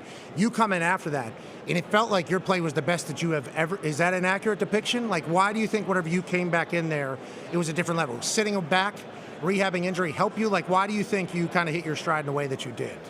Yeah, I mean, even before the season, like, I wanted to come in and play my best brand of ball. Year 4, I felt like, pretty hungry to do that. And, we go into Seattle week 1 and we win the game and obviously deal with the toe thing. It's like, come on. But I don't know, man, maybe that was God's way of, having me sit back and see, the big picture with everything and see another quarterback, have Matt come in and how he ran the system and learn from him. And, and how Kyle calls plays. Like, I thought it was pretty good for me to sit back. Obviously, I wanted to be out there and to help my team win. But and then when I did come back, it was like, the chip's back on the shoulder, man. And you got to go, and you don't know if tomorrow is ever going to be granted, man. You got to go and take it every game, every week. So, I don't know. I feel like I just came back, played hungry, and it was a good little stretch we had. I like to get a perspective shift in that particular way, as opposed to like a full season. You get a few weeks where you kind of, are excited to be back out there. What is it about you in this system? Because we act like we talk about it. Well, it's your decision making, it's your accuracy. Like, why do you think you fit so well into the system? We asked Christian McCaffrey the same question earlier, and he talked about how everybody blocks downfield. For you, why do you think the Shanahan system is so good for you? I feel like, Kyle does a really good job with teaching the quarterback that his system, there's a way to playing it. You play on time, you play within a rhythm, and more than anything, he teaches the quarterback to play efficient. If it's not there, on your second hit, you're back here to your outlet, stay on the field, stay ahead of the chains. I don't know. So he's definitely helped me, take my game to the next level as a quarterback and how I see the game. And I don't know, man, I think the play caller and the quarterback, those are probably the 2 most vital things on offense when it comes to, leading the offense. There's so many other things that go into it, but having him has helped me, come into and be a professional quarterback. What are you, year 4, you just said there. When Patrick Mahomes went on the barbershop, you said it wasn't until like 2.5 years or 3 years or something like that. I forget. When he started understanding what the hell the defenses are doing. Yeah. For you, it feels like as a 7th round pick, let alone the last pick, you're going to have very elite other things to keep you around. Was it understanding what's going on defensive side? How quickly were you able to figure that out? And was there a moment where you're like, okay, I think I got a pretty good grasp on what defensive coordinators are going to do to me? I feel like that's still a thing, I'm learning and trying to get a better grasp on. But I will say, like, when I first got in, it was all about, like, our plays, how Kyle coaches the quarterback, playing on time. And it didn't matter what coverage it was. I know what the play call is. I know I'm throwing this on plant. My first hitch is here. My second hitch is here. So it was almost like playing robotic, but it was good. It gave me like a guideline to play in. But then as I've played, it's like, all right, I need to start understanding coordinators and why they're calling coverages, and expect when we cross the 50 here on 2nd and long, you're going to get some kind of pressure, so be ready to throw hot. Like, there's things like that I can start piecing together, and Kyle can help remind me throughout the week. I feel like, yeah, in year 4, I had a pretty good feel on it. 3rd downs, red zone, different coverages. Like, I feel like I had a better feeling of it. Obviously, defenses nowadays, man, like, they're going to be doing so much. Like, you guys probably saw that Kirk Cousins thing. Like, you're not always going to know what they're in, and that's, props to them. The coordinators are drawing up stuff, but at the end of the day, how can I be efficient? Have an idea, but within, our system, just play quarterback, be on time, and stay on the field. How do you feel about the big bad wolf, Mike McDonald, coming to town? How do you feel about it? Honestly, that defense, they are potentially historic if they go on to win and obviously have a title in it all. And it doesn't feel like that's leaving. Obviously, like Kyle Shanahan with you on the offensive side for the Niners, the offense is never going to leave. The Los Angeles Rams with McVay, we assume offense is going to be great. McDonald, defensive guy with that. How does that feel whenever he shows up? And what is their defense so good at, as somebody that played against him obviously multiple times? Yeah, man, obviously they're well coached. Got a lot of respect for him, what he did in Baltimore and then coming over here in Seattle. So, I mean, I think just across the board, they're sound. They don't do a lot of exotic things, but what they do, they're very well coached, and they got a really good front that can put pressure on the quarterback, stop the run, and then on top of that, they play obviously predominantly 2-shell, so they take away the explosive plays downfield. So it's a really well coached defense. It is tough. But I mean, we went in there week 1, we got it done. So it's not to say like, all right, like, oh my gosh, we can't do it. Definitely can. So they're a rival, but it's going to be fun going against them year after year. I do like you Niners guys. Yesterday we were talking to Fred. So, yeah, this is an interesting year for the AFC West. Next year will be the exact same as you guys know. What do you say? He said anomaly? Anomaly. Yeah, it's an anomaly year. Okay, Niners, though, still, let's make sure we're...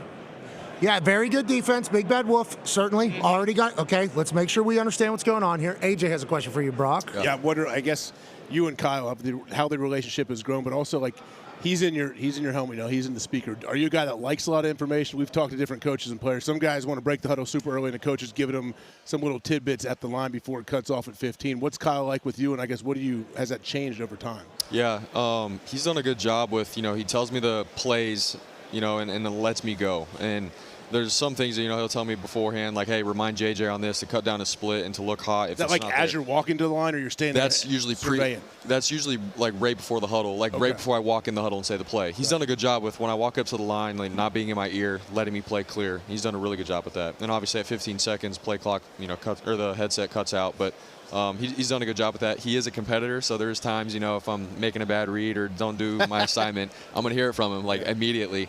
But hey, that was the right play call, prick. Okay. Yeah. We had the look, Brock. What are you doing? There's stuff like that, but I appreciate it because, one, he's real about it. Two, he's a competitor, and I'm the same way. Like, I'm telling myself the things that he's yelling at me if I make a mistake. But he's also does a good job of, make the right play, make the right read. He builds you up. Does he remind you to dance after you score?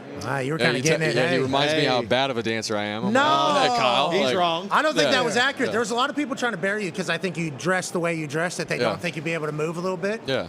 I feel like you've practiced that, and it was good. 100%. And you, okay. Yeah, no, I just build off it. Yeah, I think my Dougie can still get a little bit better, but Kyle will say in team meetings, he's like, "Yeah, Brock's doing whatever that cringe thing is." I'm like, "What are you talking about, bro?" He's trying to look cool, I hit it isn't pretty he? good. Yeah, he's trying to look cool. Yeah, there are a lot of people saying that. I think you nailed it. D-Bud has the last question for you. We know you got to get out of here. Yeah, what was this week like for you preparing for the Super Bowl? Obviously, you try to make it like any other game. I asked Matt Ryan early, what was it like for him preparing with Shanahan? Obviously, you want to be here again, but if you can go back, what was the week like, and was it anything that you would do differently if you end up here again?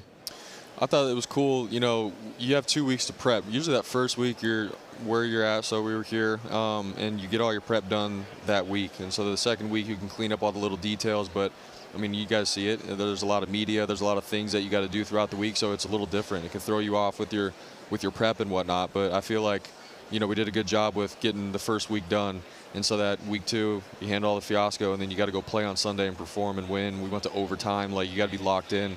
So I don't know. Maybe if we get back, I would that second week still have a better idea of handle the media, but lock into prepping and getting ready for the big game. What were you doing? Saying too much to the media? They were burying you for a long time. You were ass. Yeah. People were saying you were ass cheeks. Bro. There was a lot of ass cheek talk about you. Yeah, there was a lot. When you were dicing, you were doing shit that we never seen. Yeah, no, it's all good. Are you an athlete? Yeah. What are we doing? Okay, this ball, state fair type ball. It's going to be much lighter than you expect whenever you put it into your hand.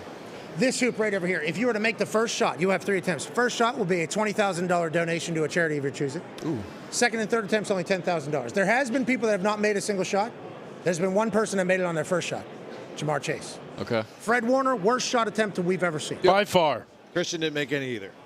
Yeah. Dang. Yeah, the There Niners. it is. Yep. That was Fred's first. That was Fred's. That was so bad. Yeah. Yes. So that's the bottom. Okay, that's the bottom. Yeah. So you should be okay. Yeah. Don't do Did that. you play hoops in high school? No. What? Oh, no. Really? Being a quarterback. What the fuck? Quarterback, playing Farming. baseball. Hey, I had to throw, do some farming. John Deere. Of course. Whoa. All right. Let's do it. If you could go back, would you go to Iowa instead of Iowa State? Dude, don't ever ask that question again. What about Penn State? Would you go to Penn State now? Actually, No, sir. Pat, real No. quick, I actually do. Roll clones. Hey, are you gonna be okay that Coach Campbell leaves and the entire program gets gutted on the way out, and there's a chance that Iowa State's never worth a shit again. They He's might. a Hawkeye. You're a Hawkeye? Yes. Yeah. I can tell. Yeah, I know. You never beat the Hawks in college either. No, I know. Oh, That's yeah. the tough Wow. part. This No, guy. that is a tough part. I only had 2 chances at him. Still, that's something that I got to live with the rest of my life. Still, I think it's always say going Iowa, okay. Don't listen to this No, guy. hey, Yeah. his wife's from Eastern Iowa, so I got a lot of respect. You found a good one. No, that's the best thing I took out of Iowa. That's for sure. Dang, dude. Yeah, I know, because Ames is such a shithole. Light. There's no reason to do that. There's no reason. I could say some stuff, but I'm on air. Yeah, good. That's good. Get the cabbage way out. Yeah, right. There a good man. Toyothon. Obviously, That's what we're right, here Toyothon, for. baby. Not to bury the Hawkeyes. Okay? Hey, wave to the kids. Yeah, exactly. You said earlier about something about Ames going through there, and he went as you were talking. It was some of the most disrespectful shit That's what I'm saying, bro. I've ever seen. That's a rivalry. That's a Hawkeye, though. Yeah, 100%. I mean, Iowa City, like, bro. Hey, So I bad. won't hold it He's against you because you're not from Iowa, but Ames compared to Iowa City, brother. Dude, it's a real college town, bro. Like, Yeah, Iowa so is City? Iowa City. Nah, bro. Ames is a shithole, but we don't need to. There's no reason for this. We're all, hey, shithole. Cooper DeJean was on the show. A he's lot a- of good he's a Iowans. Hawk. We're Tyrese Halliburton's shoes are on the show. It's Iowa State. Hey, come on, man. The Hallies. You have a pair. I hate doing it because I like you. I like you, but it's just part of me, you know. It all comes back to. Could you imagine if you guys had a quarterback? That'd be true. Oh my God. Dude, it's bad. It's been bad. Well, C.J. Beathard, he wasn't Oh, too yeah, bad. I love CJ. Yeah, Beathard. exactly. He's a great Former dude. T-Bay. No, I'm just saying, like Gronowski. All right, let's go. Let's go. Super We Bowl gotta move. MVP. We gotta No, move. you watched him. I'm not gonna say Gronowski's the anything. dog. I'm done. No, I'm he done is. with this. No. Okay, ladies and gentlemen, it's time for the charity super shot here at Radio Row for Super Bowl 60. Brock Purdy, quarterback of the San Francisco 49ers, representing Toyota and Toyothon. Hell yeah. Toyothon really never ends. I thought we were past it. We're still in it. Valentine's Day. We're still in it. Valentine's Day, yeah. Yeah, Oh, Toyota Glow Up Classic. On Wednesday of Super Bowl week, Toyota hosted the Cosmic Bowling for Flag Football. I saw that. That was cool. If you do recall, the Glow Up Classic, a glow-in-the-dark flag football all-star game for standout female athletes from the Bay Area, played on the same field as the NFL Pro Bowl games. Shout out to you being a part of this. You played? We did not play. We coached it. So I like it was that. amazing. Did your Great team night. win? We did. Nice. That's right. Nice. Yeah. Oh, yeah. Nice job, Brock. That's all we do, man. Now, Dope. that's all. Okay, now let's see if you can win $20,000 for Eli a was charity the ref. of your choosing. I believe Kelsey was also there last night for Toyotathon. If you're going to make it on the first shot, which not a lot of people have been able to do, $20,000. Let's go ahead, Brock. Let's go now, Brock. Go, Brock. Here we go now, Brock. Put one home here. Oh, Okay. dang it. I like the aggressive line. I like McQuaid. McQuaid. What a touch Grab by the McQuaid. ball, McQuaid. Grab it and throw it, lad. What's this one for? Chest pass, McQuaid. It's a $10,000 shot, Brock Purdy. All you got to do is put that State Fair ball into this super over there. Jamar Chase also went with the bank. He was a first-time maker. I like what you did there. Little range check. Oh! You gotta be kidding Real me. unkind. Man, we got it. I got you. Thank you, Brock, getting his own rebounds. Of course he fought back. Okay, Fundamentals. Yeah. All right. Fundamentally sound. You know, Yeah, I know coach's that. son, Here you first go, one Brock. in, last one out. More Hard sure. worker. Yes. Energizer about $10,000 to charity. Dang it, dude. Man, the Niners just don't love was close. charity, man. Sorry. Who said that? Bro, get out of here. Hey, we Are appreciate you that. you're a Pats fan, huh? Nah. There's no reason for Where's that. he from? Where's he from? just He's from joking. Boston. I'm His just name's Boston joking. Connor. Boston? Oh, Yeah, yeah, I'm a bro, that's dickhead. I'm just joking. How about this? Hey, there was a pretty good Christmas, too. Just before Christmas, Brock was able to help those in need by giving away 9 Toyota vehicles to military veterans and families with children battling pediatric illness. You're a good man. We're appreciative you're in the NFL. Thank you for stopping by. Ladies and gentlemen, Brock Purdy. Yeah, Thank baby. you, guys. Appreciate it. Appreciate you. Hey, good on you, Brock. Oh, yeah, bro. Thank you, Brock. Good on you, Great Brock. city, bro. Thank you, Brock. Brock. Buddy. You got Thank great you. city, Brock. Brock's jacked, huh? Yeah, he is Jack. What was that all about, you two? I mean, you can just What's going tell. on over here? This guy, we're in his city right now. I know. You can tell he's got the fire in him, and I was really trying to stoke Stoke it a bit. Yeah, trying to get it out there. I like this guy. I want to see him I do. yell at me like I'm one of his receivers. Yes, yeah, like I'm Ayuk, and I won't show up. I did forget. Oh, my gosh. We never asked him. We made it through so many Niners. It was on the tip of my tongue. Yeah, the electric thing, we didn't even bring it up there with Brock. Yeah, we've done it. Kind of saved them. Kind of saved them. Ladies and gentlemen, joining us now is obviously one of our favorite comedians and actors and also retired Marines. Here for the Pat Tillman Foundation, ladies and gentlemen, Rob Riggle. Yeah, Rubble! Yeah. That was a good entrance right there. Oh, yeah. A lot of juice. A lot of juice. Good to see you. Good to see you. Rob, how are How you? you doing? Yeah. Sir, thank you so much. Okay, let's make sure this is in. Boom. Boom. Boom. Get around here. That is amazing. Okay, first of all, we'd like to say thank you for your service to the United States of America. Thank you. You know, I got a chance to go down, I told you this, to Paris Island where Marines are made for the eastern half. Yep, that's not, you want it? I know. I was just testing. It's real. I was just testing to see if it was real. Oh, yeah. 99.9. No Nope, joke. That's real. What do you think? That's legit. What do you think? After feeling it one time, you think it's pretty real? You are gold, though, sir. Just want to let you know that. Paris Island, where they make Marines, we got a chance to see it. That was a professional transition. Yeah. Do you see how he bridged back to? Yeah, Come on, 0400. We were up there for lights. Ooh, roll. Look at this. Yeah. There we go. That's what we're talking about. Hey, Slay, dude. Okay, so as we continue to roll here, thank you for your service. Thank you. But also, love the way you transitioned into utilizing what probably made you an excellent Marine into the entertainment industry. We love your style. We appreciate the hell out of you. And also, putting on here for ex-NFLer, who we all have massive respect for, and Pat Tillman Foundation. Oh, yeah. We thank you again, Rob. You're one of our favorite humans, so thank you for this. Tell me about the Pat Tillman Foundation, how you're working with them, how you got kind of associated with it. Oh, my gosh. Well, thanks for that intro. That was incredibly kind of you. Great golfer, too. Not as good. Yeah. Great golfer. Fantastic. Great golfer. I've got some help with that. My girlfriend's a professional golfer. She tends to help me with that. Yeah, she's unfortunately at reading the greens. Yeah, she's very good at that. Yeah, Very she's good the at best. that. Yeah, agreed. And everything else. The Pat Tillman Foundation, first of all, I was unbelievably honored that they asked me to be their official race starter for Pat's run, which is in its 22nd year. And it's down at Tempe, Arizona on April 11th. You can go to patsrun.org or just ptf.org to learn about the Pat Tillman Foundation, to learn about the run, to learn about the good work that the foundation does, which it really does. I mean, they've got over 1,000 scholarships they give out. They have a bunch of work that they do to make the lives of veterans, veteran spouses better. Pat, to me, he personified sacrifice. He personified service before self. He did what people talk about, but nobody has the cojones to pull the trigger on. He actually put his money where his mouth is. He believed in this country. He believed what it stood for, and he was willing to walk away from something that was very lucrative and to kind of start at a very humble place. Yeah. Going through boot camp, and then achieved becoming an Army Ranger and then going to serve his country. Obviously, unfortunately, he was lost to us, but that kind of leadership you just don't see every day. It's humans. special. Yeah, everybody that signs up for the military has a superhero-like courage, I believe, because you're signing a line saying, I'll go if you have to. But if you already have an NFL career that is looking promising, to then say, nope, I'm here for something bigger than that to serve your country, obviously is why we at the NFL are so incredibly proud that Pat Tillman was an NFLer, that he was a part of our league, that everything like that. So I appreciate you showing him respect. And also, you running this? You're the race starters? So what are we doing? Are we just doing a quick start and then you hit him at the golf cart at the end, or are you sprinting this thing? What are you doing? I know I'm gonna run it. Okay. I'm gonna run it. How do we feel about the shape?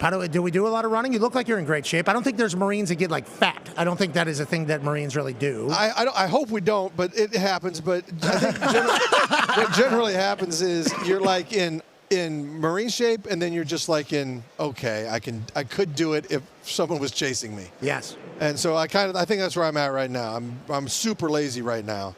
I'm gonna have to get off my butt and start training for this thing. If it means anything, a guy who Thor the Mountain from Game of Thrones, strongest man in the world, a man who was considered by the Mountain too fat to pick up. He's planning on doing the run as well. He's in the back there. So I think we all got time to get in shape to do this. Okay, if he's doing it, we got no excuse. We got to get out there and shake. Exactly. Yep. That is the way to look at it. If he's doing it, anybody could do it. That's right. That's kind of what the Mountain. That's kind of what the Mountain said. That's kind of what they said. We got to do AJ has a question for you, Rob. What's up? Is this weird that your Kansas City Chiefs aren't here? I feel like you. I got to tell you, this is Chiefs fan. Obviously, this is for 3 years in a row. I've been coming here to see the Chiefs. Yeah, the cock of the walk. Cock of the walk, baby. Bell of the ball. Yeah. It's got to be weird now, right? Yeah, it's. I kind of don't know what to do with myself. It's awkward. I'll be honest. What if it's over forever? Oh no! No! That's crazy. What? No, yeah. Don't put that evil on me, Ricky. Well, Bobby. the Patriots are back, Rob. Patriots are back, and they're meaner than ever. Welcome home. Joe Burrow. We talked to Jamar Chase and T. Higgins. They're going to be good again. Yep. The Patriots are not back. They got back. They got back to the Super Bowl. Okay, I give total credit where credit's due. They're here, and I wish them the best. Thank you. But back? 23-year-old quarterback. Okay, I can't argue that. That's a good point. Mike Vrabel. I love him too. Yeah. Josh McDaniels is kind of like the offensive. Okay, why don't you guys shut up with your good points? All right? I'm not hearing that. I'm hearing the Kansas City Chiefs are coming back next year. Yeah, Patrick Mahomes, Andy Reid. Mahomes has got Bieniemy back. You got an early lead? We got Bieniemy back. Mahomes is going to be hungry like the wolf. Yeah. Oh, God bless. I don't want to get in that path. No. I believe in my heart of hearts that we're going to surround him with all kinds of good weapons. Oh, yeah, the best. No, we're not. Trav coming back. Kelsey, though. Yeah, no, Trav, you know. Trav hasn't made any official announcements. Agreed. Why does everybody think he's automatically retiring? You guys are getting too quick on the guns there. Travis, I don't know. I like the odds that he comes back. I like the odds. Okay, that feels like a big deal, actually, right there. And like he the odds. also said on New Heights, can't wait to see Bieniemy back in the building. So I think that is. There's these little Taylor Swift almost. It's almost like a little. It is. Yeah, how she does the tips and clues. There's a chance, that the Kansas City Chiefs do get back, and we're still in the middle of the dynasty. But it's so hard to get here, man. So hard. It's so hard. I think people really underestimate. Like, if you make it a Super Bowl. And I'd say people who don't have any connection to the game at all. They just think whatever. Which exists. It's so hard. It's so hard to show up every year and deliver and deliver and deliver. So I Patriots did it for make 20-some years. I know the Patriots. Look, no one can deny them. No one can deny what they've accomplished and what they've done, and the fact that they're back. Hats off to them. And then the Chiefs became kind of like the Patriots. Everybody started hating you guys, too. Yeah. Well, that's what happened. People throw rocks at things that shine. Shout out Taylor Swift. To Coach Taylor Swift. Yeah, we're doing it. Yeah, we're still doing it. That's what happens. Look, I'd rather be on top and have people throwing rocks than down at the bottom. Yeah, down in the sludge. Pooped on. D-Bud has a question for you, Rob. I know it's only Thursday, but do you have an early lean on Sunday's game? Do I? Oh, yes. I have. I don't. Yeah. Who you got? Oh God! I think it's Seahawks are favored by 4.5. That's right, and I think if you, on the whole of the scales of justice, I think the Seahawks probably are a little stronger. Oh, fuck you. He's just talking about the scales. He's talking about the scales. Scales of justice. Yeah. I fucking hate those scales. Those scales of justice are criminal. But here's the thing. That's why you play the game. You play the game because nobody know. Nobody has an answer. Nobody knows what's going to happen. Agreed. But on the scales of justice, as they stand on a Thursday. Yeah. All right. On a Thursday, the scales of justice. I think Seahawks. It's 27-20. Okay, cover two. Cover two. Wow. 7 point. Okay. Ty has the last question for you, Rob. Curious, how do you feel about the new stadium in Kansas City? I feel like it's kind of weird that Arrowhead's not going to be their home stadium in 2031 or whenever it's done. Yeah. It's weird to think that Arrowhead's the oldest stadium in the league. It's crazy. Wow. Really? I didn't know that. Me neither. Yeah, That's crazy. Highmark's gone. It's. I think it was built in '72. Doesn't it have a 3-story apartment in it, though? It does. I've been in it. It's really cool. It's amazing. It's actually awesome. It would be my dream. It's the greatest stadium in the world as far as volume and energy and barbecue, tailgating, and it's a wonderful place. But it is moving over to the on the other side of the state line there. Indoor. And now hopefully we'll get a retractable roof, so maybe we can get a Super Bowl. Things change and things got to get upgraded. They did a nice facelift, but it's time, I think, to get that new thing going. So, yeah, of course, I'm a little heartbroken. I'm nostalgic. I'm like anybody else. Change is hard. Change is always really super hard. But it'll be the change. It'll be a good change. Yeah, might be changing into the Patriots era again. Yeah, I mean, unless they get You Chiefsaholic out guys of are in prison. Kansas. Need to get Chiefsaholic out of prison. I got to give you this shirt. I got to give you this Pat Tillman shirt. Thank you so you can much. run in this in Pat's run. Thank you. Please tell the Pat Tillman Foundation people that we love them. I think they know that we sing their praises. You guys are so great. We appreciate the hell out. We appreciate the hell out of anybody that makes the world a better place, which you do. You look fit. You look like you're ready to run. I don't know about running. Science. I'm on science. Yeah, you're going to make it. Yeah, the enhanced games, me and Thor. Kind of getting after it. Now, are you a shooter? Or would you be able to? Yes. That came out confident. Yeah. You don't have to. Don't feel obligated here. You heard it too. No, I want a piece. I want a taste. Okay. Ladies and gentlemen, Like it's time. Come on, Rob. For the charity super shot here with Rob Riggle. Rob Riggle, retired Marine. God, you guys are getting me motivated right now. Yeah. I like it. Okay. If Rob Riggle is able to make this state fair basketball into that hoop right over there, we'll give $20,000 to the Pat Tillman Foundation. Where's the line? Right where you're in that area. brother. What, I got to be sitting? No. Stand up. Stand there, whatever you need to do. Whatever you think. Hey. Headset on so Headset we on, can talk to no, you. we got to talk shit in your backswing. Watch out up here. Matt Ryan threw the thing through the ceiling twice. Yeah. Like an idiot. Okay, so you're a Marine, you got good awareness. That's right. You have 3 shots at it. First, send this thing down range. Rob. Ball slick. I feel like it's been tampered with. How about this, Rob? How about this, Rob? I feel like it's been tampered with. It has, probably. Rob, $100,000 the Pat Tillman Foundation, make it on the first shot. Wow. A lot of pressure. Don't fuck this up, Rob. Oh, my God, you guys. He just looked at. Hold on, Rob. Lock in. Do you want her to get a read on the shot? Obviously. Good idea. It's not a bad Good idea, idea. actually. Yeah. Rob Riggle's lady. Okay, yep. She is ex-pro golfer. Boom. Oh, she wants to Jamar Chase. That's where Jamar hit it on the first one. Jamar Chase, planning on that. Jamar Chase, only person to make the first shot. She just said the bank is open. That's what Jamar Chase did. That's what Jamar Chase did. That's what Chiefsaholic said. Yeah. You should have stayed out there. I would have alley-ooped you, baby. Oh. Come on now. Oh, that would have been work. Yeah. We don't have that in the rules. Hands would have been tied. That would have been interesting. All right, here we go. Come on, one time now. One time. One time for the one time. 100. Oh, Good. That was a great looking shot. Good attempt. 100 again. Now, I want to let you know. Good shot. A lot better than I expected. Unbelievable. Good jump shot. That was a good. Yeah. And it came off smooth. Yeah. That was incredible. $100,000 to the Pat Tillman Foundation. Rob Riggle, retired Marine, was able to bury this super shot. Oh, too much. Yep. Too much. Well, you knew That was the immediately. oorah. That was the That was oorah. the oorah. That was the oorah. Okay, Yeah. we'll be completely quiet come here. on. Hey, we'll bring the. Good pass. We'll bring the gun pointed at him. Hold on, lady, helping out. I already caught it. Rob Riggle and his lady. Don't fuck. fuck. We'll count it. That's We'll count it. smart. I don't know. For Pat Tillman, we'll count it. We'll count it. We You are a appreciate good that, man. lady. You are as a well, good dude. man. We appreciate Wow. that. God bless you. Ladies, hey, and the Ark and the Aardvark I'm reading here is next. Is that happening? Or No, what? no. I'm actually doing. There's other movies coming out. I'm doing a movie about the Olympic curling team. A great comedy. Shut up. Like the one that won, Matt Hamilton and them? Yep. Okay, Yeah. awesome. Nice. Can't wait. Doing one with them.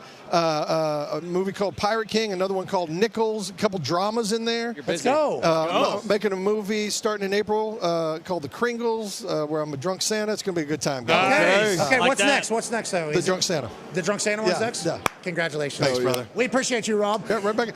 Hell yeah, hell yeah. Appreciate you, ladies and gentlemen. Rob Riggle. We appreciate you. That makes me so happy. Thanks, brother. Dude, I like the idea, the innovation of how we beat the game. We appreciate you, Rob. Okay, as we move on from acting, Marine, living legend, Rob Riggle. You know, Radio Row is filled with so many different awesome human beings. Obviously, him being one of them. Pat Tillman Foundation, great. Yeah, the best. Oh, yeah. Just like the more people that learn his story, I think the more people will have faith with the history of humanity. Right. NFL player. Could have gone for a long time. Oh, yeah. September 11th takes place. I want to go serve my country. Gives up NFL career to go serve country. Obviously, the way he ends up passing while he's out there training. It's like the story is just incredible about sacrifice and commitment and buying into cause. And, yeah, we're very thankful that Rob Riggle was representing him. Speaking of representing, a man who's been representing UFC for a long time. Ain't never seen a bad fight. No. And now, ladies and gentlemen, he sits as the UFC lightweight champion, Justin Gaethje. Yeah! Justin! Hell yeah. Champ. That's it. That's real Champ, gold. That's real gold there. That's really, see, that's fake gold. That's real gold right there. Okay, Justin, thank you for joining us. Absolutely. I don't know how long you're waiting back there, but please know that anybody with the cauliflower ears that you have will never be waiting in my world ever again, because I know that means it's fucking on and it's over for me. Okay, I only do it for money, though, so if one of these is real, then we're going. I respect that. I appreciate that. Congratulations. Yeah, thank you. No problem. Huge fight. So we have a guy, Bailey McComas, who's a massive UFC fan. He's in the back there. All right. And he said the interim championship thing with you, interesting, because maybe first time around didn't love it. This time feel like a certain level of honor, maybe a little bit more appreciation for what it is. Like, how do you think you view this particular run? Yeah, I would say so. I think with age comes wisdom, and, you know, I had Khabib. It was during COVID. It was just such a messed up. I got the first time I won the interim championship. It was in a 20,000 seat arena with 0 people in there. Yeah. And so it was just different. Everything was different about it. But yeah, I do appreciate and respect, and I'm very proud of the accomplishment. You know, especially on paper, I'm a champion now in the UFC, which means I get paid as a champion. Hello. And so, I mean, with this comes that, and so that's what I fight for. We hope you and Dana figured it out with the new Paramount deal. He came on our show after you said what you said, and he said something about not being able to contact you. I hope you guys got that resolved and figured out because you're great for the sport. Yeah. You're also fighting somebody else that we love in Patty. Obviously, he's become entertaining. You talked a little bit about him saying my face is going to look the exact same afterwards. Yeah. We assume in fight promo, like, everything is just kind of what it is. Felt like you actually felt disrespected by that. Is that true? Yeah, I mean, ultimately, it's true. Like, so after these fights, I have to go back to my family, my mother, my father, my brothers, my sisters, my nieces, my nephews. And if my face is different, they are very concerned. And that is what we risk every single time we step in there. You know, it's not death, but it could be chronic injury, but it's definitely, you know, serious injury. And for him to imply that he was going to hurt me, of course I have to take that personal, you know, because we are trying to hurt each other. And honestly, you know, in that fight week, I get a lot more petty, a lot more irritable, a lot shorter of a fuse. And so I take everything personal. And, you know, as a competitor, you kind of have to use all of that fuel to fire you, to get in there. I honestly made the choice not to talk crap to my opponents anymore because I don't want to fire them up.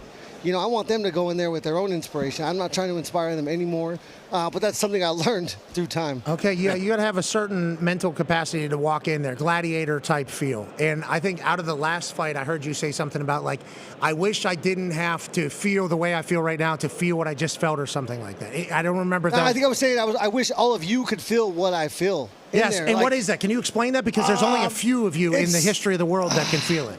It's so hard to put into words because it's like the most intense, the most pressure, the desire to succeed is like so high, but ultimately you can only control like such few things, and that's your effort, your preparation. Most things have already been decided, you know, by the time you're stepping in there. The fear comes from the lack of preparation. You can't lie to yourself, you know, so if you're taking shortcuts through a camp 10 weeks before the fight, every single 6 days a week, it is no mistakes, all discipline, and knowing that you're going to step into an arena and can be exposed in front of millions of people. Yeah, millions of people can see it. A lot of pressure. Yeah, you don't just like play fighting either. No. But you feel so alive. I mean, that gate closes, you feel alive coming out. When do you feel the most? When is the? I would say in the locker room. Once the fight starts, it's over. You feel nothing. You hear nothing. There's no retention of information. I don't even remember ever being in a fight, you know, because I go to such an intuitive mode. And if you're present, that's called a zone, by the way. That's what people are talking about whenever say people go into a zone. It's like, well, you prepared so much, you kind of just go into a zone. Yeah, you just got to trust your body, trust that your body's going to do what it has to do when the time comes. And what's your body normally do? Just sitting there and fucking bang. Yeah, my body feels nothing. Completely intuitive. I mean, I absolutely love what I do. I love the feeling of doing what I do. It's ruined every other part of life. There's no matching that high or matching that low. And so to find it in regular life, it's impossible. I can imagine. I think that's actually a real thing that, you know, wrestlers, fighters, I think athletes have to deal with. That's a real thing, chasing the dragon. I'm like, you know, you're 37 now or something like that. AJ has a question for you, boss. Yeah, can you remember your first walk in your first real fight? Not doesn't have to be professional, but whatever that was. My first locked you in. My first amateur fight, it was so terrifying. I had no idea what I was doing. I had never been in a street fight. And I was a huge fan of the sport. I was like, this looks like so much fun. How old were you? I was 18. Okay. It was August 2008. So you've never been in a street fight before? No. I grew up from a small town. I was the best wrestler in town, quarterback, strong safety of the team. So nobody ever wanted to fight me. I didn't pick on people. I have a twin brother. We fought a lot. We fought a lot. But outside you won, obviously. Yeah, we know. Yeah, I mean, most of the time I won. But yeah, I was never in a street fight. Never got punched. Never threw a punch. And then after my 5th amateur fight, I almost got knocked down. I was like, I got to figure out what I'm doing here. And so I found a coach. What is the most important part for you? Obviously, toughness. Got to be able to do that. Got to be able to throw bombs. Wrestling, obviously, a massive piece. Because we're I don't know. Yeah, Dagestan. Dagestan. Kind of a takeover of UFC there for a bit, and it became like very much ground. Hey, we're going to kind of take you into a deep end. How do you feel about like the evolution of where the sport is? Yeah, I mean it's so crazy. I mean, everybody brings such a different style to the sport, you know. And I'm capable to fight different styles of fights. Like I just fought Patty in a very forward, aggressive kind of throw technique a little bit out the window and really judge distance and control distance more than I did Rafael Fiziev or Michael Chandler, where I kind of fought a more methodical fight, And so every single one of these opponents brings something different, and you have to fight different styles. What do you think of Patty? Because I think a lot of people, outsiders, are hoping he become big star. Because obviously, he was dancing in the ring before fight. That was crazy. No, I was in the back. I was like, keep wasting energy. Yeah, it was a lot. No, the biggest factor is cardio. It's all cardio. It's a battle of. Most of these are a battle of. They're all a battle of attrition. Someone usually gives up. It's you can't see it. But you can feel it though whenever somebody's done. You can feel it 100%. You can. You can. How good of a feeling is that? Well, what you feel first is. So right away in the first, minute, you understand if you can take their shots or not take their shots. And then from that you need to make adjustments. Either like with Patty, I was like, I can take these shots all night. I'm going to put myself into the range of, punching range, and I'm going to just throw with him. Keep him on his back foot. And he definitely can't create enough force to hurt me if he's not moving forward. And so, he's very crafty, very tricky, very funky. He throws a lot of volume. And he's going to give people issues if you underestimate him at all because he's so crafty in his strikes. It looks funky, it looks weird and goofy, but it's very, very crafty. And so his uppercuts were very, very nice. He controls range well. He just makes mistakes. And at this, in this sport, I said it before the fight, you cannot make mistakes. I knew he was going to come out so aggressive. He wants to win so bad, and that's nothing that will ever help you be successful in this sport.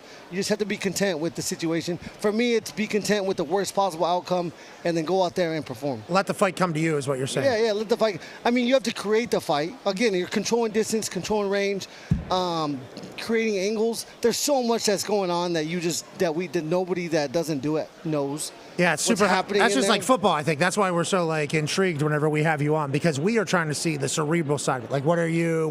Because I think Street Jesus Masvidal. He said something about when I'm looking at somebody, I'm seeing just points on where I could potentially get him at any given moment. Are you calculating? And I guess you black out in there so you don't know, but you're training your body to calculate, right? That's why the slip. Yeah, you really just try to control their feet. So you could think of it. Think of yourself as like a DJ or a composer.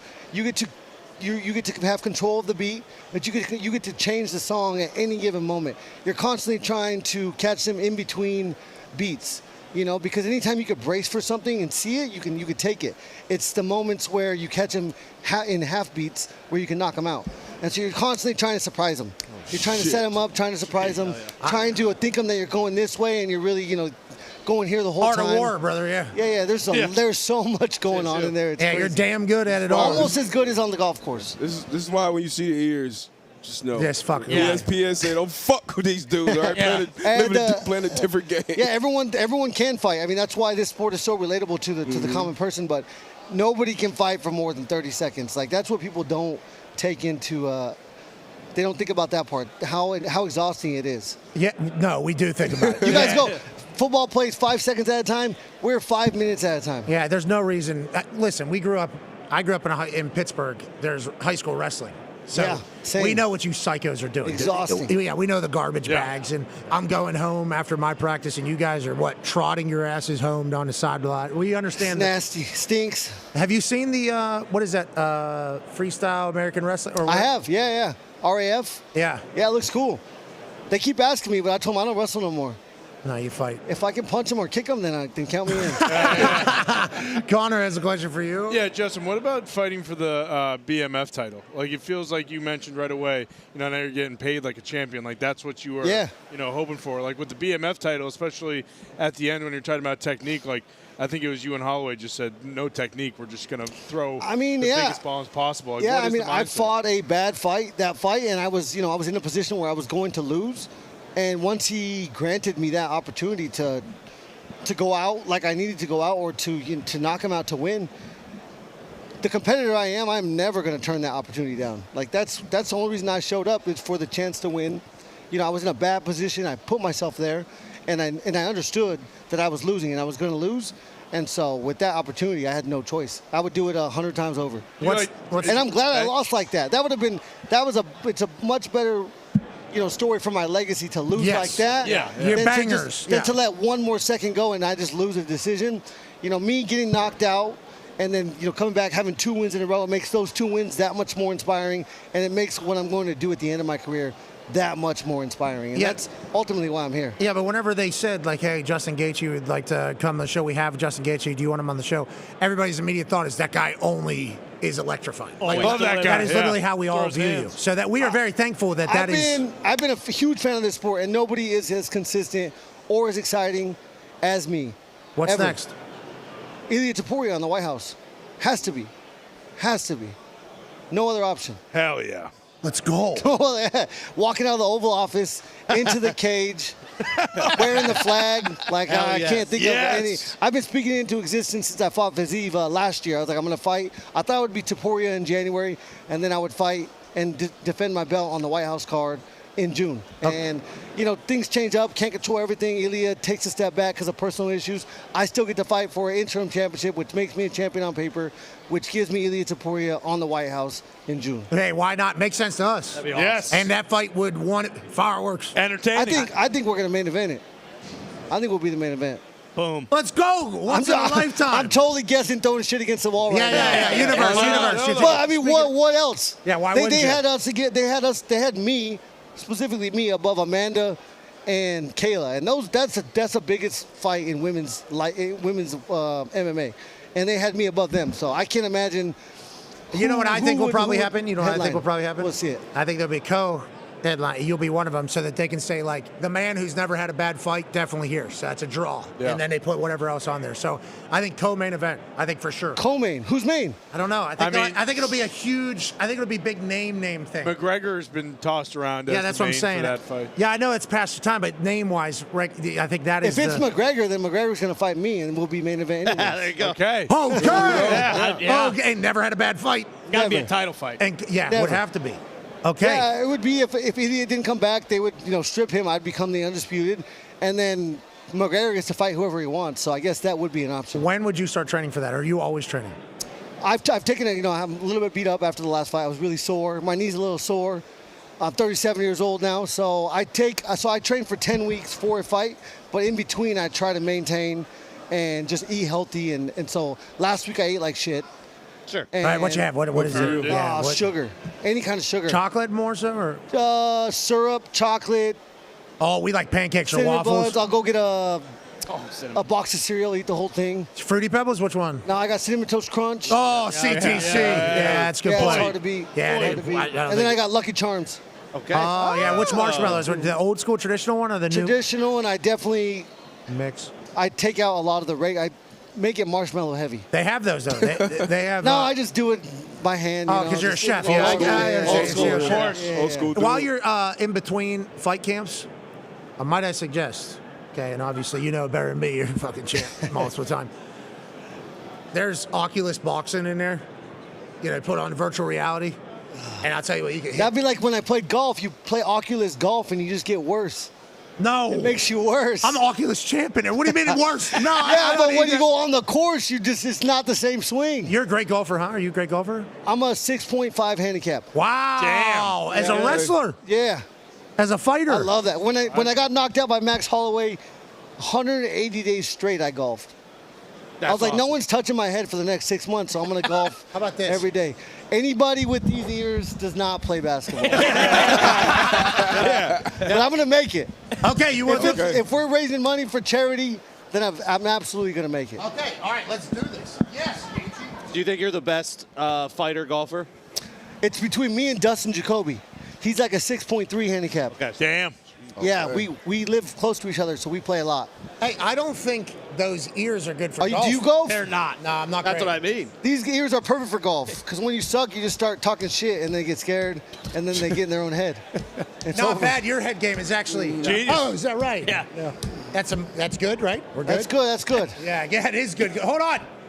He's gonna make it. Okay, we won't count it because you're a wrestler. Yeah. That was practice. Yeah. Are those betting lines on your shirts, by the way, too? Yes. That's awesome. This is my company, Press. I love that. Starting this, yeah. In its infancy. What is it? What are we doing? Press. It's because I'm always pressing on the golf course. Sometimes I find myself down. Gotta press. Yeah. So The hat. Always in it with press. Yeah. Always in it. Can I buy that shirt? Give a man a chance to win his money back. It's the first thing my dad taught me. Unfortunately. Hey, you just armbarred the fucking headset. It's ready. Got that thing It's sideways. Yeah, you twisted it. Okay, first attempt here. I'll wait. $20,000 to a charity of your choosing if you're able to make it. But since you are cauliflower eared up, I feel like this should be a $50,000. Oh, yeah, why not? I think you might be right. I think so. Just because what you would be doing is defying all human no way, man. everything. This would be against all physics. Yeah, the fact that you were on the mat and your ears were getting bopped so much, very rarely are you able to get to the wood and maybe practice a shot or two. But right now with a state fair ball, with this basketball hoop, $50,000 will go to I like pressure. I like pressure. This is for charity. Yeah, it is. Oh, yeah. Ready? Oh! That was in. Give me a break. Three Would have been bounces. good if it would have went. Okay, here we go. I'll tell you what, much better shooter than most wrestlers I know. Yes, much better. $50,000 to a charity of your choosing. Justin, No, get the hell out of here. It's getting worse. Got another one. It's getting worse. It's almost like you did the Oculus there. Got $50,000. Oh! That was it. Damn. Back rim. Good hands. Sorry, you're wrestling. You're wrestling. Nobody expected that. All right. All right. Hey, Chit, you want Good one more attempt. shot, don't you? Yeah. No. Yeah, feels like you do. Oh. Wow, beat Yeah, that was unbelievable. Dang it. Ladies and gentlemen, go. your champion and potential headliner for the White House UFC spectacle. That's whoa. See that? Oculus. You saw that? Yeah, that's nice. I might have to try it out. Yeah, see? Okay. All right, I'm pretty pumped up about that. And also maybe some vitamins right now. They're not supposed to be that quick, you know, with the eyes. You're on point. But You're I want to on let you point. know, that is something I always remember. I got a chance to stand right across from you, Justin fucking Trying to get Gaethje. the With your face hands. off? I appreciate. Yeah. Whoa, You gotta put yours up. whoa. There it is. Stop smiling. Felt it a little bit. Felt that too, though. I know. Respect. You're the best. Ladies and gentlemen, hey, You guys. sir, your title. Take You care. earned that. Congratulations. Hey, you're the fucking champ. Stop saying it's on paper. Hell yeah, You're the champ, fucking champ, champ. dude. Hell yeah, Ladies and gentlemen, champ, Gaethje. Go See you, get him, champ. All right, champ. Not those belts, champ. Hey, he's taller, right? Than I Yeah, am. yeah, definitely. That's been the That theme little of the stare week. down right there. I mean, it was Better athlete, too. Yeah, that wasn't bad at all. Play quarterback and safety. Also, really good golfer. Yeah, good goal. Every What the wrestler I hell? know is playing the worst quarterback. basketball player. Yeah. Of all time. Hockey players, too. Well, they usually shot put it. Like if he's playing quarterback, he can shoot a basketball. Joining us now is a guy for it. who's going to be pretty good, I think, at this. Mm-hmm. He became the head coach of the Jacksonville Jaguars so late in the process that we didn't think he was going to be able to hire a staff. The Jacksonville Jaguars go from bad to not even being able to have a fucking coaching staff. That's what we thought. Instead, what a man did is reinvigorate an entire city, a region, a team, a franchise, alongside a man who's 27 years old named Stoner, the head coach of the Jacksonville Jaguars, Liam Cohen. Wow. Ah, you're so cool. Wow. He looks so cool. Is it all Louis V? This guy looks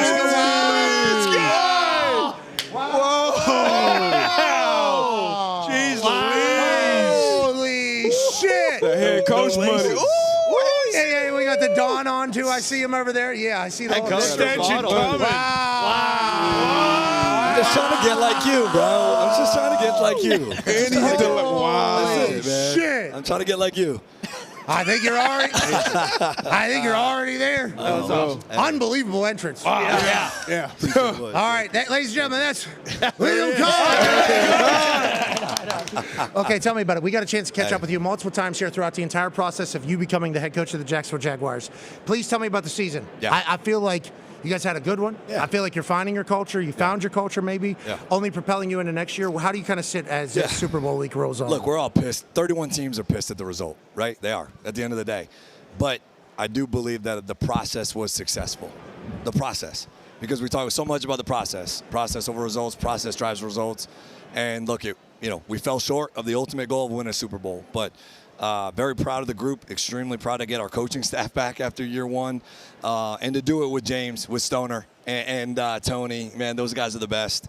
Really proud of this group. Yeah, you should be very. And you talking about there's the culture works or whatever. Yeah. Proof in the pudding, right? And not that the boys ever didn't buy in, because they clearly did. We watched them play all year. It felt like everybody bought into your culture quickly. Yeah. Much easier going into another year, right? Well, Trevor, first offseason healthy in a long time, man. It is. So to have that continuity with the ability to have your offensive coordinator back, your pass game coordinator back, your quarterback coach back. I mean, that's huge. I mean, he literally didn't throw last year all spring until, I don't know, June or whatever it was. So you're working on the lower half, which was awesome. You're working on the upper half, which was awesome. But we got to do that without seeing the result of a completion or not. It's like, all right, dude, let's just get your footwork right, the head, the mind, the progressions.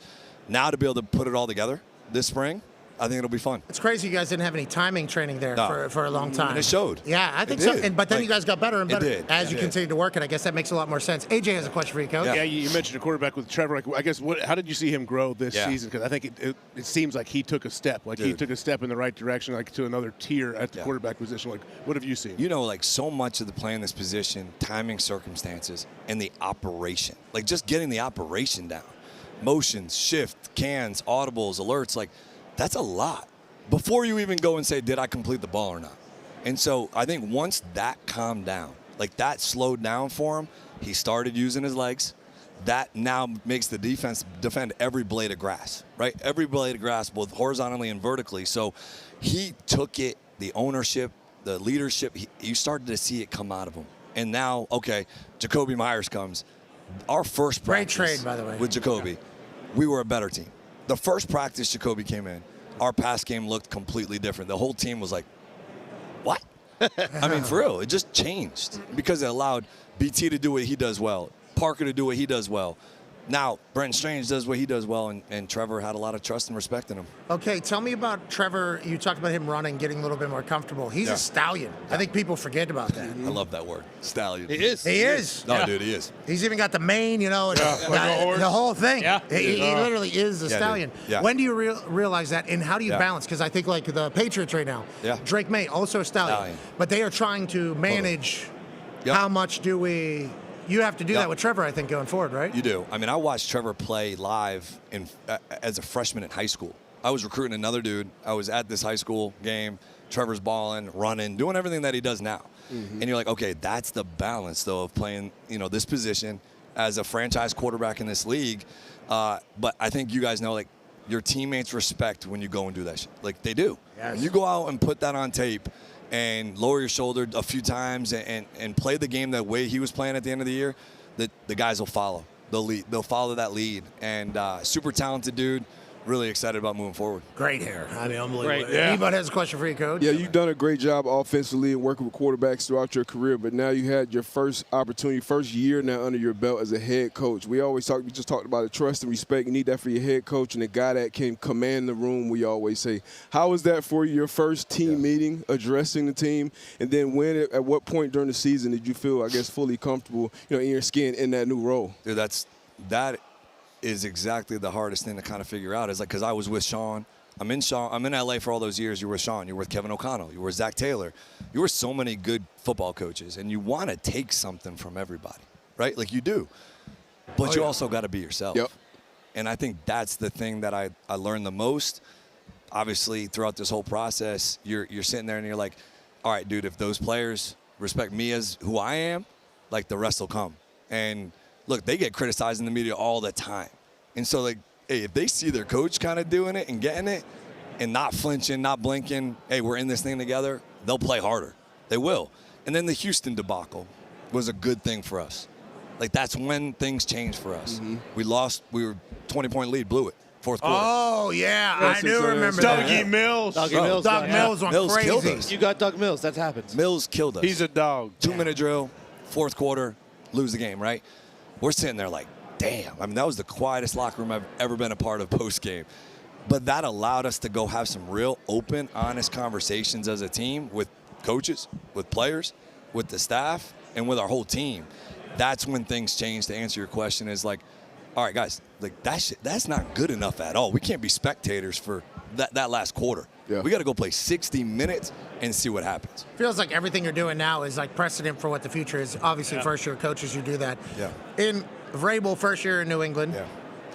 McDonald's, second year in Seattle. Ben Johnson, first year in Chicago. It's like you are being used as a reference point for other places. Yeah. Can you just talk about how easy it is just to turn team? Can you please do it? Because your name gets mentioned. Like, Oh, yeah. look what Liam did down in Jacksonville. Yeah. Everybody, 10 coaches. So I There's think There was 10 coaching openings this year, okay? Because everybody sees what you fucking did in Jacksonville. It's your fault. Yeah, legit. You fired 10 coach.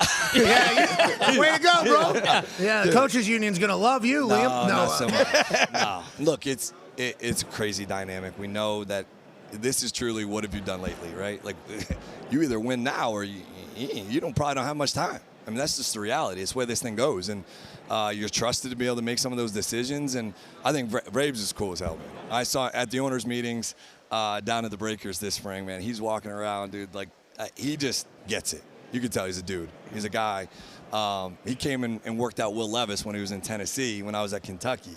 So I got to have some real conversations with him then. And you could tell, man, he's a real one. He's what those guys want to follow. Those guys want to be around. And he's a damn good football coach. Will Levis was eating mayonnaise at that time. I think that's That when he we was. I think that's when we were introduced to him. Yeah. Con Man has a question for you, Liam. Yeah, Liam, something you can't really ask other coaches about is coaching a guy like Travis Hunter. Yeah. And he had his best game in London against the Rams, and then, during practice, gets hurt. Yeah. Has there been more conversations about that? Like Parker Washington, Jacoby, Brian Thomas, you kind of have an unbelievable receiving corps. Do we just put this guy on defense? But also, you're an offensive coach. So do you use him in the slot? Oh, it's a great question because I do think the best thing that could have happened was like, all right, not that he got hurt, but we got hurt and we were able to have success, right?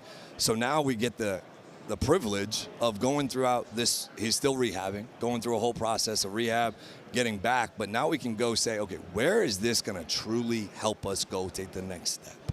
Like, what's going to actually help us get over the hump from time, allotment for him, practice, schedule, playing on Sundays, what's the best for our team and for the Jacksonville Jaguars to go win on Sunday? And that's what it allows us to do is because we do have some other pieces. We have some guys that can go make plays on Sundays, and that's what it's all about. So we need the help for sure. I mean, in terms of the playmaking, the corner position, we'll use him. He's going to get used. It's just a matter of what is that dynamic. Okay, so did you figure anything out? I mean, dude. Because we thought we were watching you and you were doing an experiment on something that we have never had before, but Stoner cut a promo. Yeah. Knowing that this is something that we've never really seen before. So what did you learn through the experiment? Do we think he's going to be able to handle, because that's been a big question. Now, mentally, physically, can you handle both? I think he's absolutely going to be able to.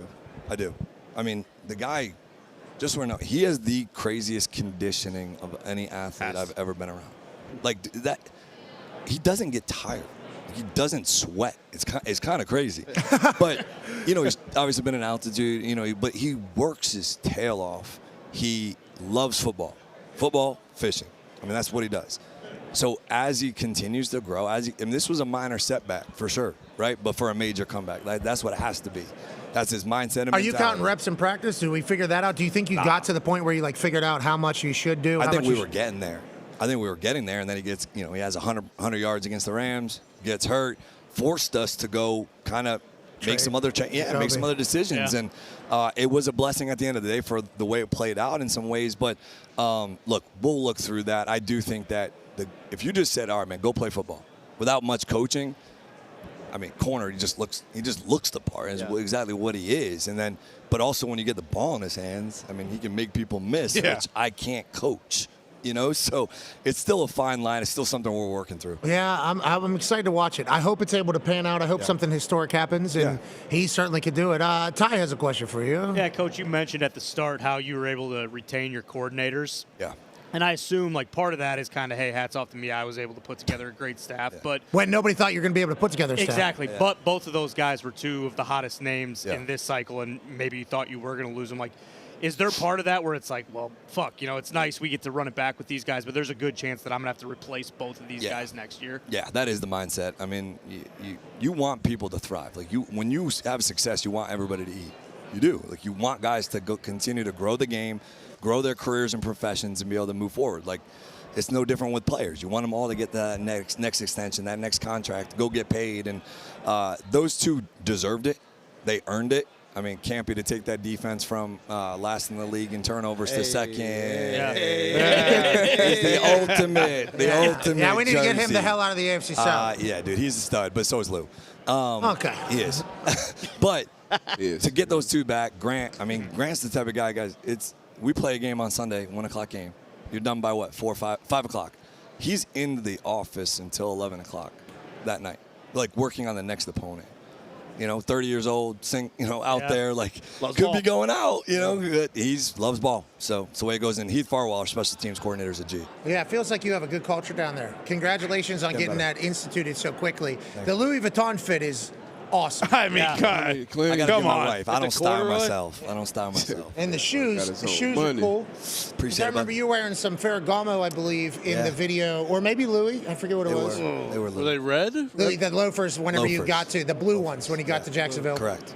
Yeah, we know. We see it because it's always so much shit We're that watching most every day. people would not, have. You're like me on day to day. I wear a uniform. Like I wear a uniform of the same shit every day.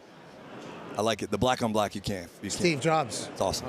You don't have to make every day. You don't have to make a think decision. about it. Yeah, at all. It's awesome. Yeah, I wear It's the same thing. People say I'm not fashionable, but it's like I mean, I wear the same day every day. The watch Figure it just out. says it all, Yeah. though, man. You just put that out.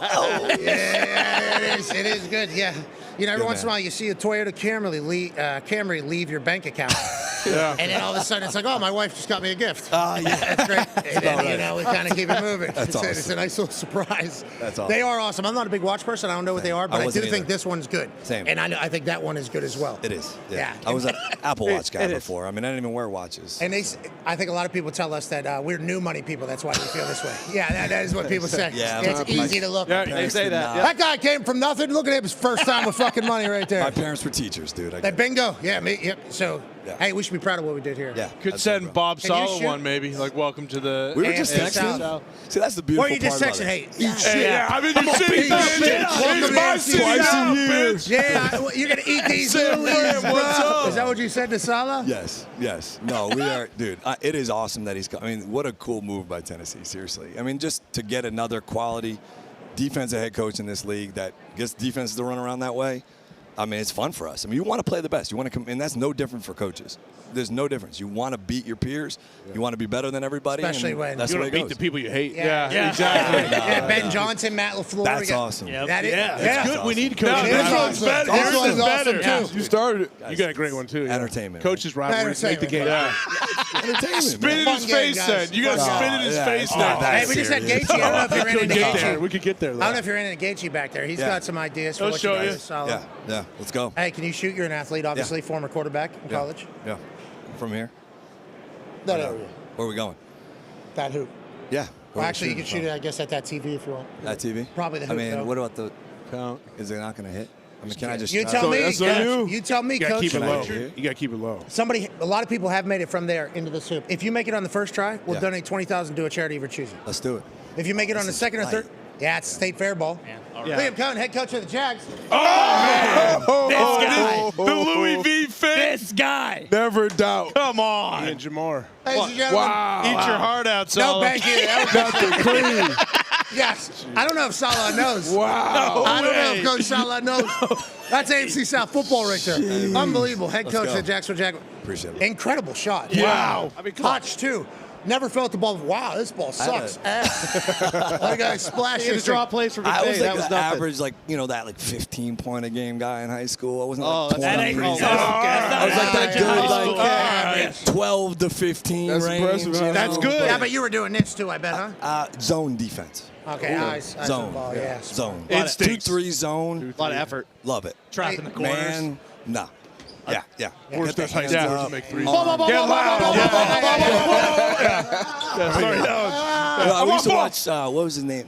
Who played for Krzyzewski, the point guard for Duke all those years. Wojciechowski. Ed Monix. Mojo. Yeah. Hitting the, He bops the wood. Yeah, he's a wood bopper. I was a big. You bop wood, too. Yeah, you're a big wood wood bopper. bopper. Yeah. all day. You're bopping Slamming wood it. all day. Don't the ask wood. me to run around with anybody else. No, we're bopping wood right here. And he Right gets a here. lot of linebackers suck up. Yeah, you do suck up boy. Boom. Ladies and gentlemen, head coach of the Jacksonville Jaguars, Liam Cohen. Yeah, Thank you, Liam. Liam. Coach. Oh, shot. That was an incredible shot. Yeah. Unbelievable. So casual. Hey, Well, I guys. mean, look at the guy. Stole the Just day. smooth criminal. Smooth criminal is right. Started from the other way. All right, coach. What a forward thinker. That was wild. Good luck. Ladies and gentlemen, I believe joining us live at the podium right now is actual royalty. Maybe the greatest pickleball player on earth. Really? What? Anna Lee Waters. Anna, how are you doing, Anna? Anna. Okay, Anna, hold on, Anna. I'm just now learning of you. You're the best pickleball player on earth right now. Is that accurate? That is correct. Okay, how'd you get into this? Because we obviously just got introduced to pickleball just a few years ago. The whole world has. Have you been playing your whole life, or did you just? I've been playing since 2017, so before it was like the cool thing to do. Where are you from? How'd you get into it? Were you a tennis player that then started playing? I live in South Florida, and Hell I yeah. evacuated a hurricane actually in 2017. Hell yeah. And my grandfather played pickleball, typical stereotype, and he taught me how to play, and here I am now. Okay, so we're working the kitchen, obviously, with the dinks and the dumps. How's Hey, the you're pretty good. Okay, Lingo. we got You into it. the lingo. We got into it. Okay. We got into So it. do you play? I used to. I used to. Retired. Yeah, I Are retired. we gonna have to play right now? Whoa. Can we play? How do we play right now? How would we do that? Just I right. have paddles. AQ's rated. Do you have the ball? I have a ball in my pocket. I'm always ready. Okay, so AQ's got a 4.8 rating. Yeah, over the desk, tough. maybe. Over the desk, yeah. Anna is your name? Yeah, Anna Lee. Hi, I'm Pat. Yeah, that's probably what you have to do. Yeah, just Like a go over the modified desk thing. there. So you're on that side? Over the desk, Just go right there. Okay, and I'm doing topspin on this thing. Yeah. You guys just volleying or Score. what? Just want you to Don't listen. Score. Oh. Lefty? Great touch. Both. Wow. He's making her work. Oh! Look at this. Bit of Wow. a Perfect. bit of a tweener. Perfect amount. Oh. Wow, that was pretty good. Fins up. Fins up. Appreciate you. That's good. Okay, so when's the? Can you get to? We got a microphone. We got a microphone right here.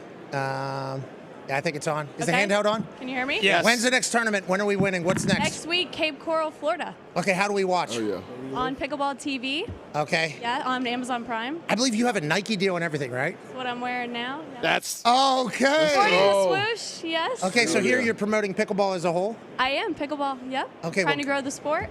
I think it's a great sport. It's growing. It is. You guys like it? Have Oh, you yeah. played? Yeah. Retired yeah. as well, Super fun? but Yeah, kind it of is hung up the fun. paddle. You're retired, yeah. I'm retired as well. You got a mean backhand. Did somebody Thank you. retire you from pickleball? Or? No. We a couple years ago at the Super Bowl, we played pickleball for about 12 hours a day, And you felt the. Yeah. well, you know, So just you guys I think- know it's a real sport then, if you're feeling some. Oh yeah! yeah. Oh yeah! Real Oh sport. yeah! Oh yeah! Yeah. Oh yeah! Is it a sport that is? Is there a lot of really good players? Like you kill everybody, or is it like good competition? No, there's good competition. I win a lot, obviously, but there is good competition. It's getting better too. It's growing in Asia. It's getting huge. Oh, I bet. We need you to go win over there. I know I'm going over there later this year. so Yeah, we that'll need be you to fun. win too. Fucking, we need you. Okay. Okay, we need you to do Will that. do, yeah. We appreciate you. Congratulations, having Anna. me on. Thank you for the paddle. Yes, of course. I've got paddles for you guys. Yeah, those things are.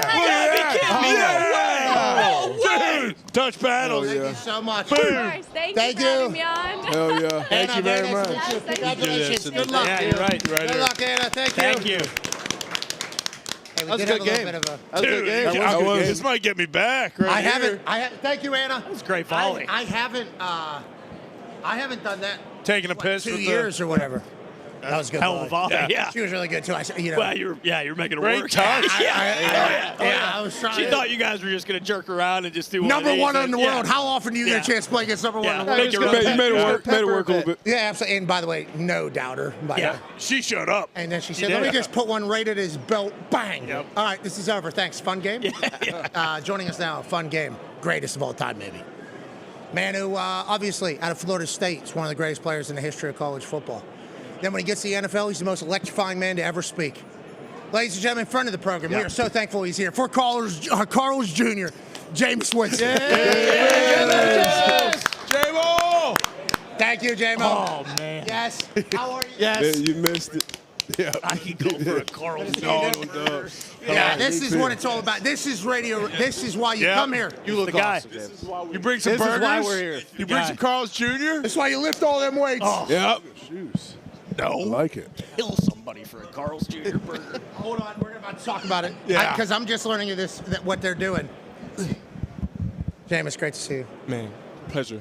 Grateful to be here with you. God, What an honor it is for us to have you here. Yeah, this is awesome. This is our honor. Let's go, Jameis. Yeah. Reunited And it feels so good. Come on, man. Let's talk about things feeling good. You know, I eat a Carl's Jr. burger. I feel like I'm on top of the world. Yes. Good news, Jameis has here to spread. I believe Monday after the Super Bowl, we got some big shit happening with Carl's Jr. Is that not accurate, Jameis? Guys, it's the biggest day besides the Super Bowl. February 9th. All you have to do is log into My Rewards. That's the simple thing. You get a free burger from Carl's Jr.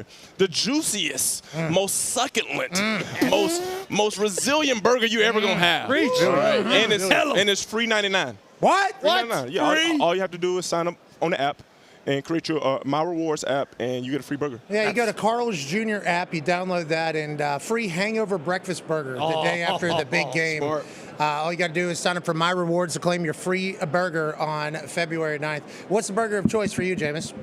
Well, it's the hangover burger. Right? A lot of people after the big game, Super Bowl game. I just asked you guys, were you guys hungover? I know y'all don't drink on this set, but at the end of the day, big games, big opportunities. And a lot of regrets, right? Sure. A lot of people that miss out on things. Yeah. So I grabbed me a nice hangover burger. Sure. And it replenishes me. What is it about the succulent meat of Carl's Jr. that really gets you going? Oh man, I like the way you said that. I think the juice, man. And right now my mouth is watering as I speak about it. About the succulent. Right, because that succulent juice that just drips out down the side. Splurging out of that Carl's Jr. It's that drip. Got to swallow. Oh, not just drip. It's almost like drip drop because you know how much is coming from Carl's Jr. It's more of a drip. It's very, very specific, intentional drip, and it's right after the bite. Yep. But the most important thing is February 9th, all right? The next biggest day after the biggest event in the world, to me, you get a free burger by signing up on My Rewards app or Carl's Jr. Yeah. Please. It's on me. Please, it's free. That's very nice. Hey, thank you, Jameis. Thank you, James. What a guy. Welcome, What a guys. guy. You're the best. Guy, you're a good man. You're a star, okay? You guys are stars. Okay, tell me about football this year. We want you to be a starting quarterback. We want you playing every primetime game. We've actually said that a couple different times. Either you or Carson Wentz need to be on a team that is debuting in a new country. Yeah. We would like you to be the starting quarterback for it. How was this last season for you? Your thoughts on kind of the year as backup, then we play a little bit, then you kind of continue in that world. Yeah. How have you taken ownership of that, and how do you feel right now? Well, this season was very fun to be in the market of New York City and New Jersey. Man, just been around those fans. They are the greatest city in the world. The greatest city in the world. The greatest city in the world. Yeah. I can sing. But I believe this season, man, it was so I would say it wasn't the season that we wanted it to be. And it was all because of finish, right? And I'm grateful that we got Coach Harbaugh. Coach John Harbaugh is about to do his thing. I'm happy that we got Matt Nagy as offensive coordinator, work with this young quarterback that we got. That was one exciting thing that we saw offensively, that we got a nice young quarterback. But we got to finish. And I'm happy and grateful that we have the possibility of finishing stronger up under our new regime with Coach Harbaugh. Tell me about Jackson Dart a little bit. Obviously, he's super cool, isn't he? Super cool. He's swaggy. Yeah. He's a vibe, man. One of the coolest, most laid-back competitors that you see. Yeah, he's smooth. He looks good. He knows he looks good. He's confident, but he's a competitor. He's fearless, man. He's a warrior out there on that field. A lot of people try to tell him, hey, man, stop getting hit so much. But let me tell you something. Well, just diving head first. But the reason why is because we got another crazy rookie in Cam Scatbo. 4-4-6. Right. Now, he helped take the licks off Jackson. Right, who you said 4-4 what? 4-4-6. You know who that is. Let me tell you something. That Cam Scatbo, that's my 4-4 bulldog, my pet. I'm trying to tell you, like straight like that. Pointed at somebody, tell that motherfucker fetch. And it does feel like he would just kind of go. He would, man. Yeah. He's a go-getter, just like Jackson, man. And I think their personalities, to see young players coming into this league hungry, not hungover off their NIL money, but hungry. If they were, I would give them a Carl's Jr. hangover burger. Yeah, absolutely. But they're not. They're still excited and bright-eyed and bushy-tailed about what the future is. They are, but and they also want to eat more W's, right? Like, you're coming from college, man, you get into the NFL. Yeah, it's fun. Yeah, you get to live your dream. But winning, you know this, winning is where it's at. And when you got a great young quarterback, I believe our defense is good, man. We got some great stars. We got a defensive line. I believe our DBs are good, man. We got to get Cordell Flott back, man. Paulson Adebo, he was playing banged up a little bit. I think we got a good core. We just are required to finish in the fourth quarter and win some football games. I love where your mind's at. And Bruce Brown's in the back. He's a New York Giants fan. I can hear him just kind of succulently Yeah, there he is. There he is right there. He's excited as well. He thinks the Giants have, a very bright future. It sounds like you feel the exact same way. AJ has a question for you, Jameis. Yeah, we've seen in the past you've had some very unique workouts in the offseason, maybe some of your quarterback workouts. I'm curious for this offseason, what's your plans? What do you have been doing? Is there anything you're adding into your repertoire? In terms of my just consistency, doing more position-specific type things, because one thing I know about me is God has blessed me with an incredible arm. Rocket for right? Yes. So just staying technique sound and focusing on the little things, just building on those things. Like it's the 10,000 hour rule, right? I've been doing this for a long time now. You got to tune up those things. I'm actually going to spend some time, some great quality time with Jackson out there, working out with him out in L.A. And I think one thing about being a older quarterback, working with a young quarterback, you get that hunger. Again, you see the young guy moving around, you want to move around like that, and then you compete. Like you compete keep that competitive nature. And my trainer, Otis Leverett, will be out there with me. Okay. So you probably see some viral moments, some viral clips, man. We got to, look at this game. Look how this game is played, right? Like, at the quarterback position, you have to extend plays, right? You have to be able to break tackles when it's called for, right? And you got to be able to sit in the pocket and make those throws. Yeah. So you've always been blessed with this here? Yeah. Yeah. Everything? You can throw everything, you think? How are you at, baseball? You throw a baseball Baseball, well? yes. Oh, yeah. What else? Rocks? You throw rocks? Rocks, yes. He was big-time baseball. Played at Florida State. Yes, I actually started on the baseball field before I did the football field. Oh, yeah, I remember you in the hat, the whole. Yeah, I remember that. Yeah. What were you? What position? Pitcher? I was outfield. And I was a closer. Yeah. Could you see the curveball? I could see everything. I could see everything. No, actually, at the time you could not. I actually wore contacts in baseball. Have to. And then said, "Fuck it, I'm the quarterback. I don't need to see anything." Well, I mean, I'm seeing bodies, right? Like I'm like, oh, I got this. You know what I'm saying? I think that was one of the most impressive things of all time, with how impressive you were as a quarterback. And then we find out Jameis actually couldn't see anything that was happening on the field. Get a LASIK, you kind of do your entire thing. 40, 60. I was just told you see 40 feet to 60 feet? No, 40, 60 vision. It had to be worse than that. I mean, it had to be the worst of all time. I got 2015 now. LASIK's the greatest. Yeah, LASIK's amazing. You wake up like the next morning and it's like, wow, I didn't know the world was like this. I'm reading stop signs and license plates and stuff like that. I never knew they had those. Yeah. He was playing quarterback in the NFL then. Tone has a question for you. Off of that, who's the better baseball player, you or Russell Wilson? Man, me and Russ had this conversation a lot, and he knows that I strike him out. Obviously, he did it at a huge level. He played for the Yankees. Every spring training. Yeah. So like his was more. What do you mean? Spring training. Look, strategic. Russell Wilson is a strategic genius, right? He did play for the Yankees. Well, all right. Don't do him like that. But I will strike Russell butt out. But man, I was really grateful that Jackson got a chance to be with myself and Russell Wilson in the quarterback room.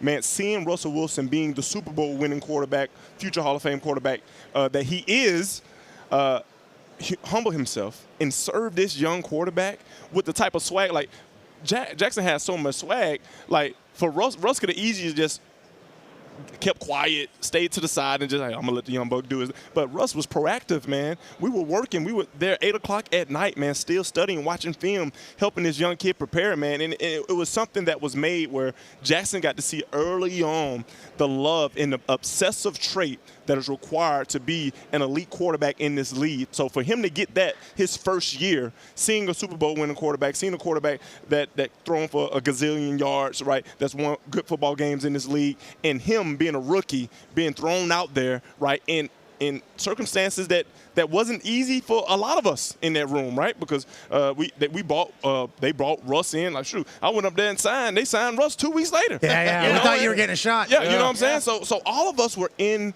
those situations, circumstances, conditions, and facts that don't really matter. What matters is our choices and decisions and how we respond to anything that comes our way. Have you always been that way?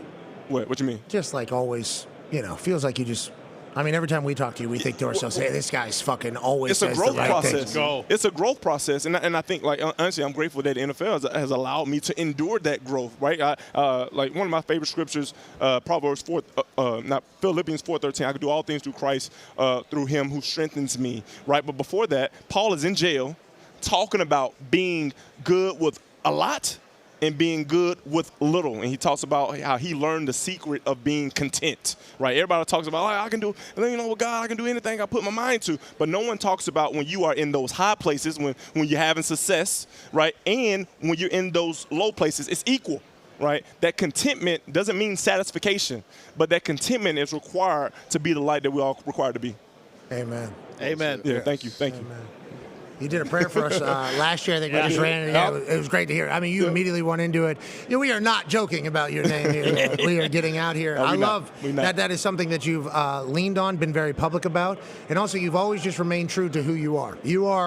You're an OG in that, Jameis. This is why we all love you. Go ahead, Connor. Guy similar to that, who also is going to be a first overall pick, Heisman winner, national champion, Fernando Mendoza. You're probably one of the only people that can understand, all the success he has had, and then kind of being bestowed on, hey, you are now the face of this NFL team. Absolutely. Go and make them a contender, make them, a team that will be playing in the Super Bowl. What is he going through right now? Just kind of, going through the entire season, finishing on a high note, winning basically every award, and now having to kind of pivot to, hey, I'm about to be the number one pick in the NFL draft. Like, what is his kind of process right now? His process right now should be embracing everything that God has given him in terms of his accolades.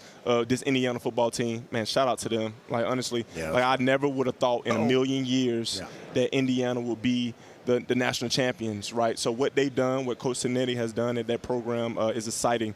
Really, what their boosters have done in terms of providing funds for these guys is exciting. It's amazing. But Fernando, he embraced where he's at. That time will come, right? Obviously, he's focusing on what he would love. He would love to be the number one draft pick, so he's preparing for that. He's practicing his meetings with coaches like, man, you're going to get it, right? But staying who you are is the most important thing. He's proud about his faith, right? He knows he was at Cal a year ago in Florida State when Florida State had beat the Cal Bears a year ago. Get Florida State some street cred. Man, there's some good old days, man. Florida State's winning the game. Against Cal. That's cool. Florida State is coming back. Florida State coach Mike Norvell is doing this thing, man. We're coming back. We have to adjust to this new NIL college football, right? But back to Fernando. Man, he is preparing to be his very best and not worrying about the naysayers, not worrying about the people that pat him on the butt. He's focused on being the best quarterback that he can be right now. Last question for you, James, from D-Bud. Yeah, obviously you're still playing, but I love what you've been doing on TV as well. I think you're going to have an unbelievable career in TV. So I want to kind of ask you from that role, what are you expecting? What do you expect to see from these two quarterbacks who kind of have obviously different points in their career? What do you expect for these defenses to come out and show them early in this game on Sunday? Well, I think in terms of the fan engagement, what do we love? We love a story, right? And Sam Darnold, he gives us that story of his resilience, his perseverance, being with 8 different teams, however many teams he was with. Yeah. But now to be in a position where last year, he showed that he was capable of doing it. But this year to be in a position and lead the Seahawks to a Super Bowl is impressive, right? But we know this, and he knows this because he was a special teams ace. Man, defense wins championships. Hell yeah. Both of these defenses are fast, they are tough, and they are the most in sync defenses that I've seen in a long time. It was 3 teams that I thought, 4 teams, including Sean Payne's Denver Broncos, the Houston Texans, the Seattle Seahawks, and the New England Patriots. Their team camaraderie about how they swarm and attack the ball on defense was electric this year. But obviously, young Drake May, him being this new upcoming of everybody trying to go ahead and crown him the next thing, man.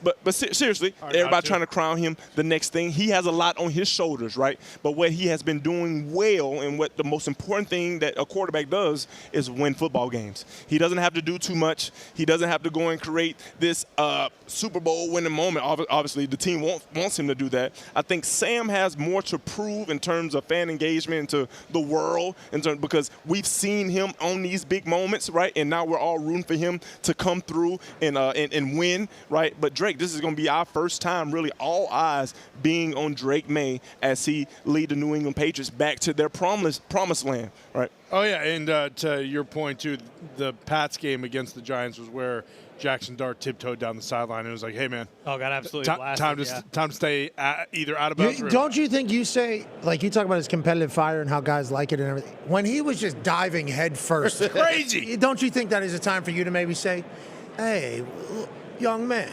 We don't need to throw CT on a platter like that. Listen, man, I remember my rookie year, and I don't know if we could pull a clip, man, but we're playing against the Atlanta Falcons in the old Georgia Dome, man, and we're called a toss sweep to Doug Martin on the right-hand side. I remember tossing that ball to Doug Martin. I pulled like I was a freaking pulling guard, man, and I went and tried to knock out the middle linebacker. Now, it was a stalemate, right? I didn't go back. I didn't go backwards. I didn't go backwards. but literally, I remembered that moment, right? And we went on to win that game. But later on in the season, man, it was a 3rd and 17 in Tampa Bay, man. And I scrambled and everything. And I had to get the first down or we were going to lose the game. And I ran over that same linebacker, and I turned out of it. And then I got the first down. We ended up kicking a field goal to win the game, man. Like, as a young quarterback, you have to play with your instincts, right? You can get coached from like, oh, Jackson, you shouldn't be tiptoeing on the sideline. Never tiptoe on the sideline when you're a quarterback, right? They're trying to knock your head off, right? But he's learning, and he's getting better, and he's going to be fun to watch for years to come. Yeah, you're tough to tackle. What was that catch this year, right? Oh, yeah, against the Lions. Yes. Yeah. It was magical. Yeah. Look at this quarterback. Look at Gunnar Olszewski. Oh, coming back to the football. Oh, my God. Come on. Sit down. Sit down. Wow. How'd that feel? That felt good. Man, it felt great, man. I was waiting for that opportunity, and it came. Okay, speaking of opportunity, did you play hoops? You played baseball? You played football? You played hoops? I was not a good basketball. My wife, actually, she was a collegiate athlete in basketball. Any of that like transfer over to you ever? Or you, like, well, you know, a lot of games, a lot of win being played in my house. We don't play out, we play win, right? Because if I lose, I win.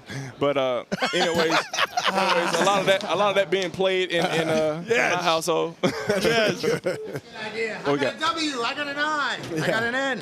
Win. Oh, thank you. Thank James, now you do not have to sit down. You can do whatever you'd like. And if you make the Oh, I needed that goal. Good range find. Nothing but the back of the goal. That was a pickleball. You're a pickleball champion? Yeah. I actually just Did you see the lady that was just out here? Yes, she was a world-class pickleballer, huh? Number one in the world? Got a Nike deal. She's got a Nike deal for pickleball. Now think about if we knew pickleball was a sport when we was coming up. I know. I know we ain't no pickleball sport. What was that?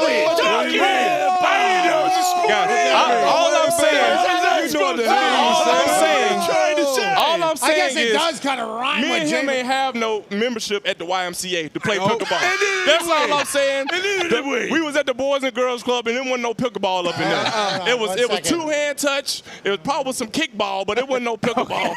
That's all I'm saying. That's great. I guess Jameis went on the court. I guess Jameis does rhyme with racist, doesn't it? Yeah, no, I guess it does. Racist Jameis. Listen, I didn't even know. Let me tell you one thing that I am not. Right, I am not racist. Right? I'm not. Now, me being from the down south Alabama. Now I know what racism looks like. I know what prejudice looks like, and I dispute that. Amen. No, but let me tell you what I'm a lover, but I know about demographics. And let me tell you something about demographics. It's different for us. Probably not now. I don't understand, but pickleball, I didn't play either. I just learned pickleball a couple years ago. What a game. What a game. Yeah. And Jameis rhymes with famous. And also...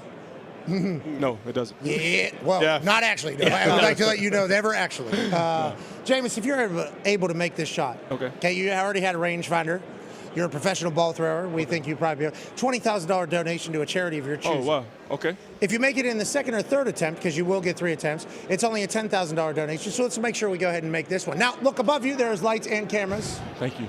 And there's action. Oh, God, that would have been cool. You guys got to recreate it. And there's action. That would have been incredible. Hey, there's lights and cameras and... Oh, it's not. It wasn't meant to be. You got one more. You got one more. I got one. That was 3. No, you're the first that one. Was 2. Great pass. Oh, that's a good Great pass. catch. For 10 grand. Oh, my goodness. The ball curving on me. So the wind. Jameis rhymes with the lamest, too. Jameis the lamest. I got your ass. I got your ass. You just ruined his day. Jameis, before we get out of here. And resilient. Jameis, before we get out of here, would you like to say a good word for us so we can have a great rest of the Super Bowl, make it tradition? Yeah, absolutely. Bow your heads. Heavenly Father, Lord, we just thank you. We thank you for Pat, and we thank you for his team and how they are continuing to advance your kingdom with just their boldness on their show of saying your name, Jesus, and and standing by it. We're not playing with you, Lord. We know the importance of our faith. We know the importance of being resilient and persevering and being that light to the earth that we were called to be. So, Lord, I just pray that you help all these athletes here at the Super Bowl, provide everybody with traveling graces as they move around the city. Allow these teams, please protect these teams from all hurt, harm, and danger, and allow this staff and this crew to continue to be the best staff and crew that sports has seen, Lord. I'm so grateful every time I get to be on here with Pat and his squad, Lord. Allow them just to continue to be the very best. Lord, we love you and give you all the glory and praise. Amen. Amen. Yeah. Thank you. Hey, Jesus, I don't know where you were on his shots, but I appreciate you for us. You're the best. Hey, he made this happen. Yes, he did. It was intentional. And we are thankful for Thank that. you. Thank you, You're the man. man. Ladies and gentlemen, James Winston. Thank you, James. God, I feel better, don't you? Yes. How could you not? Unbelievable. You're the best. See See you you, for the James. Monday. Yeah, James. Monday burger. Yeah. Free hangover. Hangover breakfast burger. Got eggs on there, probably. Yeah, probably. Succulent. Hey, succulent juices. Succulent egg. As he was going through that prayer there, and he started like complimenting us, it was hard for me not to just like kind of get out of my prayer mode and look over and be like, I think Jesus knows you're not telling the truth there a little bit, but that was very nice of him to say. Yeah, he's just wishing for continuations of what we're doing. Mm-hmm. You super Italian today, it feels like. Is that what, whenever you put the costume on, you say, you know what, today, Italian Thursday? It's Super Bowl, so you just go back to your roots. You do what you do to get that got you here, Mm-hmm. and I felt like this is the best representation of that. How do you feel about Mitt standing at that podium over there? Because I'm looking this way a lot. He was working hard. He was working hard today. So every once in a while, I turn back this way and kind of see everybody that's out there very thankful, and there's new faces in places that show up here. But Mitt kind of behind the podium has really felt like where he has found his home. Don't you think, Ty? Yeah, he's absolutely killing it. I saw him, chatting with he really wanted us to get the pickleball thing in. Yeah, big time. He's been Spent all working day talking to her. There was a lot of pressure on him. Yeah. So, Mitt really liked the pickleball. yes, he did. Yeah, and Mitt overnight said, hey, we got a pickleball champion. Number one in the world has a Nike deal. He was selling it multiple times. He was. It feels like Mitt is a massive fan of pickleball, and we appreciate that. You've done a great job these last 2 Not days. a baby, Mitt. Thank you. That's that dude. Good job. All right. Good job, man. Good job, man. So what do I do? Hi. Hi, my name's Emmett. What's your name? Do you want to? Yeah. You want to come on the show? Stay at the podium? I said, let them know we don't expect them to come on the show, but we'd be very grateful. So we're honored. Honored. Like I'm super honored they'd come on. He's the greatest.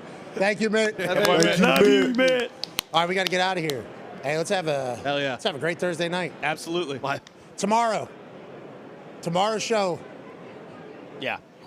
A1. We got Hall of Fame face-off to start this thing. What? Boom. Yeah, the Hall of Famers who are named tonight will be here together. It will not be the Hall of Fame voters. It will be the actual Hall of Famers that get named tonight, and they will be doing a Hall of Fame face-off trivia game to kind of kick off the show for a $50,000 donation to a youth football program of the winning team's choosing. It should be a blast. I think we're going to have a lot of names here. Obviously, Friday at Radio Row kind of heightens everything, although the energy has been spectacular the last 2 days. We're thankful and grateful to be here. Boys, great work today, AJ. Thank you. Great work by you. It looks like you didn't get too high on the highs today. No, I didn't. I'm not going to lie, though. I did not enjoy having that snake wrapped around my arm, just holding him wide. Con man was getting rested. You handled it well. I tried to. True, I felt like the thing was starting to crawl up my arm, my sleeve. Priscilla, yeah. Priscilla. Robert Irwin, yeah. Love that guy. They did. The world's got the right one. Yeah, I need more of him. Who else was? Christian McCaffrey was today. I forgot about him. Thor. Yeah, the Mountain. Yeah, him calling AQ fat. Yeah. What is he, 600 pounds? AQ wanted me to remind everyone he never used the word fat, but we knew what he was talking about. He looked at him and said, "This guy is such a fatso. I'm not going to let him Get affect." the fuck out of here. 600 pounds. Break Get my the fuck legs. What do they speak there in Iceland? What is the? I was trying Icelandic. to. Yeah, I was think they trying to have their kind own. of. I'll tell you what. When he said his name at the end, I was like, oh boy, that's. Don't they speak Viking? Isn't that Viking? It's very Swedish sounding. Used to. Scandinavian. all right. Well, I appreciate everybody that stopped by. Icelandic is a North Germanic. Yep. Language spoken by roughly 390,000 people, mostly in Iceland, where it is the official language. It is highly conservative, closely resembling Old Norse. Yeah. Boom. Which you could hear. The Norse gods, Yeah. if you will. The boys, I can't wait to see you guys say hello to all these people. Obviously. No, I can't. Nope. I can't. We have meetings. Yeah. Sorry. Yeah, dude, I got to go hit the wall, brother. I'm back. Yeah, we're both? What was she using? I don't know. She was using dolphins. She had a Dolphins paddle, yeah. And we know that would never. No. Yeah. That's why she had no chance. Well, she kind of did, actually. She put that. Best in She the was world. really good. She was really good. Yeah. I thought I had her whenever the thing bounced back. Me and too. Then she hit a bum. Yeah. Right back at me. Well, Dolphins Colts kind of on the same levels. Yes. Oh, shut up. Yes, they are. Not here. How about everybody just feeling obligated to have to address you that the Patriots are in there? Is that a pretty good little power position for you? It's very funny. Riggle was kind of didn't want to say, hey, I'm all over Seattle. I love the Seahawks. I kind of sense that from him. So to kind of grab that out of him and then just drop a fuck you, knowing that it's coming, that's a really good. He wanted Patriots fans to still want to watch his movies and stuff. Yeah, which we always will. Smart. His performance in 22 Jump Street will always warrant a watch from New Englanders. And Marine, a lot of respect. All that stuff. Ty, great work today, buddy. Thank you. You as well. Are you going to have a couple of Jack and Gingers today? Yeah. Tonight. What time is it? Yeah, it is night. 12:53. Yeah, we're on East Coast time still, baby. Give me about 15 minutes. Yeah. Tone, how's the trip been for you? Awesome. Yeah, you been enjoying it? 0 complaints. The best trip of my life. Of your life? Yeah. D-Butts, how about you? It's close. I got sitting next to Rod Woodson today. How about him just hanging? That's one of, for me, when I started watching football, like that was the guy. It was him and Dahn when it came to DBs. Like, you talk about greatest of all time, Mount Rushmore. He's on everybody's list. God, we're having a good time here. AJ, you enjoy any of it? Or are you too high? No, this is awesome. I'm having a great time. AJ felt the same way about Administrator Terry to the point D-Butt just made. He always had his eyes on him. Yeah. That was tough for me to get out. Administrator Yeah, Terry, it's tough to because say. it doesn't feel like it has as much of Terry Cole. I appreciate his messaging, though, and who we're trying to. And how about the mayor came in here? Yeah, the mayor, he was great. Because I tell you what, when he first came up here, I said, wow, I got very low expectations. Well, he came out with hand open like this for a handshake, like a classic mayor move here. Yeah. Hey, Yeah. one of those. He was very squirrely. in Yeah, that kind of a chair, too. smarmy bastard. That's Yeah. what I thought when I first saw him. And then he started That's talking. what he thought. No, and then he started talking, and I was like, this guy's good. But I like this define guy. what's smarmy bastard. Can you define that? You see it. You when can't you see define it, you know exactly. it. Yeah. You see someone, the way they look, the way they're kind of moving around. It's like, man, he's a smarmy bastard, this guy. But then he started talking. I was like, maybe he's not a smarmy Okay, maybe he bastard. just looks. Ty gave him a 28% chance to like him, and he ended up At 69. Yeah, Whoa. exactly. 69%. He came out with all those percentages. Definition of all. 40%, 50%, 69% now. We were at 28%. He was rattling through. I'm like, good for you nailing all these. Because he gets told all these percentages. Oh, yeah. But to be able to place them perfectly in all these different categories, great work. I think we need to just go hop in some Waymos and really enjoy San Francisco to its fullest. No way.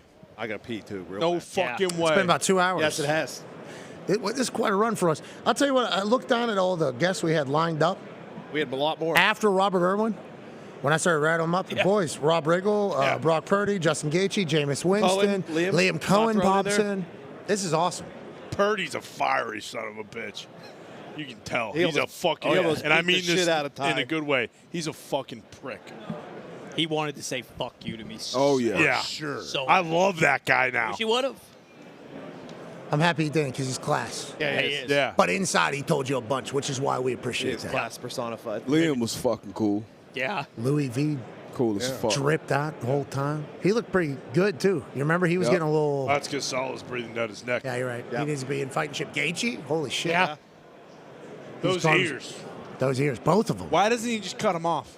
Hey, dude, you just all you need is holes, brother. They don't work You can still- anymore. Yeah. You can still hear. You know, the cartilage is just there. Boys in the back, great work. Work, Hey, boys. good work, boys. Really good stuff. I like the double guns there from the back. We have a little bit more space back here. It's nice. Yeah. Beautiful. It's been nice to get. Tony, you okay? You know what's going on. And I know what you're doing. Me? What are you doing? I know, Tony? and I know you have somewhere to be. too. I appreciate this crowd out here. Thank you guys for hanging with us. Oh, yeah. Thank you guys. Really appreciate that. Thank you, J.R. Mahans. Yeah, the Irish lads are here. It's great to see. on. God, it's great to see. The last time I saw them, we were drinking 100 Guinnesses. I see a West Virginia Mountaineer quarter zip. I appreciate the hell out of that. This is the big Italian guy with the last name Mecum. That's good. Oh yeah, make them. No, it's Mecum. He's been there the whole time. Put a dash in there. He's been here the whole time? Yeah. That's happened in the past to a couple different. There's a whole crew right there. Thank you all so much for hanging out with us. You are on camera right now. You can't see it because the cameras are turned. Yeah, you look good. Packers got on far Good right. work. Got a Oh, chance to shout out. shit. Double thumbs. Appreciate him. Double thumbs up. Yeah, appreciate that. Holy shit, Von Miller's here. Oh, go to the podium. Go to the podium. Go to the podium. Ton. Oh, you hate Von Miller. Ton, you're leaving against Von Miller. Son of a bitch. Hey, Vaughn, that microphone's on. Can you hear? Okay, yeah, come in. There's a spot right here or right here. Whatever you want to do, Vaughn. You're Von Miller. Greener pastures. Oh, hell yeah. Greener pastures, dude. I appreciate you, man. What are you doing? Are you out here talking a good word about your chickens? What's up, Vaughn? Vaughn, what's up, dude? Vaughn. Cool new merch. Yeah, what are we doing? Are you talking about the chickens? Is that what we're down here for? Yeah, just spreading the word, continue to spread the word. Greener Pastures Chicken is the only USDA-approved, organic, pasture-raised chicken farm in the United States. You guys know about it. How's that? Hold on. That feels like a very big deal right there.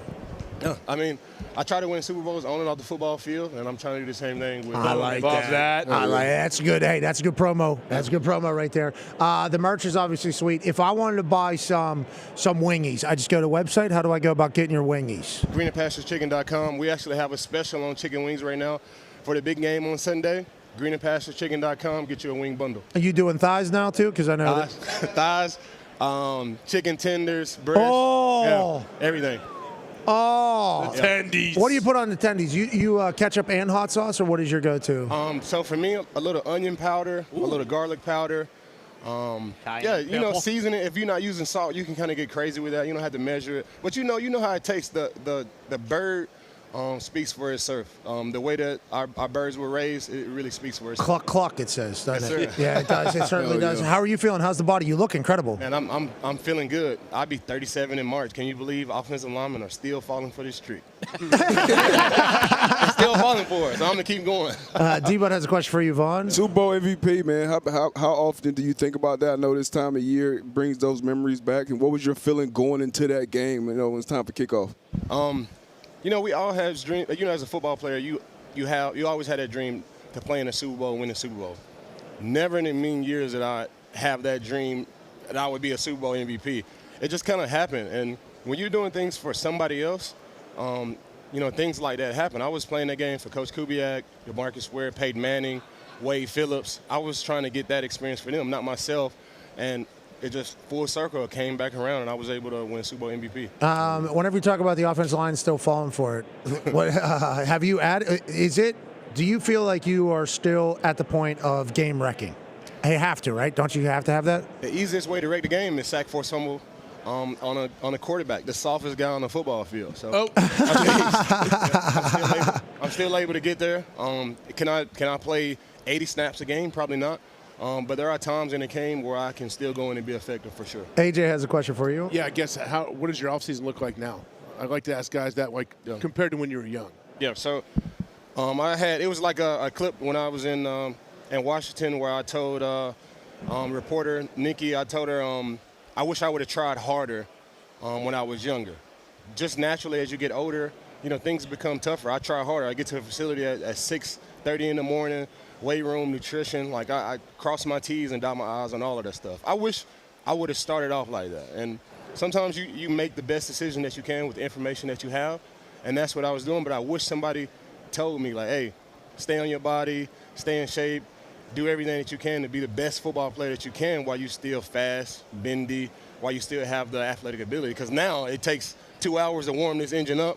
I wish I would have had that same mentality when I was younger. Yeah, but that's why you learn, brother. Yeah, that's kind of how it comes together. Go ahead, Con Man. Yeah, Vaughn, you were in Buffalo for a few years. Sean McDermott obviously just got let go. Were you surprised by that? What did you kind of learn from McDermott? And do you think he'll, go on and do a very similar thing that he did in Buffalo, completely turn that place around somewhere else next year? Coach McDermott took the Buffalo Bills from the cellar, the laughingstock, to premier team in the NFL. Every year that they have Josh Allen, they have an opportunity to go win a Super Bowl. That was Coach McDermott, Brandon Beane, Josh Allen, of course. They did that for the Buffalo Bills. I did not see it coming. That's me personally. I didn't see him getting fired. But when I use my brain and you think about the business side of it, it makes sense. Yeah. So from the emotional side, personal side, no, didn't make sense. But the mental side, the business side, yeah, it makes sense. Do you still want to be a GM? Still want to do it. That'll always be my dream. Brandon Beane was great and really fueling that flame. Adam Peters with the Washington Commanders, he's done the same thing. So as long as I keep guys like that around me, I always had a dream. Yeah, you're one of the game's greats. They're going to want to keep you around, brother. We're pumped for you. We just talked to Matt Ryan, president of football down there in Atlanta. We like seeing former players get into positions of power, especially for the future of ball. Vaughn, we hope to see that. Now, how are you as a hooper? Man, I'm terrible. But I might get lucky sometimes. I do get lucky. Just in life in general or in hoops? On the football field, on the basketball court. Golf course, you get lucky? Yeah, I could put some rounds together for sure. All right, will you make this shot for charity? Now, if it goes in, $20,000 to a charity. Hold on. You got to keep it on so we can talk shit to you while you're shooting. Yep. It's part of the process. Let me see. Hold on now. Come on, Vaughn. $20,000 to a charity of your choosing if you're able to make the first shot here. This is Von Miller, Super Bowl MVP. Oh, of course. Some guys. What? Of course. I do get lucky sometimes. Must be tough. Yeah, geez. Ladies and gentlemen, Greener Pastures Chicken founder, owner, Von Miller. Yeah, Vaughn. Thanks for stopping by. Good to see you. Man. Great fit. It like fits him pretty good. Talks table, stand up, say goodbye to Vaughn. Come on. I mean, that's like Come to radio New rec. England, Vaughn. Yeah, thanks, man. Oh, yeah. Yeah, hey, we appreciate the hell out of you, man. Yeah, you got it, dude. Appreciate you. Von Miller. He's awesome. Like, that's what we're talking When in about. Rome. Radio Row. Yeah. Just Trains it. Strolling. said, oh, he's got chicken we want to talk about. All right. Hi, everybody. Good to see you guys. Let's get out of here. Be your friend, tell a friend something nice about change your life. We're in this thing together. Team on me. Team on three. Boys in the back, good work today. Yep, thumbs up. Good, I like that. Yep. That was a good, foxy, sturdy. You just know he's got to piss like a racehorse. Come on, Tony. Yeah. Come on, Tony. Yeah. We got him. Thank you, Tony. Where's AQ? AQ. Where's AQ? This guy's back there meet and greeting I the was whole going to say, I time. saw him hit the buffet up a little. Oh, the Mountain said he's already been there a few times. Where's AQ? AQ. He might be wrestling the mountain right now. Oh, no. He's gone? He's eating. He's eating. He's stalking the Hey, mountain. be a friend, tell a friend something nice. It might change your life. We're in this thing together. Team on me. We'll see you tomorrow. Team on three. 1, 2, 3. Team. Doug Flutie got in.